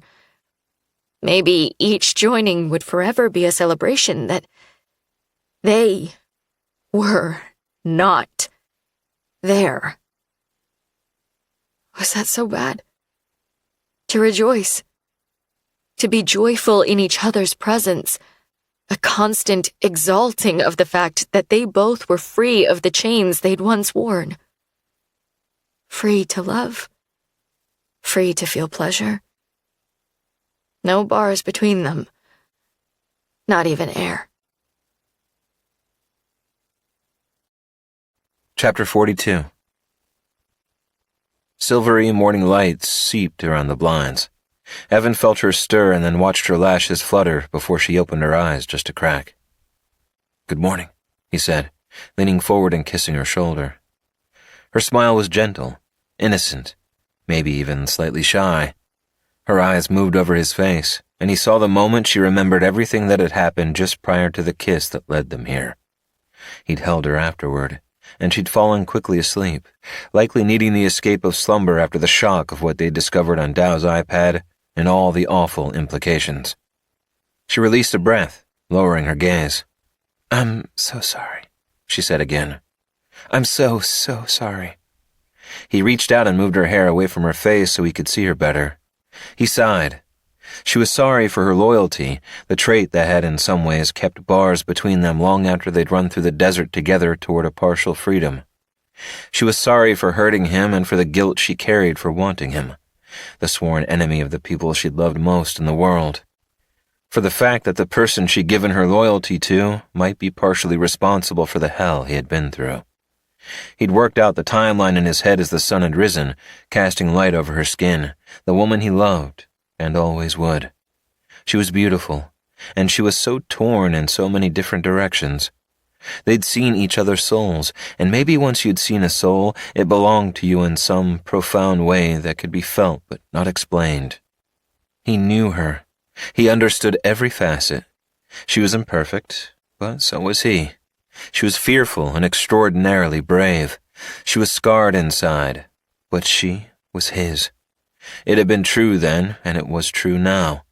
It would be his greatest truth for the remainder of his days, and he would not deny it again. "Water?" he asked, kissing her shoulder once more. She nodded, propping herself on her elbow. "Yes, please." He got out of bed, completely unfazed by his nudity. She'd seen all of him, physical and otherwise. He grabbed 2 water bottles from his fridge and then returned to the bedroom, where she'd piled pillows behind herself and pulled the sheet up over her breasts. He felt a buzz in his groin and briefly considered pulling the sheet from her body and burying himself in her softness again. But they had important things to talk about that shouldn't wait, not if they were going to break the curse of their fathers, and it was imperative that they did, because they had a child now, too. He handed her one of the water bottles, and they both uncapped theirs and took a drink. He set his on the nightstand and then pulled on the boxer shorts that were lying on the floor. Clothing would help keep his thoughts focused. "How?" she asked. "My father. Dow. All of it. How did it happen?" He got back into bed, propping his own pillows up against the headboard and turning toward her, glad she was on the same track as him. Grateful she was willing to accept the probability that her father had been involved in their abduction, no matter how much it had to be killing her. "I've been trying to work it out," he said. "I've been going over some possibilities while you slept, and there's something missing." "What?" "Well, my dad did ruin your father's life. Your father hated him. He blamed him. But that had been true for many years. What set him off? What happened to make him do something so drastic?" "So evil," Noelle murmured, the trace of grief floating over her features. He wouldn't try to placate her and tell her it was not. They'd both lived it, and honesty was vital here if they were going to get to the heart of the truth. Yes, then evil. What had made her father do something so incredibly evil? "I didn't see my dad a lot in the week before I was taken," she said. "But he did seem off. I worried that he was sinking back into depression, but he seemed antsy too. I don't know. My dad went through mood swings, and he had for years. He'd seen a therapist for a while, and it had seemed to help." She paused, looking troubled. "I wish I would have suggested he make an appointment, but... well, the way he was acting wasn't abnormal, so mostly I hoped it would pass as it had before, and just tried to stay busy. I was busy, but... yes, to set you up to be tortured, he had to have come upon something new. It broke him. It bent his mind, and it made him do something appalling." Evan agreed that it had to be something new. The man had lived with his wife's death, the knowledge of her betrayal, and the outcome of the trial that followed for many years. From what Evan understood, he'd just been getting his life back on track, was working regularly and managing his debt. His daughter was thriving in school. She hadn't gone missing yet. So what happened? And if Evan himself had been the target, how and why had someone determined that Noelle be caged too? And with him? He knew they were missing something. Noelle was chewing at the inside of her cheek. "What about that photo of the weird website from what could be your home theater room?" she asked. He didn't have the photo in front of him, but he conjured it then. It had reminded him of the camel-colored leather, but it was the smallest corner. As evidence, it was pretty shaky, but if it was their home theater, and if the website had been part of what they'd experienced, and if it was his father watching it when the photo had been taken, then maybe that's what led her father to become aware of the whole thing. Those were a lot of maybes and too many ifs. "You think my dad might have been viewing that site and your dad found out?" Evan asked. "Well, maybe. But first, if it was your home in that photo, where did it come from? And how did my dad know your father was involved in anything like that?" She paused briefly. "Could Dow have sneaked in and taken it?" "Based on what? Also, security's pretty tight at the Sinclair Manor." It was a good question, though. Dow did have the photo, so if he didn't take it, then your father must have found it and given it to him, Evan said. And then he used the information from the computer to hack into some dark internet site. They were both quiet as they digested that. "Okay, so where did my dad get it?" "Could your mother have taken it?" She blinked. "There was a photo in your mother's camera. She had it in her purse that night, and the police took it. The photo came out in court that proved your mother's affair with my father."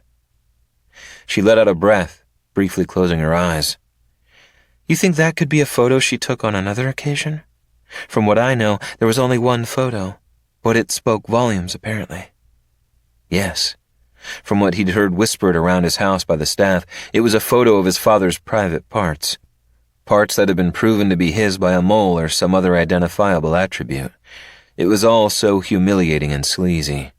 No wonder Noelle's father had nearly lost his mind. Maybe there were more from that original batch. Maybe the others told a different story. Her eyes widened briefly. "What do you mean?"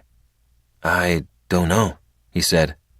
The last thing he wanted to do was give her hope that things had been different than the trial made them out to be.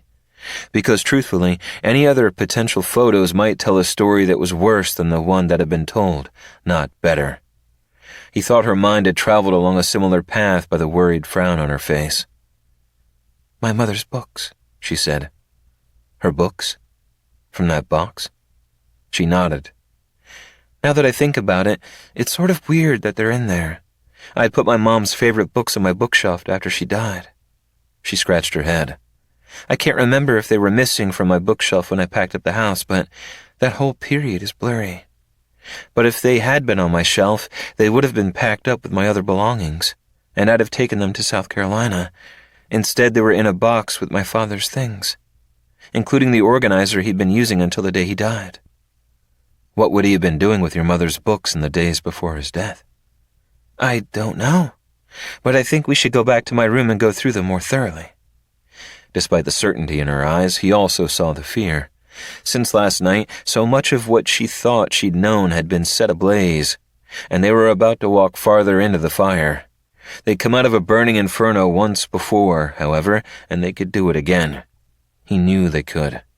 He took her hand in his and kissed her knuckle. "Together," he said. "Let's go." Evan watched as Noelle tore open the tape on the box that she'd already secured in preparation for shipping, and then unfolded the flaps. He saw her swallow as she lifted the things from the top, setting them aside. Her father's things. Her mother's books were at the bottom of the box, and she took them out, laying all 6 of them on the bed and sitting down. Evan followed suit, picking up the copy of Little Women and thumbing through it. He held the front and back of the hardcover and tipped it before he gave it a small shake in case something fell out from between the pages that he'd missed. Nothing. He picked up the second book near his thigh, beginning to do the same when Noelle pulled in a breath. He looked up, and she turned the book in her hands toward him. The inside was cut out to form a small, hidden compartment. "Oh, shit," he said, dropping the book in his hands. What's in it? Noelle, wide-eyed, laid the book on the bed and took the piece of paper out that was on top, unfolding it. Evan saw that her hands were shaking. Her eyes moved over the paper, and she looked up at him, her expression set in confusion.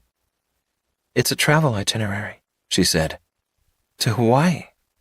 "Hawaii?" She nodded, reading over the paper again and then handing it to Evan. He took it and skimmed it, confirming that it was travel plans. It looked like her mother had been planning a trip to Hawaii. "It was my dad's dream to go there," she said distractedly. Was your mom planning a trip for them? I mean, it was about to be their anniversary, but... Evan, if she was having an affair, why plan a romantic trip to the place my dad had always dreamed of going? He had no answer for that. What else is in there? Noelle had been staring off behind him for a second, obviously attempting to work out that puzzle. At his question, she gave her head a small shake and then removed a folded envelope from the small compartment and unfolded it. She pulled out a short stack of photos. "Oh my God," she breathed, dropping them like they'd burned her skin. Evan picked one up, bringing it closer to his face. His own hand was shaking, too. That was definitely his home theater, the way it had looked many years ago when he was a teenager, before and after Noelle's mother was shot. Bile moved up his throat at what became clear. He wanted to shut his eyes, to throw away the horrific evidence of what had been caught on film. The photo was from behind the couch, near the doorway, he estimated. A man could be seen sitting in front of the screen, his hand on his genitals. A small portion of the screen showed in the upper corner, the edge of a cage and what looked like something unidentifiably bloody behind the bars. "Oh, Jesus," he gasped, dropping the photo as well. It was his father. He was sure of it. The photo had been taken from behind. It had to have been Noelle's mother who'd taken it. There was no intimacy happening. His father hadn't known she was there. Chapter 43. The Sinclair estate was far more massive than she'd pictured it, and she'd pictured it often, because she'd imagined her mother's death again and again. She'd seen her as the news articles and live reports had described her, a vindictive, jilted lover, obsessed with the man who had recently broken her heart. It hadn't made sense as far as the woman Noelle had known her to be, even though the story had never wavered. Evan took her hand, leading her through the back gate that had required a code typed into its lock, the same way their cages had required a numerical code so long ago. She shoved that memory aside. Her nervous system was already clashing and clanging.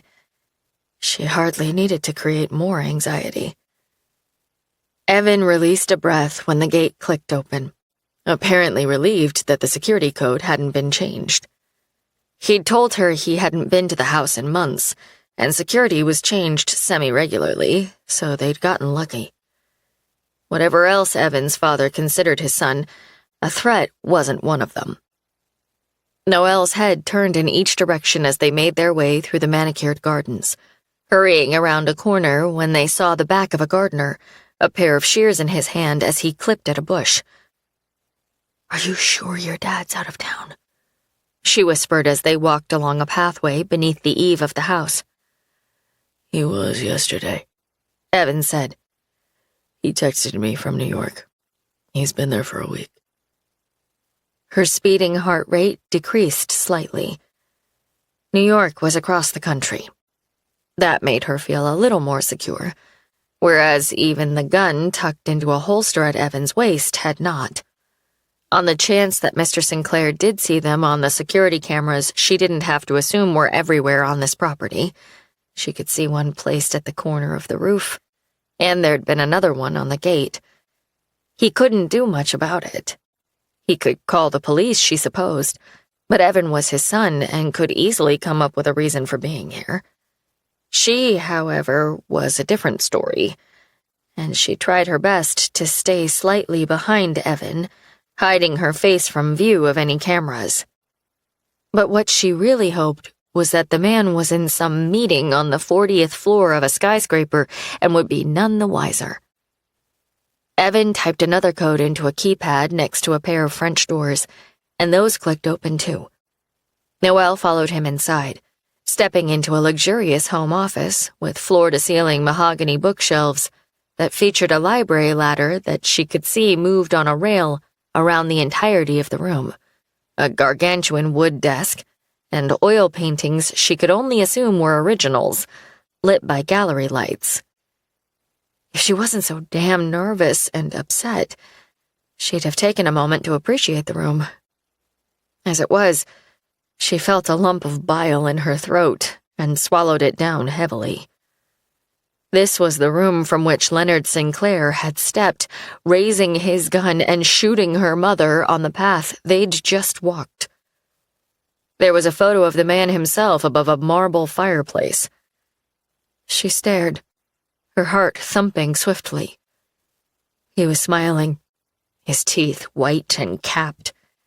He was tanned, and though he was no longer in the prime of his life, physically speaking anyway, he was still very attractive. Noelle could admit that, even though, to her, he was a demon. She saw Evan in him, kind, protective, loving Evan, and it made her feel disoriented and confused. It made her feel like there might be some good in the man smiling down at her. But no, Evan was not in him. And the only part of this man recognizable in Evan was his genetics. Evan went directly to the large desk, pulled out the high-backed black leather chair, and opened the drawer on the right. She came to stand next to him as he riffled through the files, exhaling a breath of frustration before turning the other way and going through the drawer on the left. After a moment, he shut that one too. "Nothing here," he said, pushing backward on the chair and getting up. She followed him to the other side of the room, where he stepped up to a bookshelf and pulled one of the titles halfway out. "I used to hide in that cabinet over there when I was a little boy," he said, nodding his head backward and then walking to another book on a different shelf and pulling that one halfway out too. "I'd spy on him through the crack. I wanted to know what my father did in here instead of paying attention to me." He turned to yet another shelf and pulled a third book halfway out, and finally one more near the bottom. Noelle heard a small click, and then one of the shelves began to swing outward. "He never even knew I was here," Evan murmured.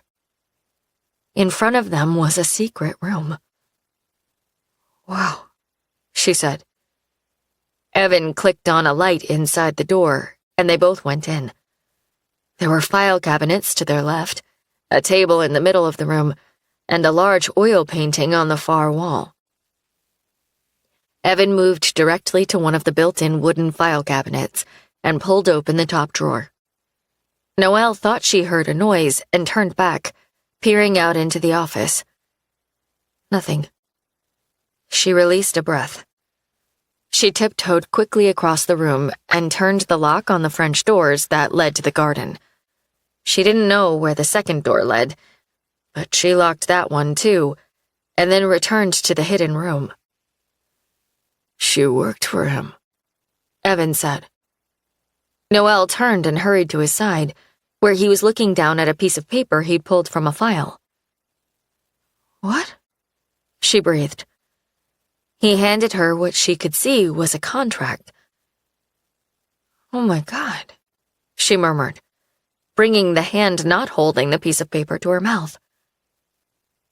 "He hired her to do house cleaning work." Evan shut his eyes momentarily and nodded as Noelle tried to make sense of everything they'd learned. He pointed at the date. "It was summer.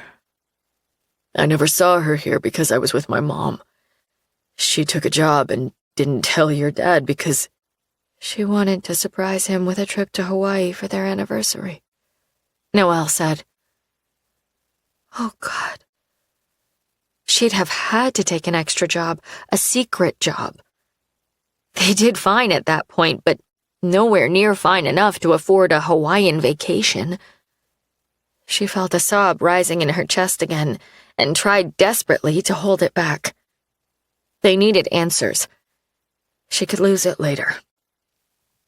Do you think they really had an affair? I don't know, Evan said. But probably not. My father covered up the fact that he employed her. He must have paid her in cash. The only reason to lie about that was to distort her reason for being in his home. He made her sound like a jilted lover when she was really just doing house cleaning. To try to explain her sneaking around his property? And therefore justify him shooting her? Evan looked about as ill as she felt. Yes. The photos we and your father found show what she'd first walked in on. My father sexually aroused as he watched something awful. Something that looked very real to your mother. Though maybe she questioned it. Maybe she came back to see if she could get more proof that it wasn't just a horror movie he was watching. She nodded. The pictures she'd already printed were also grainy and unclear. Because she'd come up behind him unsuspectingly and was nervous. She needed photos that were more convincing. But he discovered her, Evan said. And shot her, on purpose, before she could leave with the proof or tell anyone else. Yes, Evan said. She heard the horror in his voice, too. Their emotions were unraveling right along with the truth. If she got shot outside, maybe he was the one who surprised her and not the other way around. Maybe he took her camera and destroyed that film. Maybe he even went so far as to take a suggestive photo of himself and put that new roll of film in there. But he didn't know that she had more pictures at home, hidden in one of her books, she said. Photos that my father would find years and years later. She was barely holding back a scream. Her father had been ruined by the thought of his wife having an affair. Because it hadn't made sense. Because it hadn't been true.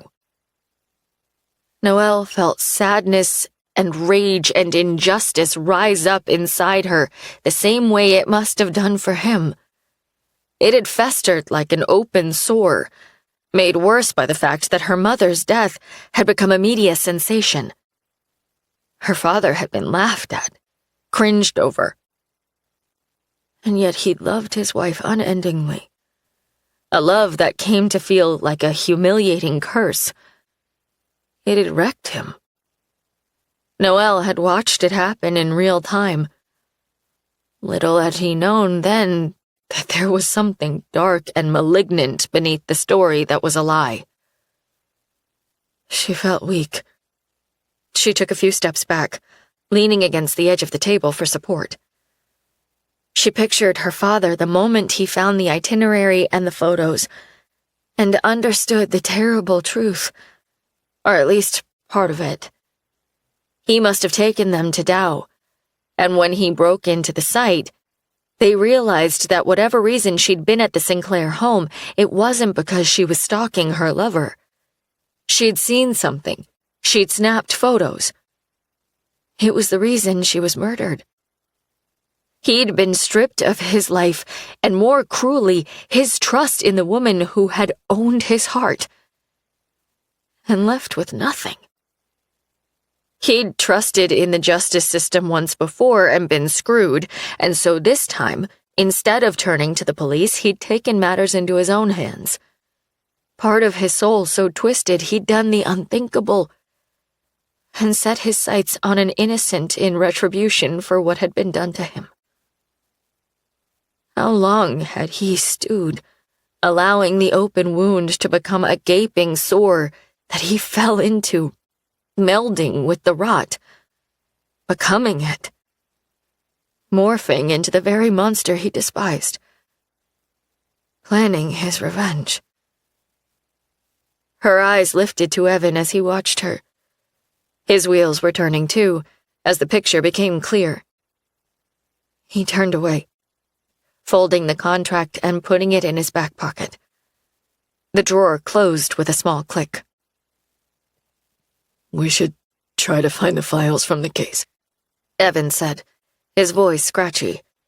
He cleared his throat as he moved to another drawer. His lawyer might have returned them. It doesn't matter, she said. The case presented was all lies. They must have known, but even if they didn't, they looked the other way. Uninterested in the truth. Only there for the money. There's nothing to be done. Trying your father again would be double jeopardy. She clamped a hand over her mouth. It was all too much, too much. Evan stepped forward, wrapping his arms around her, whispering calming words against her hair. Us, she reminded herself. We are the cure. We are the answer to the sickness that wants to spread. He stepped back after a moment, their pained eyes meeting. My dad, he said. He wasn't surprised by your presence in that motel room that day in Mexico. He blew out a breath, looking over her shoulder, back in time. His reactions have always felt off. She drifted back there for a moment, pictured the bandage around his broken hand. That shower where they'd tried so desperately to cleanse their souls, making do with their bodies. The furniture piled in front of the door, the way his father had looked at her with hatred. But Evan was right. No surprise. Maybe you told him on the phone that I was there with you, she said. She'd been in the shower when he'd called his dad. He frowned. Maybe, but I don't think so. Also, he seems to know about my hand. He told me he'd get a surgeon. How did he know it wasn't burned or just needed a cast? He massaged his temples. And he didn't call the police, he came there himself. He explained it later by saying he didn't trust anyone, and I didn't either, so I accepted that. What are you thinking? I don't know. But maybe he didn't call the police because he knew the rules. He knew once we got out of there, we were free. Bets were paid and the cleanup crew went to work.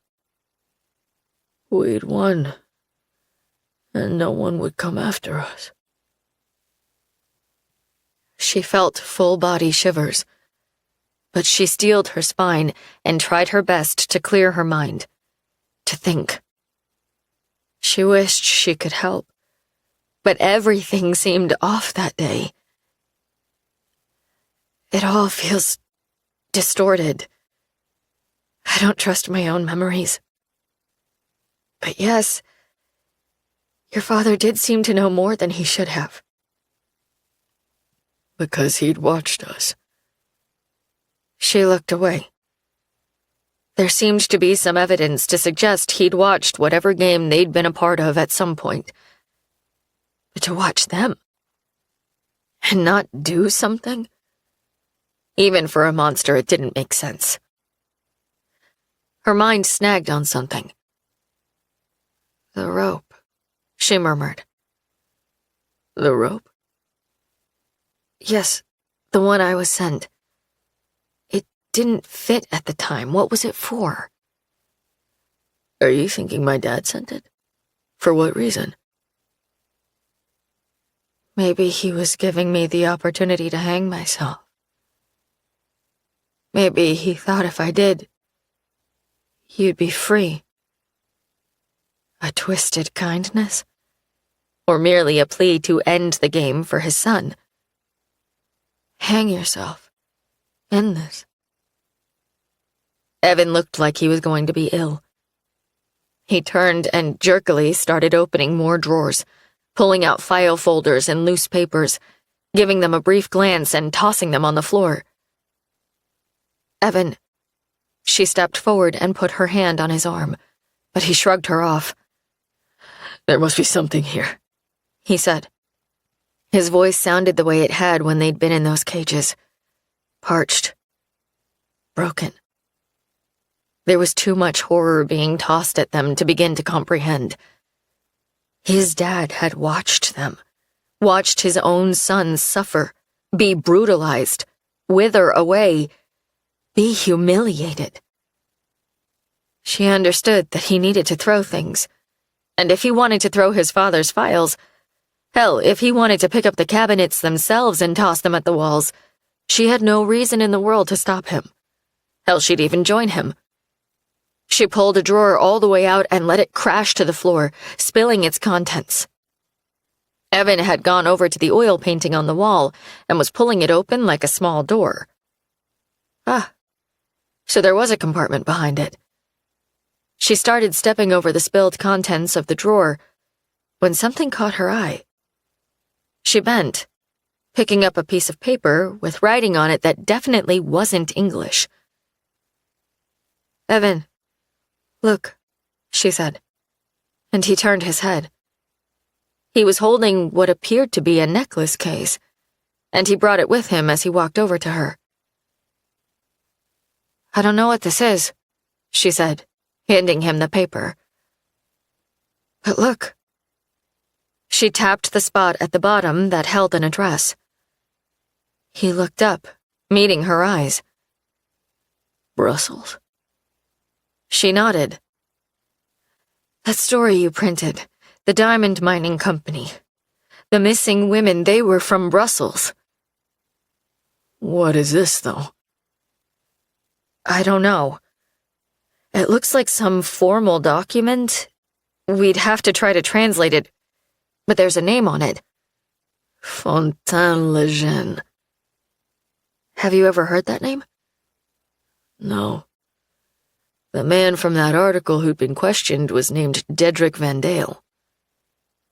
Noelle frowned. Still, that was odd. She heard another small noise from outside in the office and tiptoed quietly to the door, peering out again. No one. And the doors were locked. There's probably a full staff in this house. You're only hearing them. Relax. When she turned back toward Evan, he'd opened the top of the box in his hands. She approached him, looking at what he was holding. A red gem sparkled up at them, the large stone resting at the end of a delicate silver chain. It looked very old and very expensive.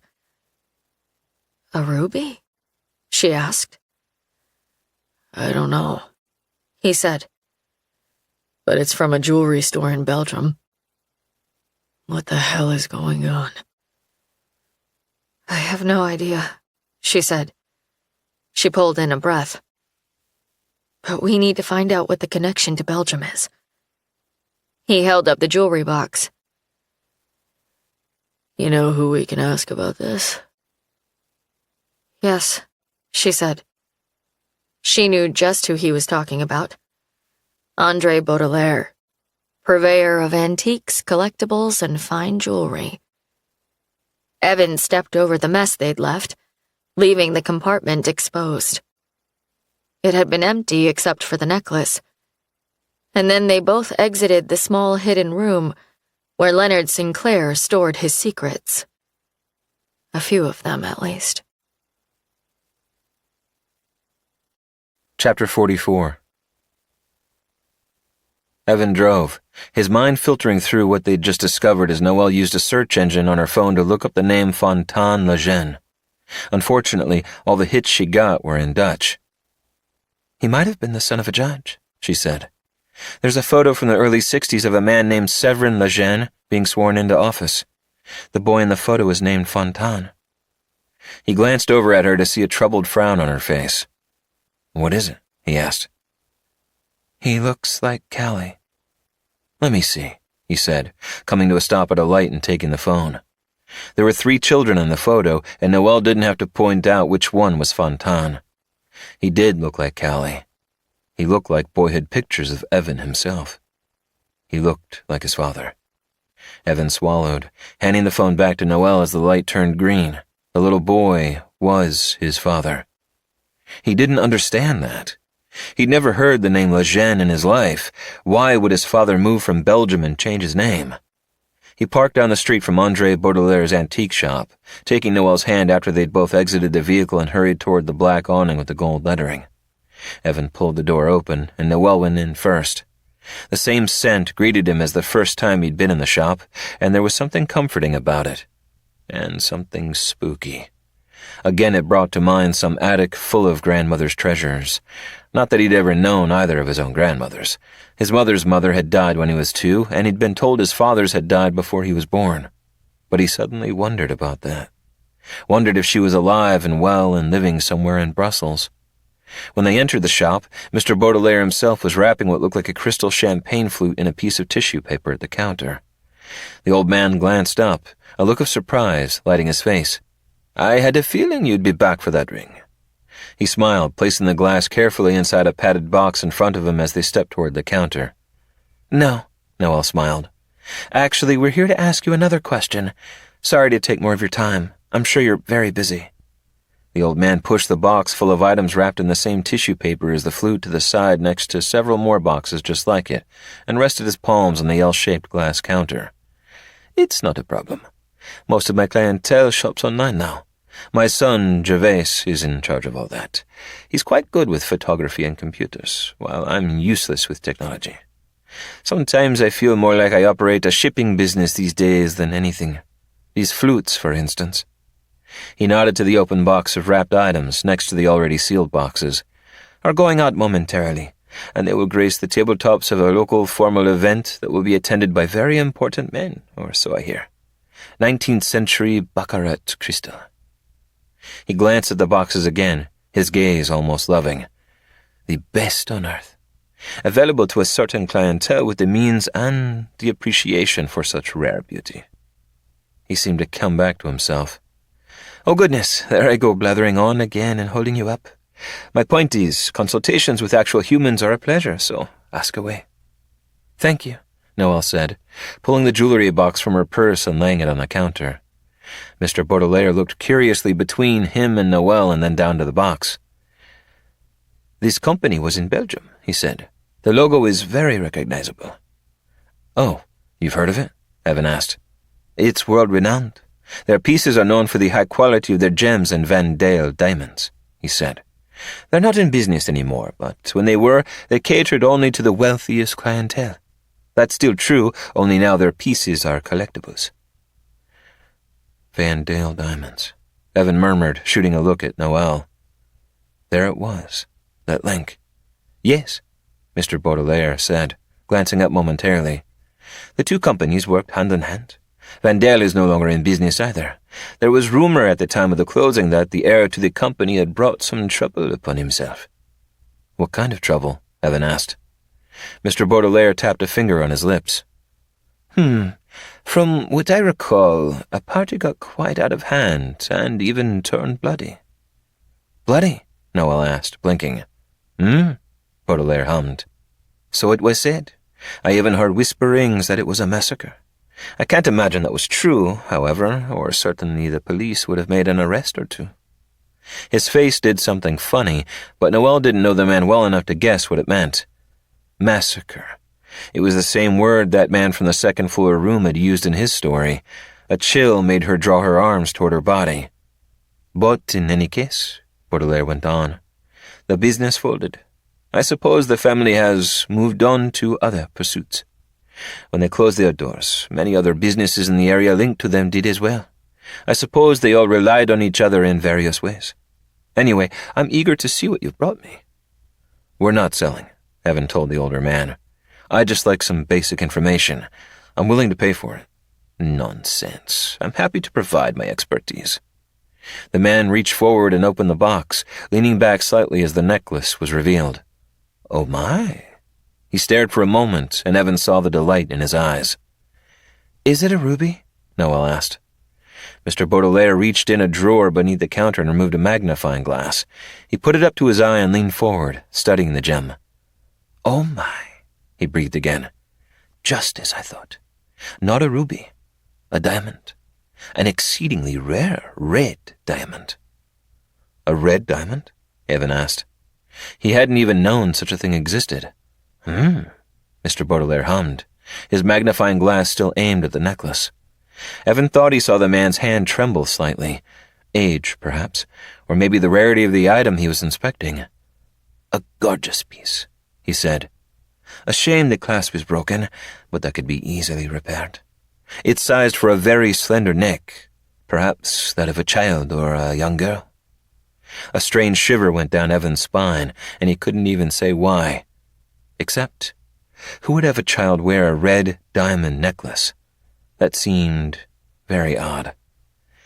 "I'd estimate it would take in several $1 million at auction," the jeweler said. "Jesus," Evan murmured. His father owned many items worth a lot of money: property, cars, a private jet. He regularly gave his wives expensive pieces of jewelry that they then took with them once the inevitable divorce came to pass, farewell gifts that stood in for anything else, as airtight prenuptials had been signed. But Evan had a gut feeling this wasn't just some expensive item his father had purchased for no reason and held on to. No, this was meaningful. This was from the same place his father was apparently from, a past he'd lied about. "The interesting thing," Mr. Baudelaire said, closing the box, "is that this isn't the only red diamond in Reno. And from what I recall, the other one has the exact same filigree surrounding the stone. Or very similar." He pushed the box toward Noel with one finger, his mouth turning down as though he were saying a sad goodbye. "What do you mean?" Evan asked. "Where's the other one?" The bell over the door rang, and Evan looked over his shoulder to see a delivery man. 5 minutes and I'll have these ready," Baudelaire said, nodding to the boxes next to him. The man tipped his chin and linked his hands in front of himself as he waited. Evan turned back to Baudelaire, eager to hear what he'd been about to say. "A few years ago, I was at a Christmas party, one of those social events put on by some organization asking for money for their charity. A hospital, maybe." Mr. Baudelaire turned and bent toward a drawer under the counter. He pulled out a magazine and started paging through it. Evan shot Noelle a look. She stared back, her eyes widening as they waited to see where the hell this was going. "A man stood next to me as we waited for our drink order. When he put his hand on the bar, I noticed his ring. I remarked on it, and he told me it was a ruby. Curious because I could clearly see it was not. It is my business, after all. But he turned away quickly. He seemed eager to depart. That moment many years ago ate at me. I wondered if I should have found him and corrected him. I'd hate to think someone was unknowingly undervaluing something they possessed and perhaps treating it accordingly. But the interaction was odd. A few months ago, I came upon an article, and I recognized the man I'd spoken to. Ah, yes." He put the magazine down on the counter in front of them and pointed to a picture attached to an article. Both Evan and Noelle leaned forward, looking at the photo announcing the retirement of a beloved professor at the University of Nevada. Evan knew him immediately. "That's the name of my father's therapist," Noelle said, confusion in her tone as she brought her index finger to the headline. Evan's head whipped in her direction. "Professor Vitucci? He's my therapist," he said. "What?" she asked, her brows knitting. "I don't understand." Neither did he. What the hell was going on? Chapter 45. Noelle took in the set of Evan's jaw and the way he gripped the steering wheel. If he'd been tense and confused before, he was even more so now. So was she. He took his hand off the wheel as he drove, stretching it for a moment, and then returning it to where it had been. "Professor Vitucci came highly recommended by the officers involved in our case," he told her. "They'd worked with the man, they knew him." She thought back to the time right after they'd escaped. The questioning, the interviews, the bright lights, and the somber looks. Yes, Noelle thought she remembered the police offering to give her a recommendation for a therapist, too. She'd immediately turned them down, too overwhelmed to consider talking to another stranger at that point. Is it possible he was recommended to your father as well? Evan asked. He also worked with the police when your mother died. This might be a simple coincidence based on our connection to the Reno PD. Maybe, she murmured. Evan had told her a little more about his experience with Armand Vitucci after they'd left Baudelaire's shop and begun the drive to the professor's home office, the one Evan had often gone to for sessions. She still had no idea what to expect. Her father had clearly liked the man enough to go to him off and on for several years. But other than that, he hadn't dispensed any other information, and she hadn't asked because it had seemed like a personal relationship that wasn't necessarily her business. Evan seemed perplexed in general, and specifically about why the professor would have a rare red diamond with the same filigree matching the one they'd found in his father's safe. But he also seemed intent on defending the man. She could tell by the way he spoke of him that Evan highly respected him. They'd also discussed briefly what Mr. Baudelaire had said about the Van Dale Diamond Company and rumors of a massacre. More links between the man who had originally told her the story about the king and his court, Brussels, and some supposed massacre that may or may not have really happened were forming. She sensed the answers that would make it all clear were close, but just out of reach. 45 minutes after they'd left the antique shop, they exited Evan's car and began walking toward a lovely ranch-style home with stone exterior. Noelle glanced over her shoulder as they approached. She was jumpy and out of sorts, and she knew by the grip of Evan's hand that he was too. They paused at the front door that was open a few inches. Alarm rose inside Noelle. It felt like an invitation, but also some odd threat she couldn't explain. "Is that normal?" Noelle whispered, gesturing to the cracked door. Evan shook his head, pushing it open with 2 fingers. "Professor Vitucci?" he called. No answer. He gripped her hand harder as they stepped inside the open foyer, and Evan called his name again. "Back here," came a distant male voice. Evan nodded to her, and they moved toward the back of the house where the voice had come from. They passed an open powder room and a short hall that led to what Noelle assumed were bedrooms. A scent met her nose, drifting from the direction of the room where they'd almost arrived. A cologne. Distinct. Layered. Her heart lurched. "Evan." She pulled on his arm as they stepped through the open doorway. A large desk in front of them, where a man sat in a leather chair turned toward the wall of bookshelves. From her peripheral vision, she could see Evan look at her questioningly, but she could not take her eyes from the man in the chair, turning slowly toward them. An eternity and an instant passed before he faced them fully. "Hello, little rabbit," he said, a smile tilting his lips. Noelle let out a tiny gasp.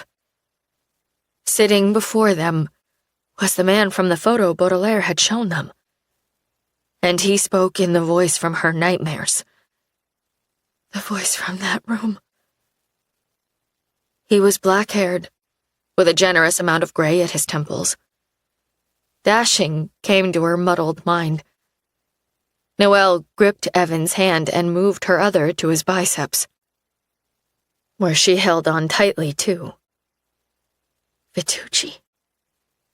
Her father's and Evan's therapist was the man who'd rented her. The one who'd given them the tools to escape their cages. Vitucci turned his attention to Evan. "Evan, hello. Very nice to see you." "What the hell is going on?" Evan asked. Though she couldn't take her eyes from the older man, she felt Evan move slightly and assumed he was going for his gun. Vitucci smiled again, his gaze moving to the place where Evan was surely removing the firearm. Don't be rash, Evan. I'm not planning on harming either of you. I'm quite fond of you, actually. You expected us. How? Baudelaire. He nodded toward the couch near the wall. Please have a seat. This is going to take a few minutes, and you'll have a much better shot from there, should you need to fire at me. They both hesitated together. But then Evan pulled her slightly, and she followed him to the couch, and both sat down. She was grateful. Her legs were shaking, and she felt better with a wall to her back rather than an open doorway. Baudelaire told a little white lie, Vitucci said, after turning his chair so he faced them, lacing his hands on the desk as though to put them at greater ease. It worked. He doesn't enjoy lying, but he's loyal. He raised me after I barely survived the massacre that happened in the house of horrors I grew up in, otherwise known as the Vandale Manor. My mother was the woman I told you about, Little Rabbit, whose throat was slit on the ballroom floor. She was hired help there, without family. No real skills to speak of. A throwaway. A nobody. Vandale and his friends debased her at their parties. They captured her as she tried to run. They broke her eventually, so that she begged them for the drugs they provided. She anticipated her cage for the reward of escape. An appalling paradox, no? His lips tilted, but the upper half of his face remained stoic. I worked there too, he went on. In the kitchen, in the garden, wherever I was needed. I stole their jewels and their books. I learned to read, and I learned to plot. Their jewels. House of horrors I grew up in. So it had been his story. And the massacre wasn't merely rumor, the way Baudelaire had framed it. She remembered how the man sitting in front of her had whispered, murmuring soft and low against her ear, moving subtly through different accents she hadn't been able to quite identify. He was using a very slight one now, practically imperceptible. But she thought she recognized the cadence as purely Italian. That would make sense, with a name like Vitucci. Then again, nothing about this man seemed to make sense. Who are you, really? Her mind pulled forth the other things he'd said in that room so many years ago. They had only each other. They, the twins, a boy and a girl. His sister? Her gaze moved to his pinky finger, where a flash of red glinted in the light. A red diamond. One of two. Just like the children themselves, who wore matching gems to signify their ownership by gluttons. You. You were one of the twins in the story you told me in that room, Noelle said. She felt Evan go more rigid beside her. Correct, Little Rabbit. But it was not a story. It was my life. She was my life. Her name was Celeste.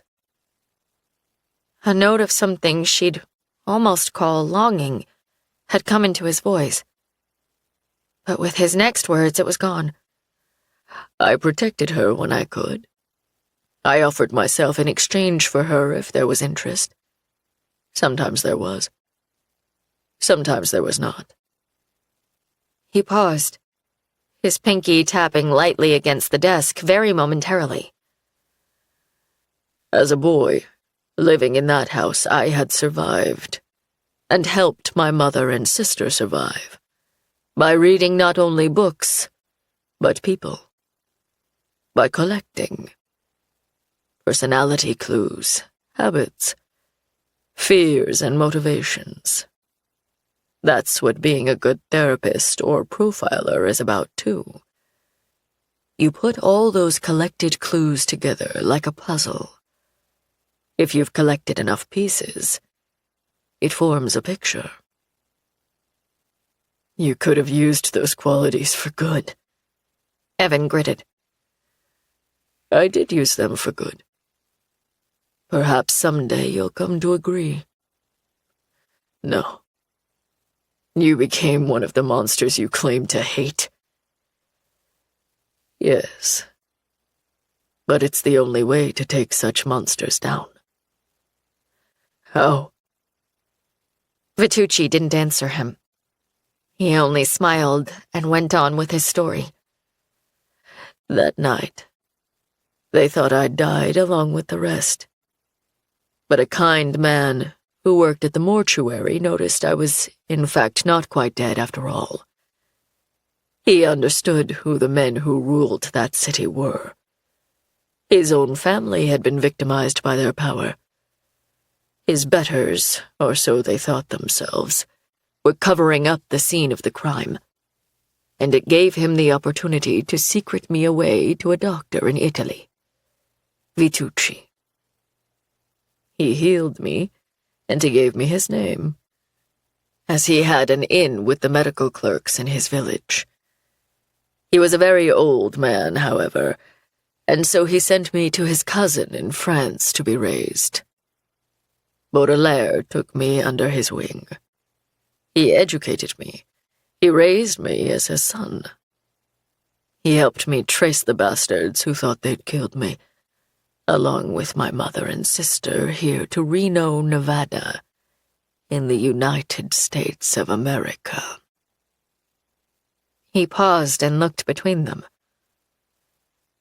They'd hidden themselves behind false names and new companies. It took years before I recognized one of them on the news, a man named Fontaine, who was being sued for wrongful death. He'd changed his name to Leonard Sinclair. But I'd known him as the son of a judge who had guaranteed court cases were always ruled in his friend's favor. That judge was one of the originals. Although who knows if that's the correct term. It's hard to say where anything begins. All I know is that their games have evolved over the decades, in both numbers and depravity. What may have begun as a little non-consensual fun with the hired help has grown into a multi-billion-dollar, highly technical organization focused on perverse blood sport. It's stunning what can happen when certain appetites are insatiable, and money is no object. Noelle sucked in a breath. She was overwhelmed, a low hum of static competing with her thoughts, but even so, she registered his comment and knew there was another ingredient that made that type of victimization possible. She'd called it evil because she had no other word. All she knew was that not everyone with unlimited amounts of money and opportunity committed atrocities. She leaned into Evan, taking comfort from his closeness. Vitucci sighed. In any case, when I saw Fontaine, I knew Vandel and his cohorts were here after all. They must be. Where there was one, there were more. Rich men and their sons so bored by their lives of wealth and privilege that they only found thrill and meaning in collecting humans and degrading them. Still so rich, so insulated. But I knew evil did not simply fall away from men like them. The craving only grew stronger. Evil, yes. So he agreed. But wasn't he evil too? She was so confused. Heartbroken, empty. But they had to know the rest. The truth was going to help them heal. No more questions. No more lies. What happened that night? Noelle asked. Why did they leave their country? That slight pinky flutter again. The night of their annual ball. The one that turned so bloody. Their privilege happened. Their egos happened. Their gluttony spilled over. Those men made all the rules they always had. One big club of influence and power. They kidnapped women they didn't think anyone would miss. They held them against their wills. Occasionally, they killed them in one way or another. Sometimes for sport, sometimes by accident. A few times simply because they became inconvenient. I watched as their lust for power grew. The viciousness that had once been enough no longer satisfied. They became greedier, more twisted. However, everything changed that night. They went too far. They not only murdered one nobody as a result of their entertainment, or even two. They hacked up 14 people with table cutlery and carving knives. It was quite the scene. I still see it sometimes when I close my eyes. But what once was a nightmare is now my motivation. Anyway, even with their vast network of contacts, if a cover-up was going to have any chance of succeeding, they had to close their companies, take their assets and disappear. And the irony of it all was that I'd chosen that night for our escape. So many drugs. So much revelry. It seemed like the perfect opportunity. It almost was. Evan made a sound of disgust in his throat that also held the hint of a sob. If you were so smart, why didn't your escape plan work? Why didn't you save your mother and your sister? Because neither were brave enough to follow through. They weren't like you. They'd lived a life of victimhood. They didn't know how to be anything different, even when presented the chance. I tried to force them, but in the end, I watched them both die. And I almost did as well. Maybe that would have been better. I think not, Vitucci said. In any case, those men made sure all the bodies disappeared. My mother's and sister's bodies were burned, I imagine. Why would it matter? Who would miss them? Perhaps it's why I derive such intense pleasure from watching others make their escape. Finding the courage to follow through where my beloveds did not. I help those who can be helped. I'm quite good at it. However, I can only assist the ones who are committed to some decency, even amid terror. The others, well, perhaps they don't deserve to be saved anyway.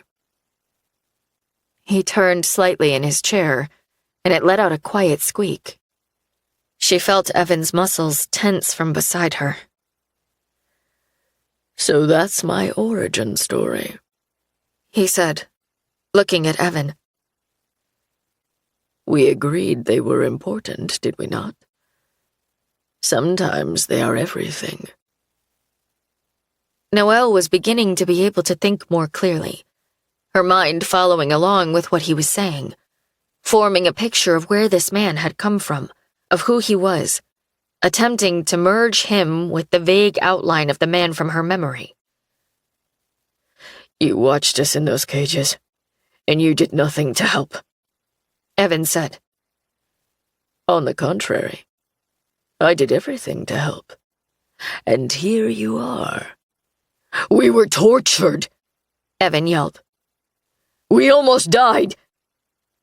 His sudden shout had startled Noelle, but it had also bolstered her anger and therefore her bravery. She sat taller. Vitucci's eyes flickered to her, and she saw the minute tug of one side of his lips before his gaze returned to Evan. You profiled us, and Tallulah, and the man Evan visited in prison, and perhaps others too. You knew just what made us tick. You guessed our limitations and our strengths. And you were right. I understand your anger and your hurt, Vitucci said. I won't attempt to disavow you of either. I had a greater goal than you, and maybe at some point you'll see the bigger picture. For now, what I can say is that I did not know where you were. No one but a select few did. There are levels upon levels upon levels. I had only one way to rescue you and the others. Help you rescue yourselves. You could have notified the police, you sick fuck, Evan said. You had proof. Vitucci let out a short breath. The police, the FBI, some of them are players. Did they help you, Evan? Did they solve the crime? No, of course not, because they were not meant to. Your own father greased the wheels that drove the investigation straight into a ditch. You have no idea how deep this goes, all the money and all the blackmail.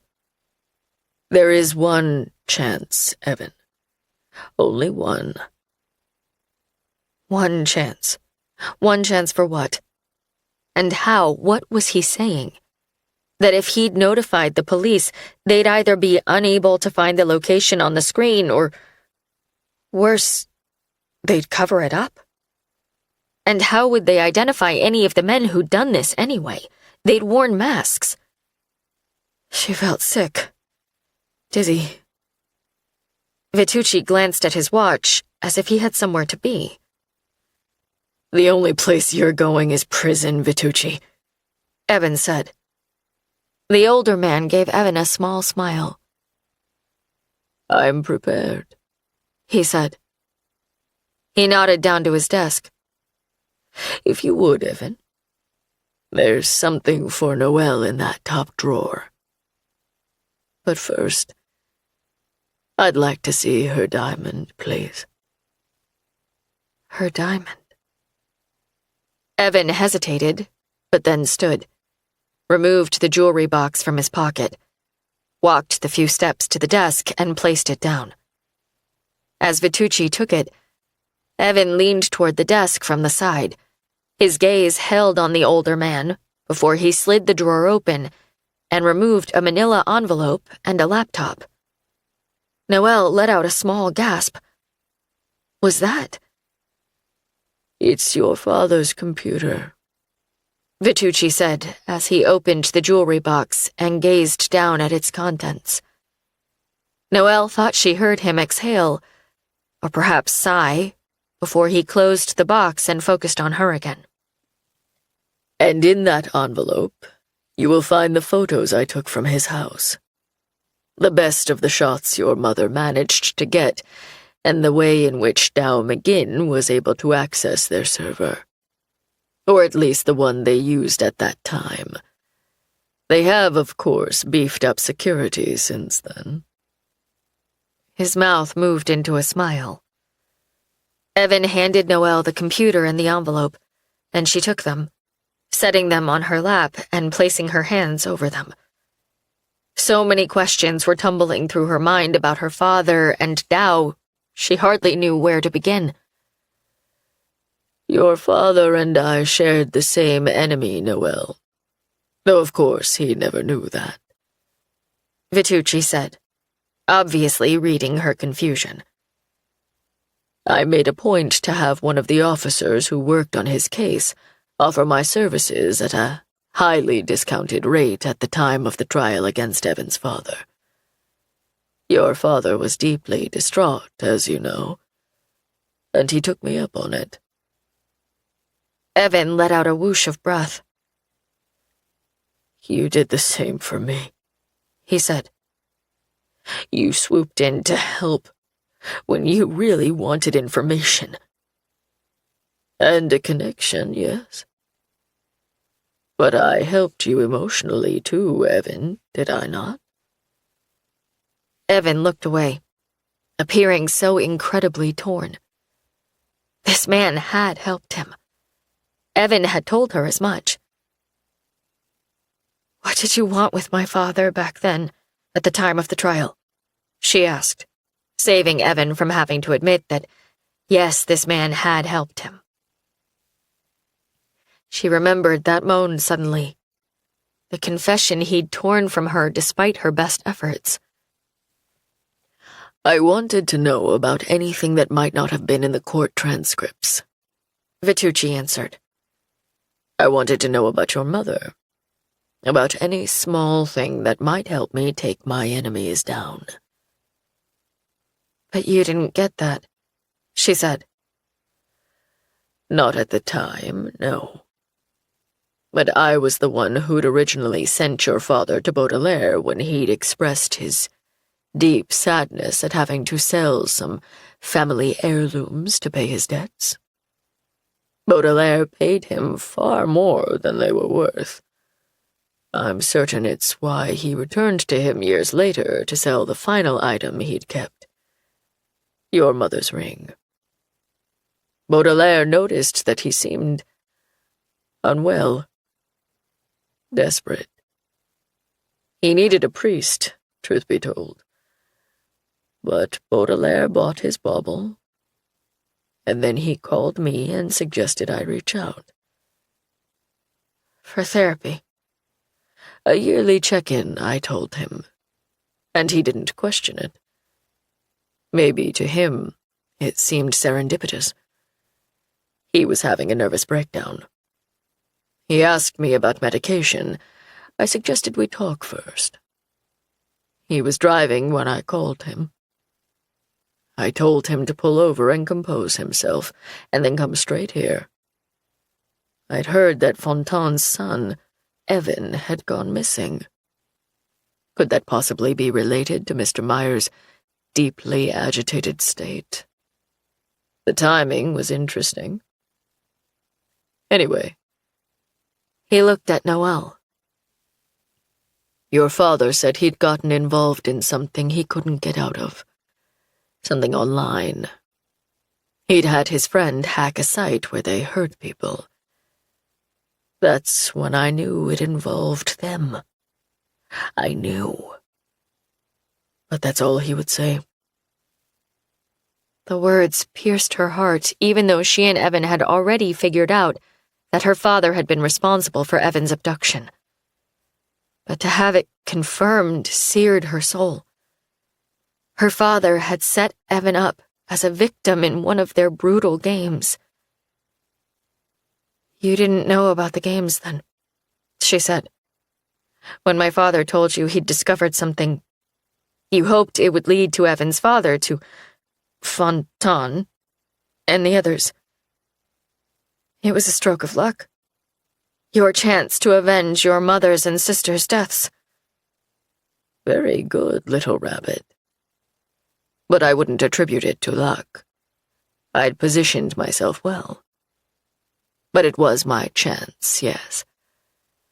I'd waited a long, long time. They'd moved their lust for blood sport here, and I had finally been presented with an in. Evan released a breath. Did you kill Daum again? Of course. You had been abducted, He said to Evan. Mr. Meyer saw you in the cage and immediately regretted what he had done. His hatred had gotten the best of him. He sold that ring hoping he could buy your freedom. But of course, that's not the way the game is played. And even if it was, $10,000 is petty cash to those men. Mind you, I only pieced all those details together later. I see you're not shocked, which means you've deduced some of it too. Noelle nodded, even while tears burned the backs of her eyes.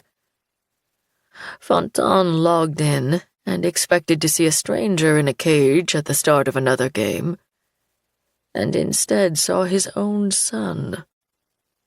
He went to the big bosses, or the mid-level bosses, you might say. The originals are highly insulated and only emerge once a year. They told him the game was already started, bets had been made, money put on the line. They were even angry he had the audacity to assume who ruled the game. Fontaine's father was long dead, and he had been nothing but a mere boy when they'd immigrated to the United States. I imagine the fact that he'd gotten himself embroiled in a high-profile investigation and trial didn't ingratiate him to those men. No, Evan was staying. His captivity was underway, and the first days of darkness, while the players placed their initial bets, had commenced. Some captives screamed and begged during that time, chewed at their hair, banged their heads. All things that helped players determine how much money they'd first put on the line. How could they admit to these men that a mistake had been made? That a nobody had hacked in and put them all at risk? Trust in the system would be gravely compromised. And to play such a game, trust in the system is paramount. The players wondered, of course, at the contestant who was chosen, the son of a player. But that, too, turned out to be a boon, as it was assumed to be payback for some transgression. And so it acted as a warning, and naturally helped tighten internal security. As some reconciliation to your father, however, they did allow him a request: to match Evan with the contestant of his choice. Fontaine chose Noelle. She brought her hand to her mouth, holding back her tears. Oh, God. Oh, God. It was the very definition of evil. Her head swam. Her muscles ached from holding them so tight. And the only reason she wasn't slumping over with the weight of her grief was because Evan was holding her up. His solid body. The love and support she could feel emanating from him. Of all the crushing horrors she'd experienced, the knowledge of what her father had done almost broke her. Instead of reporting what he'd found, he'd had Dow put Evan's name in as the next contestant, change a name and an abduction location. The low-level muscle who'd nabbed Evan would have no clue. They were simply following the orders they'd been given, and as far as they knew, the abduction had gone smoothly. The players would only find out that something had gone awry when they logged in to play. Had it been simple for Dow to hack their site? Was it easy for someone who'd once hacked the electric company? Or had he found it a challenge? Either way, he'd been successful. She closed her eyes, visions swimming before her. Her father seeing Evan on screen, trying desperately to reach Dow, hawking the only thing he had of value to try and bail Evan out of that cage if possible, to have some financial leverage to fix what he'd done. and then dying of a heart attack when he found out that his own daughter was there too. Because of him. Because of what his actions had led to. An eye for an eye. 2 men, so bent on revenge that they sacrificed the other's child. Why did you have to kill Dao? She asked. Her voice sounded monotone. Was she going into shock? Maybe. But the emotional numbness was a blessing. Vitucci sighed. I needed the computer he'd logged in on, and so I paid him a visit. Afterward, I couldn't risk that Dao would give my name to the police, or perhaps go to them to confess what he'd done. I killed him, yes, but the organization would have done much, much worse. You two don't have to imagine the ways in which they might have exacted revenge once they located the man who hacked their elaborate game. A chill went down Noelle's spine. No, she didn't have to imagine. But she also didn't want to think that this man had done Dao a favor by swiftly taking his life. When your father had a heart attack, I went to his home and took his laptop and the photos. And when I understood exactly what the situation was, I paid a visit to the man who would be the sponsor I needed to play. Fontaine. They don't just let any old chump join in, after all. He smiled, and it appeared as serene as his other smiles. A sponsor? Evan asked. My father. But why? He vouched for you because you had evidence against him. No. He vouched for me because I'd done him a favor in the past, and I had an in with the Reno PD and plenty of access. I'd hidden evidence in the case against Noelle's father. I'd let him pay me off. What? Noelle breathed. I thought you were helping my father. Why? Why would you hide evidence for Fontaine? I was helping myself, Noelle.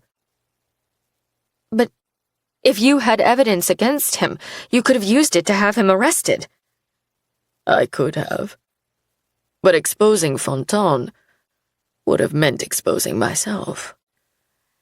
And I had a bigger goal in mind. She thought she might scream. A game. It was all a game, and he was playing a different one, but he was playing one nonetheless.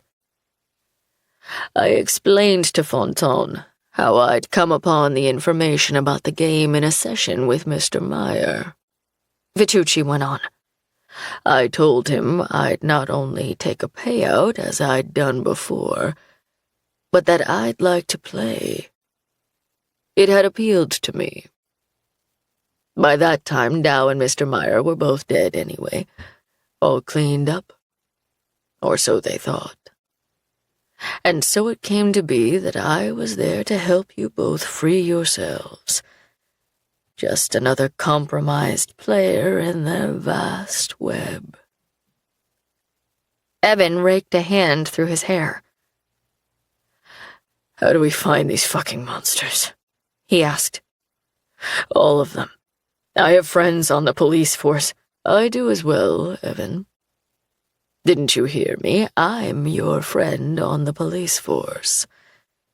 And yet, I've done so many favors over the years to prove my false loyalty. I've made files disappear, hid evidence, all toward an ultimate end, but even so. He shrugged.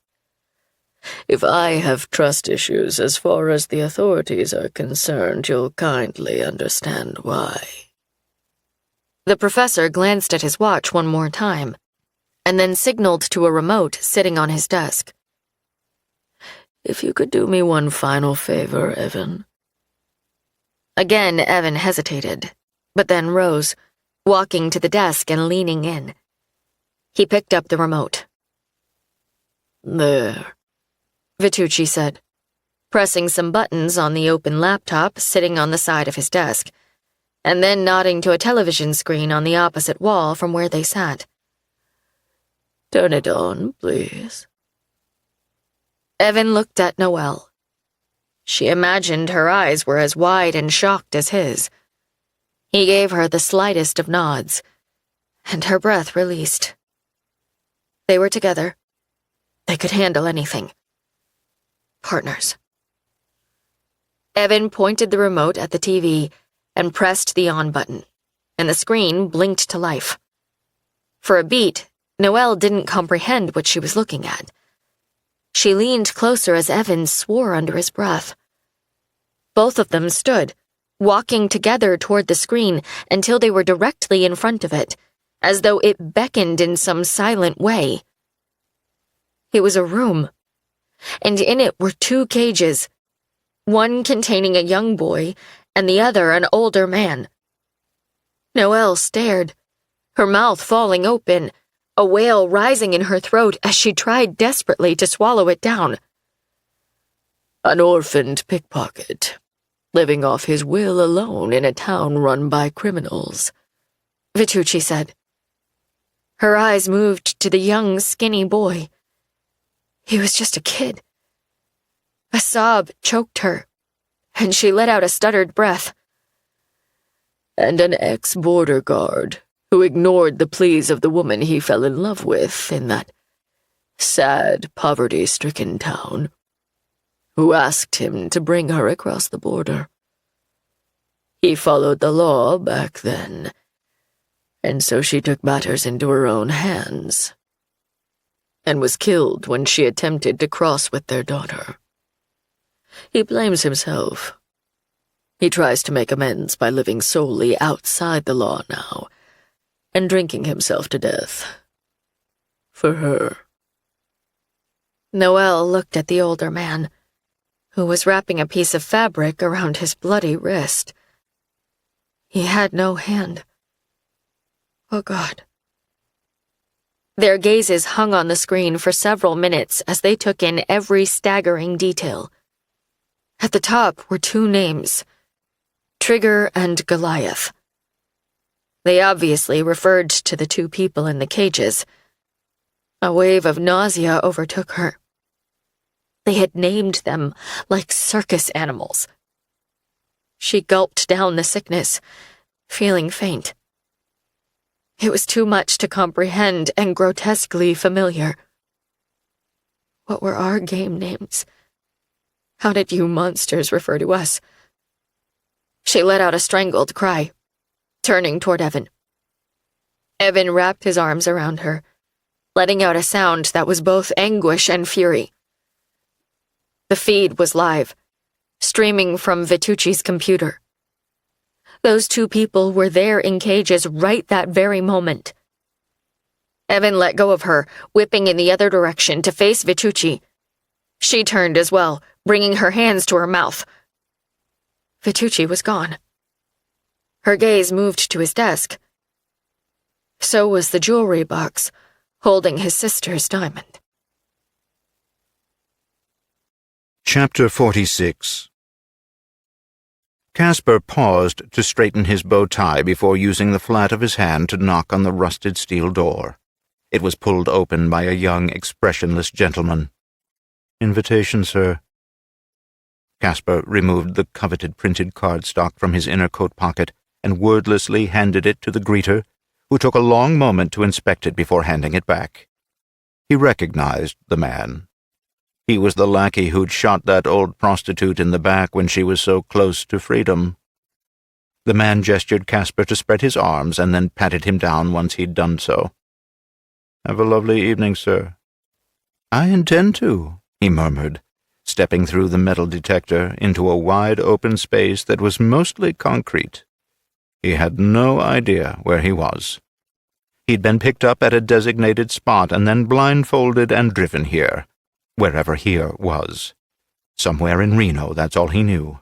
Obviously, the originals hadn't wanted to travel far. He pulled in a slow breath before moving toward the arched doorway from which the sounds of organ music and conversation flowed. He'd waited 8 long years for this night, to be in the same place with all these players. He'd sacrificed. He'd given up opportunities to enact small forms of revenge because he wanted them all, not just one.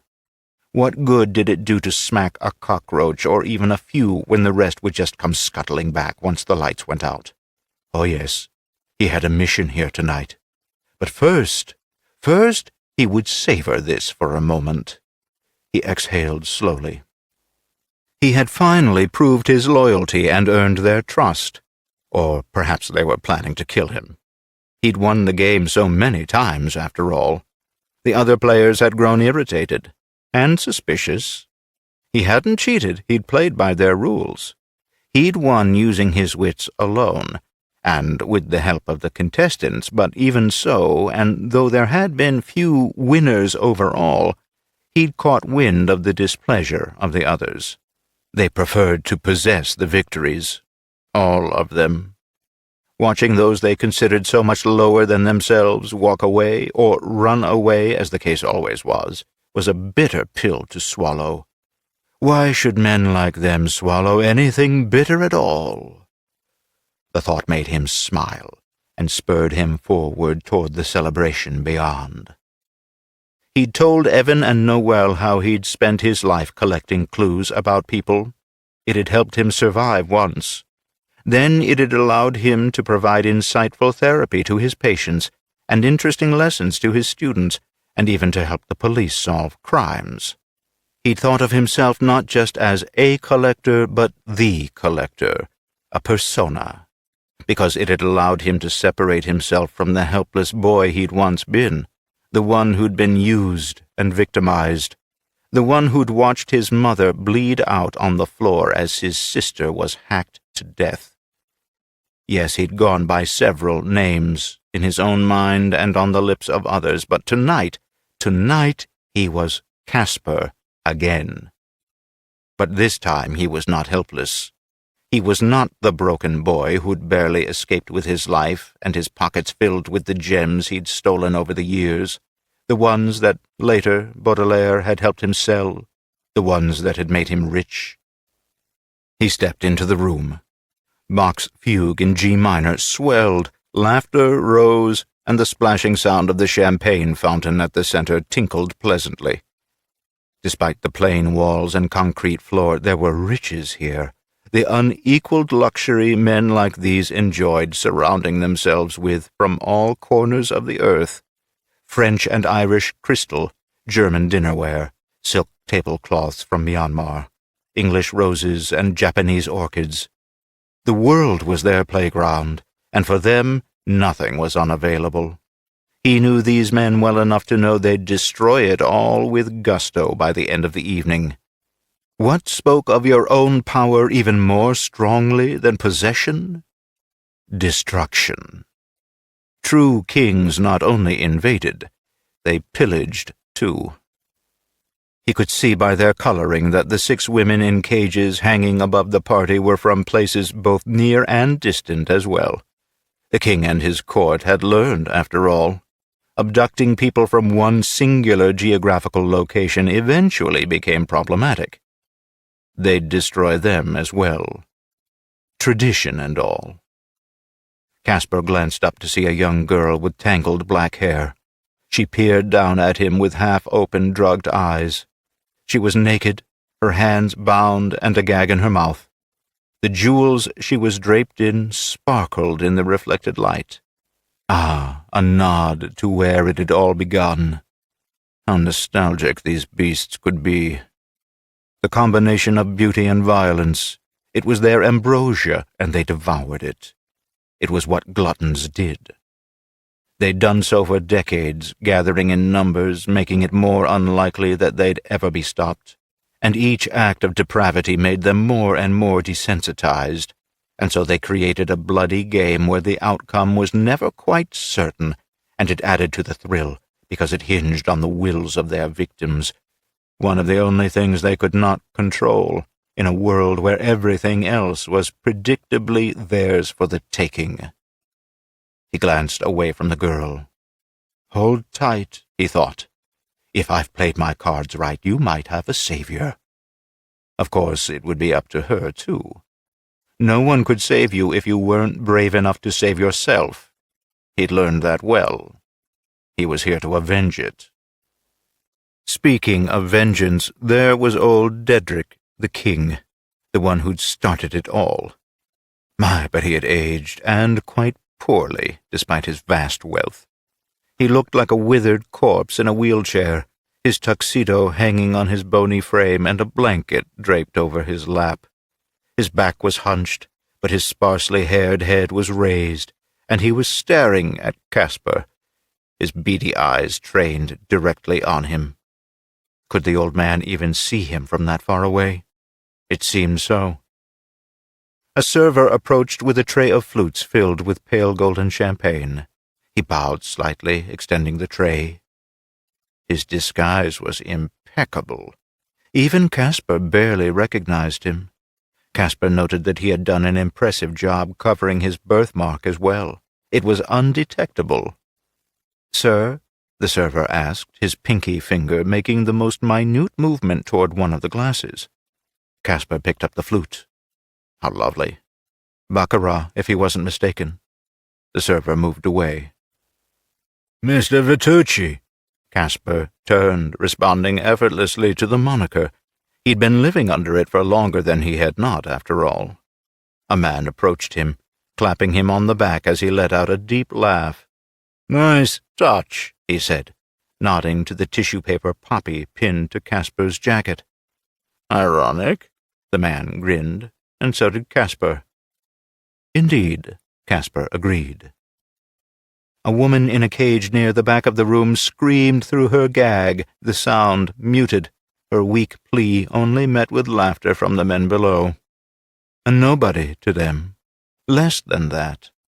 They chose people who could be easily dismissed. No one would miss them should they disappear. No one would listen to them if they told their story. And these men made sure nothing checked out. Few lived, anyway. So who cared if there were a handful of scattered crazies with a similar story too outrageous to believe? Certainly not the police. They'd made sure of that. "I don't think tonight's your night, Vitucci," the man said softly, leaning toward him, his rotund belly preceding him and bumping Caspar's. "One of them has lost a hand." Caspar hummed disinterestedly, taking a long sip of his champagne. He wondered if this was the old man who'd taken Noelle's virginity so many years ago. That man had had this same physique. The man tipped his own flute back, guzzling it in one gulp. "There you go, you disgusting hog. Bottoms up."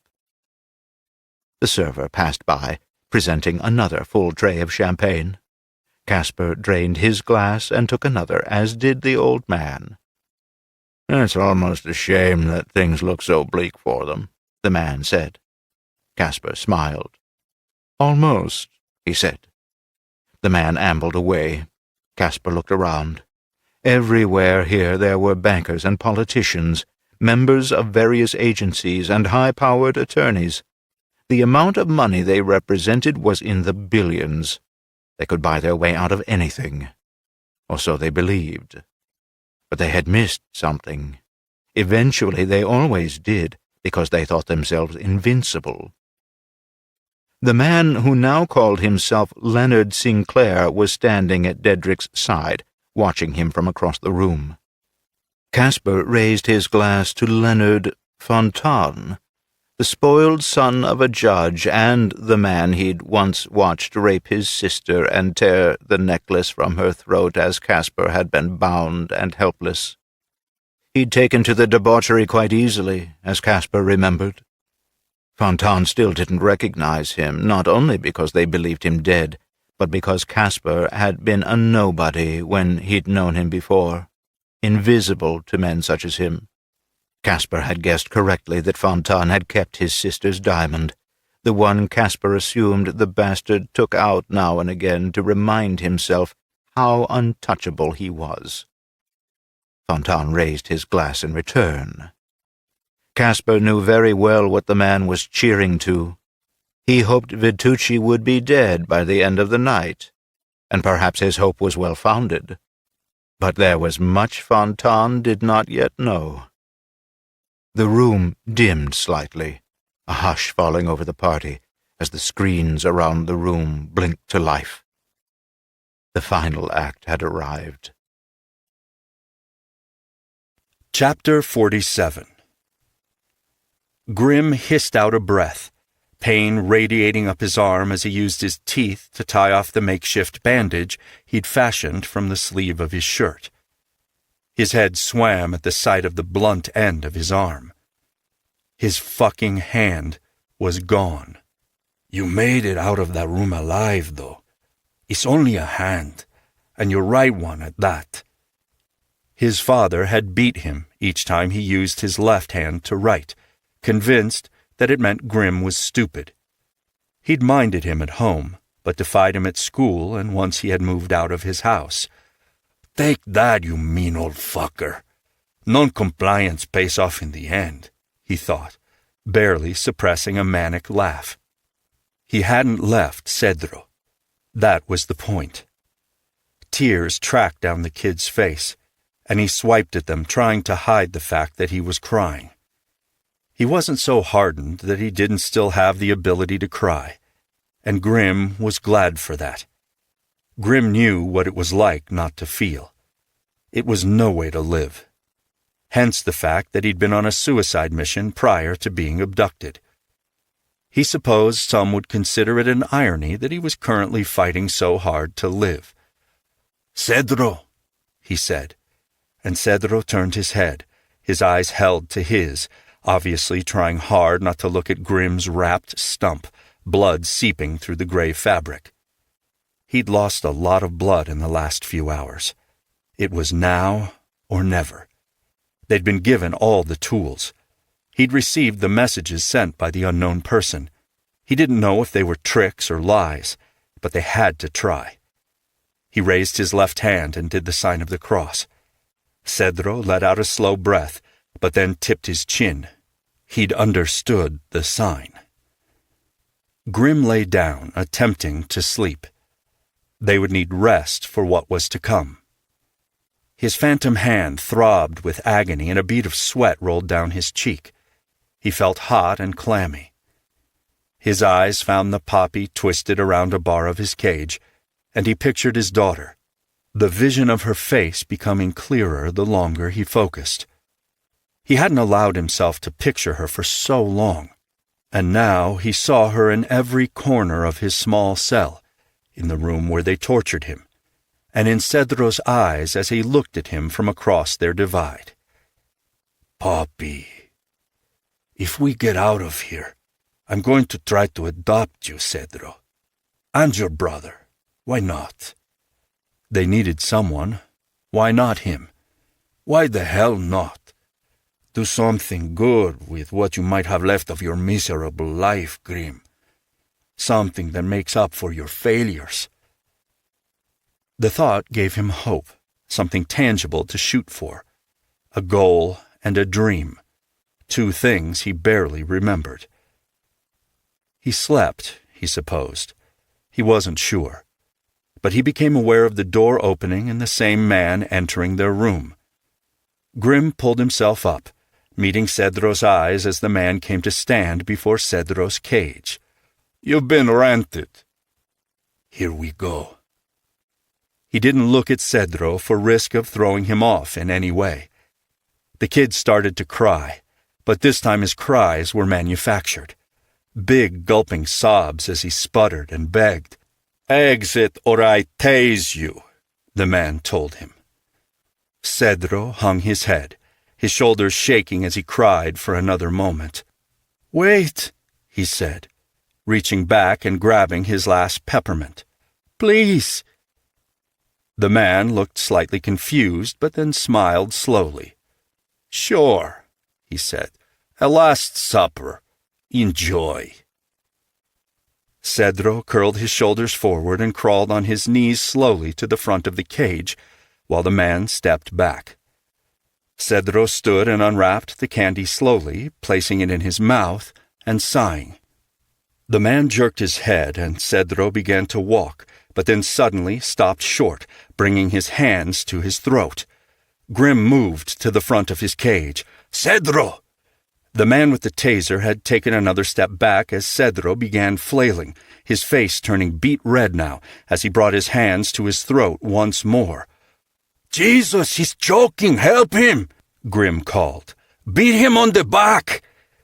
The guard hesitated, but then stepped forward, using his fist to beat Cedro's back over and over. Grim didn't even notice when Cedro picked the key from his pocket. For a moment he doubted if he had. But then Cedro drew in a big, gasping breath, lowering his hands and drawing his shoulders back.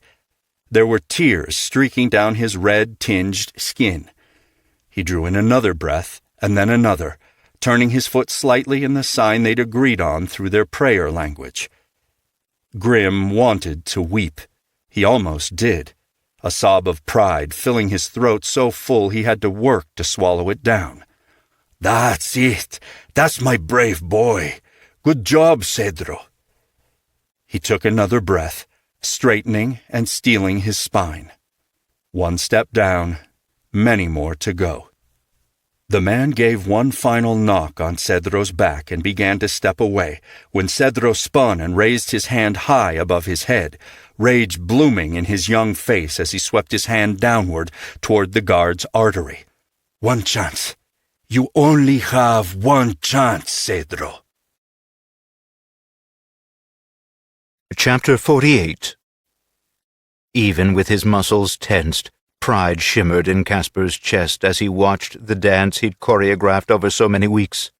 He hadn't anticipated one of his dancers being without a hand, and yet even so, they performed beautifully. The room had stilled, the sounds of old Dedrick's wheezes easily heard in the peaked silence. "Well, I'll be damned," he heard a man utter. "You certainly will be." Grim, the man who'd once fathered a girl named Penelope and called her Poppy, burst from his cage after Cedro unlocked it and the grated door fell forward. The particulars of each game were different, the cages unique, the rooms unexpected. It had kept Casper on his toes. Cedro stepped over the guard lying in a pool of his own blood on the floor. His aim had been pure perfection. The sharpened tin whistle lodged directly and deeply in his artery before Cedro dragged it downward, tearing it open. He'd needed to get close to use it, and he'd figured out just how. The guard had bled out in seconds. Perfect, Casper thought. A few more steps and you'll be free of that room. The murmurs were rising now, the excitement and disbelief moving through the crowd of men as they watched Cedro and Grim jimmy the door that was locked from the outside. Casper stood still, his back pressed to the wall as he watched the partners succeed in turning the lock, run from the room, and then sprint down the hallway. A guard gave chase, shooting at the men as they zigzagged, avoiding the bullets. Grim said something that sounded like pivot, and they both turned together, rushing the surprised guard. They fought the gunman, Grim one-handed, both emaciated, working together as though they'd trained to do so. The chatter in the room was growing louder now, men downing their drinks and reaching for more as the entertainment played out. Some drank in celebration, they'd bet well, and others scowled as they tipped back the alcohol, draining their glass in one long guzzle. The odds had just turned heavily in the favor of those who had bet that the two contestants would escape. Grim and Cedro had overwhelmed the guard and taken his firearm. Cedro stood over him and fired once, the second shot producing nothing. The gun had only contained 5 bullets. There were rules for everything. In any case, Cedro's one shot had been enough. The guard lay dead or dying on the ground. Cedro threw the empty weapon, and they turned again, heading toward the exit. Casper could see on the screen that they'd almost reached the door. How much hope must be rising in their chests. Almost there. Almost free. He had a moment of worry, just one. But then a few lines of static rolled across the screen before the picture blinked off and then immediately blinked back to life. Only now what was on the screen was them. Sounds of shock rolled through the crowd, and a man next to him suddenly cringed, bringing his hands to his throat as he began to choke. Another man in front of Caspar did the same, and in less than 10 seconds, a whole slew of men were gasping and writhing on the floor as they foamed at the mouth. He caught the eye of the server with the covered birthmark, Gervais Baudelaire, his brother for all intents and purposes, and gave him the smallest of smiles. Caspar hadn't had the pleasure of seeing Grim and Cedro burst through the door of the building they'd been kept in, but he took a brief moment to picture it, inhaling a deep breath of the freedom they were experiencing right that moment. Run, run, take this experience and let it make you better, stronger, like Evan and Noelle. He'd sent the matching red diamonds to Baudelaire through a courier. He should be receiving them right about now. He'd know what to do with them without Caspar spelling it out. Spread the wealth as he saw fit to those who had possessed enough innate decency to sacrifice themselves for a stranger. How rare the quality was that inspired such a choice. As rare as the 2 red diamonds that would help them live easier lives. More men were falling now from the poison that had laced the inside of the glasses delivered a mere hour before. They gripped their throats, their faces turning a hideous shade of purple, a terrible death. One not nearly terrible enough. But it would do. The caged women were screaming and shaking their bars. Someone must have flipped the switch that lowered them because they began to descend. Shit! "Caspar!" Gervais yelled just in time for him to turn and duck, narrowly avoiding the steak knife Fontaine swung at him despite the fact he was obviously dying. Green foam ran from his mouth, and his eyes were so bugged out they looked like they might pop. The sound of Caspar's name caused Fontaine's already strained eyes to impossibly widen even more, and threw him off enough that Caspar was able to easily grab the knife from him. He brought his fist back, smashing it into Fontaine's face, the man grunting in pain as blood spurted from his nose. Caspar punched him over and over and over again until he was driven back against a table laden with all manner of delicacies and carving knives that would now go to waste. He leaned in and whispered 2 words in Fontaine's ear. "For Evan." And then he dragged the blade across his throat and watched the life in his eyes extinguish. There was poison on Fontaine's tongue, but the real poison had dripped into his soul.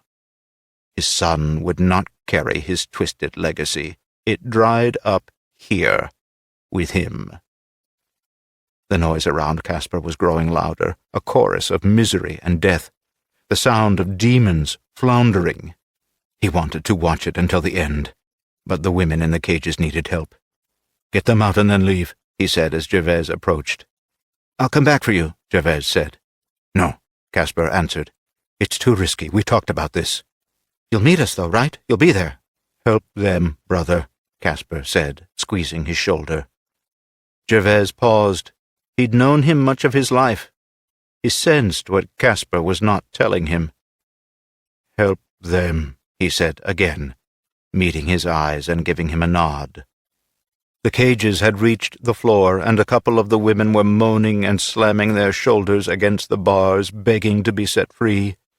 Gervais's gaze lingered on Caspar for only a moment longer, before he turned, heading toward the nearest cage, the final task to free the innocents.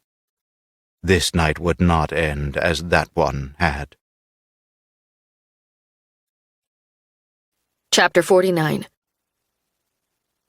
Noelle was barely controlling the sobs that had been racking her body as she watched the 2 men escape their cages, killing the guard who gave chase, just as she and Evan had done. Beside her, Evan watched, still and silent, his arm wrapped around her body, gaze trained on the screen. Evan had called Arya, and Noelle could hear the sirens approaching now. But what could they do from there? Watch in helpless horror along with them? They had no idea where the two men were. They were free, though. Safe. Noelle knew from experience they had won the game. And they also had no idea of the location where naked, caged women were hanging from the rafters and a horde of men in tuxedos had collapsed on the floor, their hands gripping their throats as though they'd been poisoned. Evan continued to hold his phone to the screen, his hands trembling as he filmed what was going on. They didn't know if the live stream of what they were watching would be saved somewhere once it was over, or whether it would be gone forever. So they made sure to capture it. Made sure that they could provide still shots of every man in there, both struggling on the floor or dead. Insurance. These were the men who had caged them, the ones who paid to victimize and torture them, and many others. No cover-up would be possible. What had happened in the dark would be brought to the light. They'd make sure of it. Evan continued to film the screen even when the police arrived, swarming the residence. And then they watched as a man in a server's uniform picked one lock after another with some tool Noelle could not see well enough to identify. He freed the naked women in the cages, untied them and removed their gags, as the men behind them continued to vomit and seize, and then grow still, one after the next. The server kept his face directed away from the camera so she couldn't see him as he let the women out of their cages, and then together they all stumbled toward the exit, the man pulling what looked like red velvet tablecloths off the tables and tossing them to the women. 6 people, 5 wrapped in bright red, Arya was saying into her radio to the police helicopters she'd dispatched. They left a building. They're running, within a 5-mile radius of this address. They had to be, Noelle prayed. Vitucci had only left an hour before. Whatever building he was in wasn't far. Noelle turned her face into Evan's shoulder, crying quietly. So much death. So much sickness. Somehow, inside, even though she didn't know all the particulars, she knew that this was the final battle. And yet even so, despair flowed through her along with the rage. She lifted her head and made herself watch them die. Rome was falling, and she had to bear witness.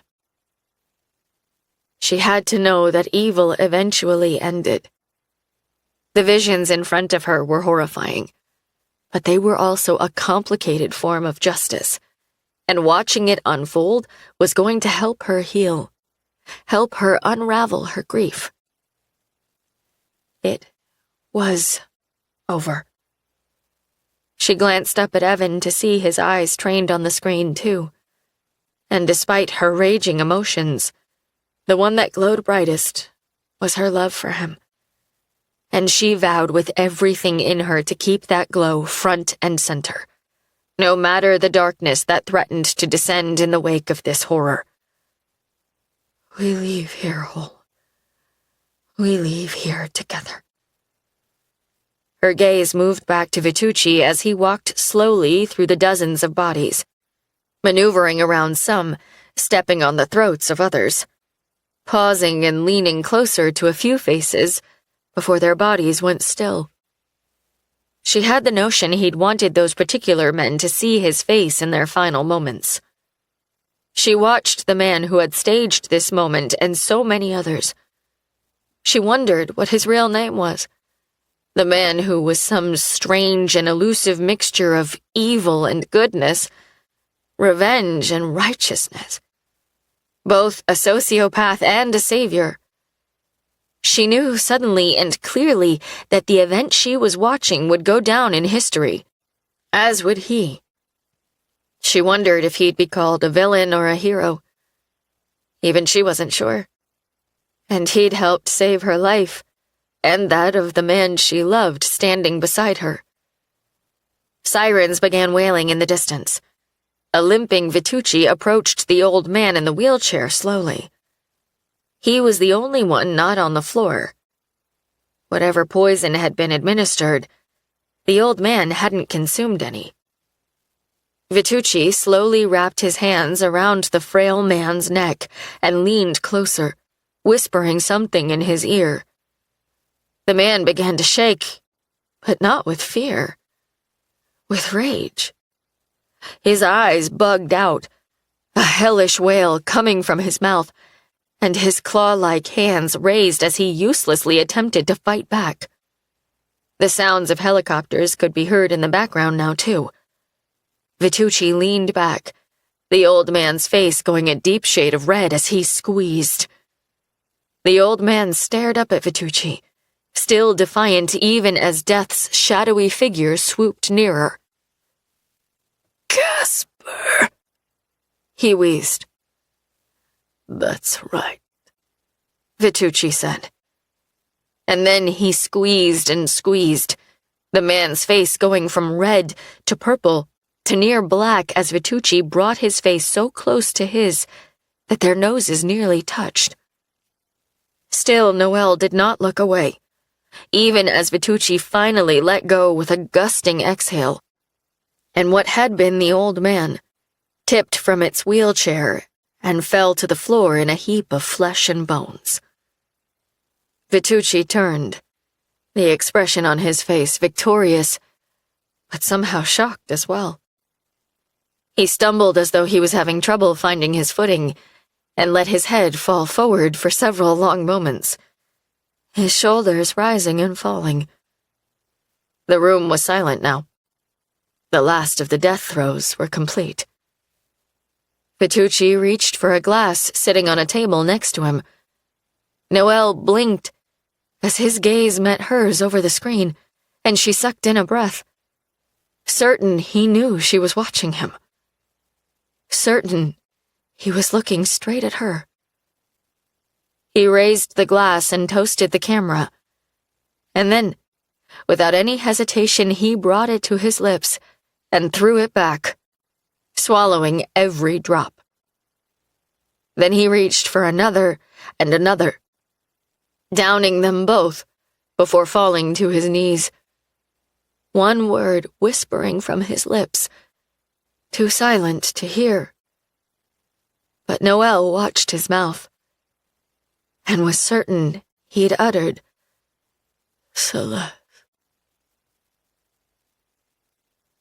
Epilogue. Noelle squinted out over the ocean as the waves crashed on the shore, rushing toward her and then falling away. Overhead, the clouds were clearing, shafts of sunlight streaming through the gloom. The storm that had raged through the night had passed. What was it about the morning after that made the world feel cleansed? It was a smell. It was a feeling. Mommy! Callie called from a few feet up the beach, her hair lifting in the wind. Look! She held up a shell of some kind and then put it in her pocket. Noelle smiled at her daughter's unceasing joy at finding a shell when shells were so plentiful where they lived. Never lose that, baby girl. Never take anything wonderful for granted, no matter how much of it you have. A figure caught her eye, stepping off the walking bridge and onto the sand. Evan. Her heart galloped and then soared, her breath catching with happy surprise. Evan! Callie shouted as he drew closer. Their little girl ran in his direction, her short legs pumping. Evan's laugh was caught by the wind and delivered straight to her. She laughed too, as he swooped Callie into his arms and spun her around. Her heart squeezed tightly. That sight. Oh, thank God for that sight. Evan set Callie down and took her hand, and Noelle waited, watching as they walked together toward her. "Well, this is a surprise," she said, her lips trembling as she tried not to smile, tried desperately not to fly into his arms the same way Callie had. He hadn't told her he was coming. She'd flown home from Reno 3 days before, and he'd stayed to assist the police as they began unraveling the crime that had rocked the entire globe, and to sort some of his father's affairs. They'd both been in shock when they'd said goodbye, knowing she had to get home to their daughter, both desperate for that, even while it was important that Evan stay. There hadn't been time for plans, or even for more than a few uttered words. "I love you. Kiss her for me. We'll talk soon." Evan squinted out to the ocean for a second, a playful smile tilting his lips. "Do you figure there's much of a need for a PI here in town?" Her heart flipped, and she couldn't help the tiny laugh that bubbled up her throat. He was moving here? She blinked tears from her eyes, his softening as he stared so lovingly at her. A few feet from them, Callie had become entranced with yet another shell that she'd spied and run to collect.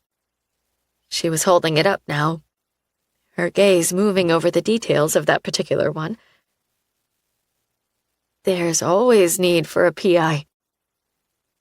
I can solve a few mysteries for you right off the bat, though."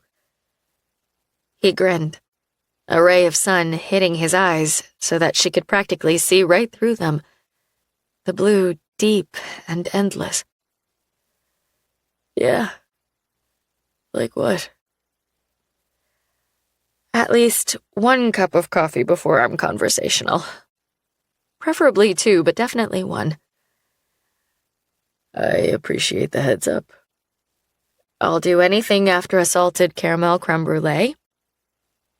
"Anything?" She confirmed with a nod. A brow shot up, and he pretended to search for something in his pockets. "That one's very important. I think I should write it down." She laughed. He was here. He was here. And for a moment she let all the horror they'd experienced fall away, and she was only hope. Only wild, beautiful, healing hope.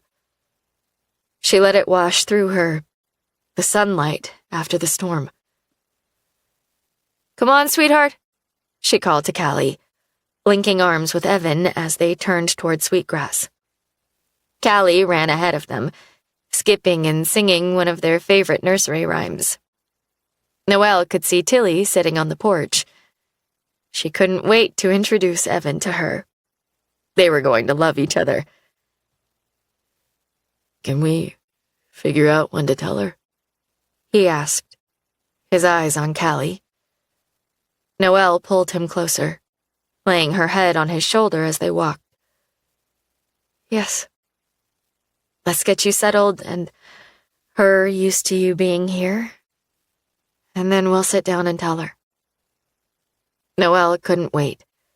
She couldn't wait to be a family, to share the ups and the downs and the boring. God, she couldn't wait to share the beautiful boring. They had a lot to talk about. She'd have to prepare herself for the emotional impact of the updates he surely had. All she knew at this point was the good news that Cedro Leon and Grimaldo Zamora were safe with Cedro's brother in Arizona, and that Grimaldo had already expressed interest in becoming their sponsor, and that the women who had been freed from cages were being cared for, their families contacted. The handful of men who had survived the poison were in custody, except for one lone server, the man who had seemed to be helping Vitucci, or Casper. He hadn't been recognizable to her or to Evan, and Noelle had a feeling he'd remain unidentified. And strangely, the thought didn't distress her.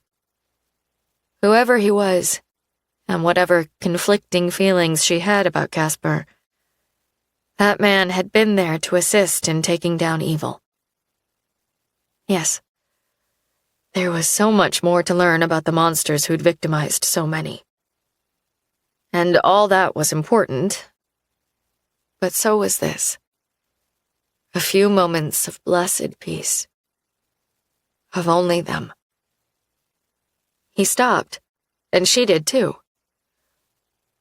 "Oh," he said, reaching in his back pocket. She watched to see Callie run across the bridge, raising her arm toward Miss Tilly, who waved her forward. When Noelle looked back at Evan, she saw that he'd removed a jewelry box. "This isn't what you think," he told her. "Yet. Because I've got better plans for that." She laughed softly. Okay, so he wasn't proposing. She was glad, because she wanted at least a little time to process all they'd been through, so she could focus solely on the future. Again, that wild hope billowed inside. She glanced up to see that Callie had made it to Tilly. "What is it?"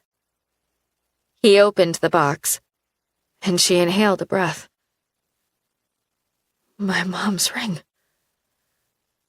"Baudelaire sent it to me," he said. "It came in the mail anonymously, but it had to be him. Who else?"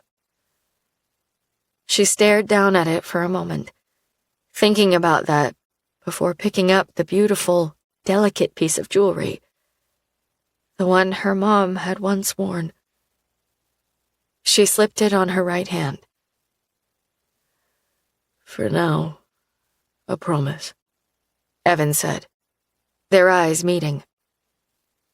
A promise.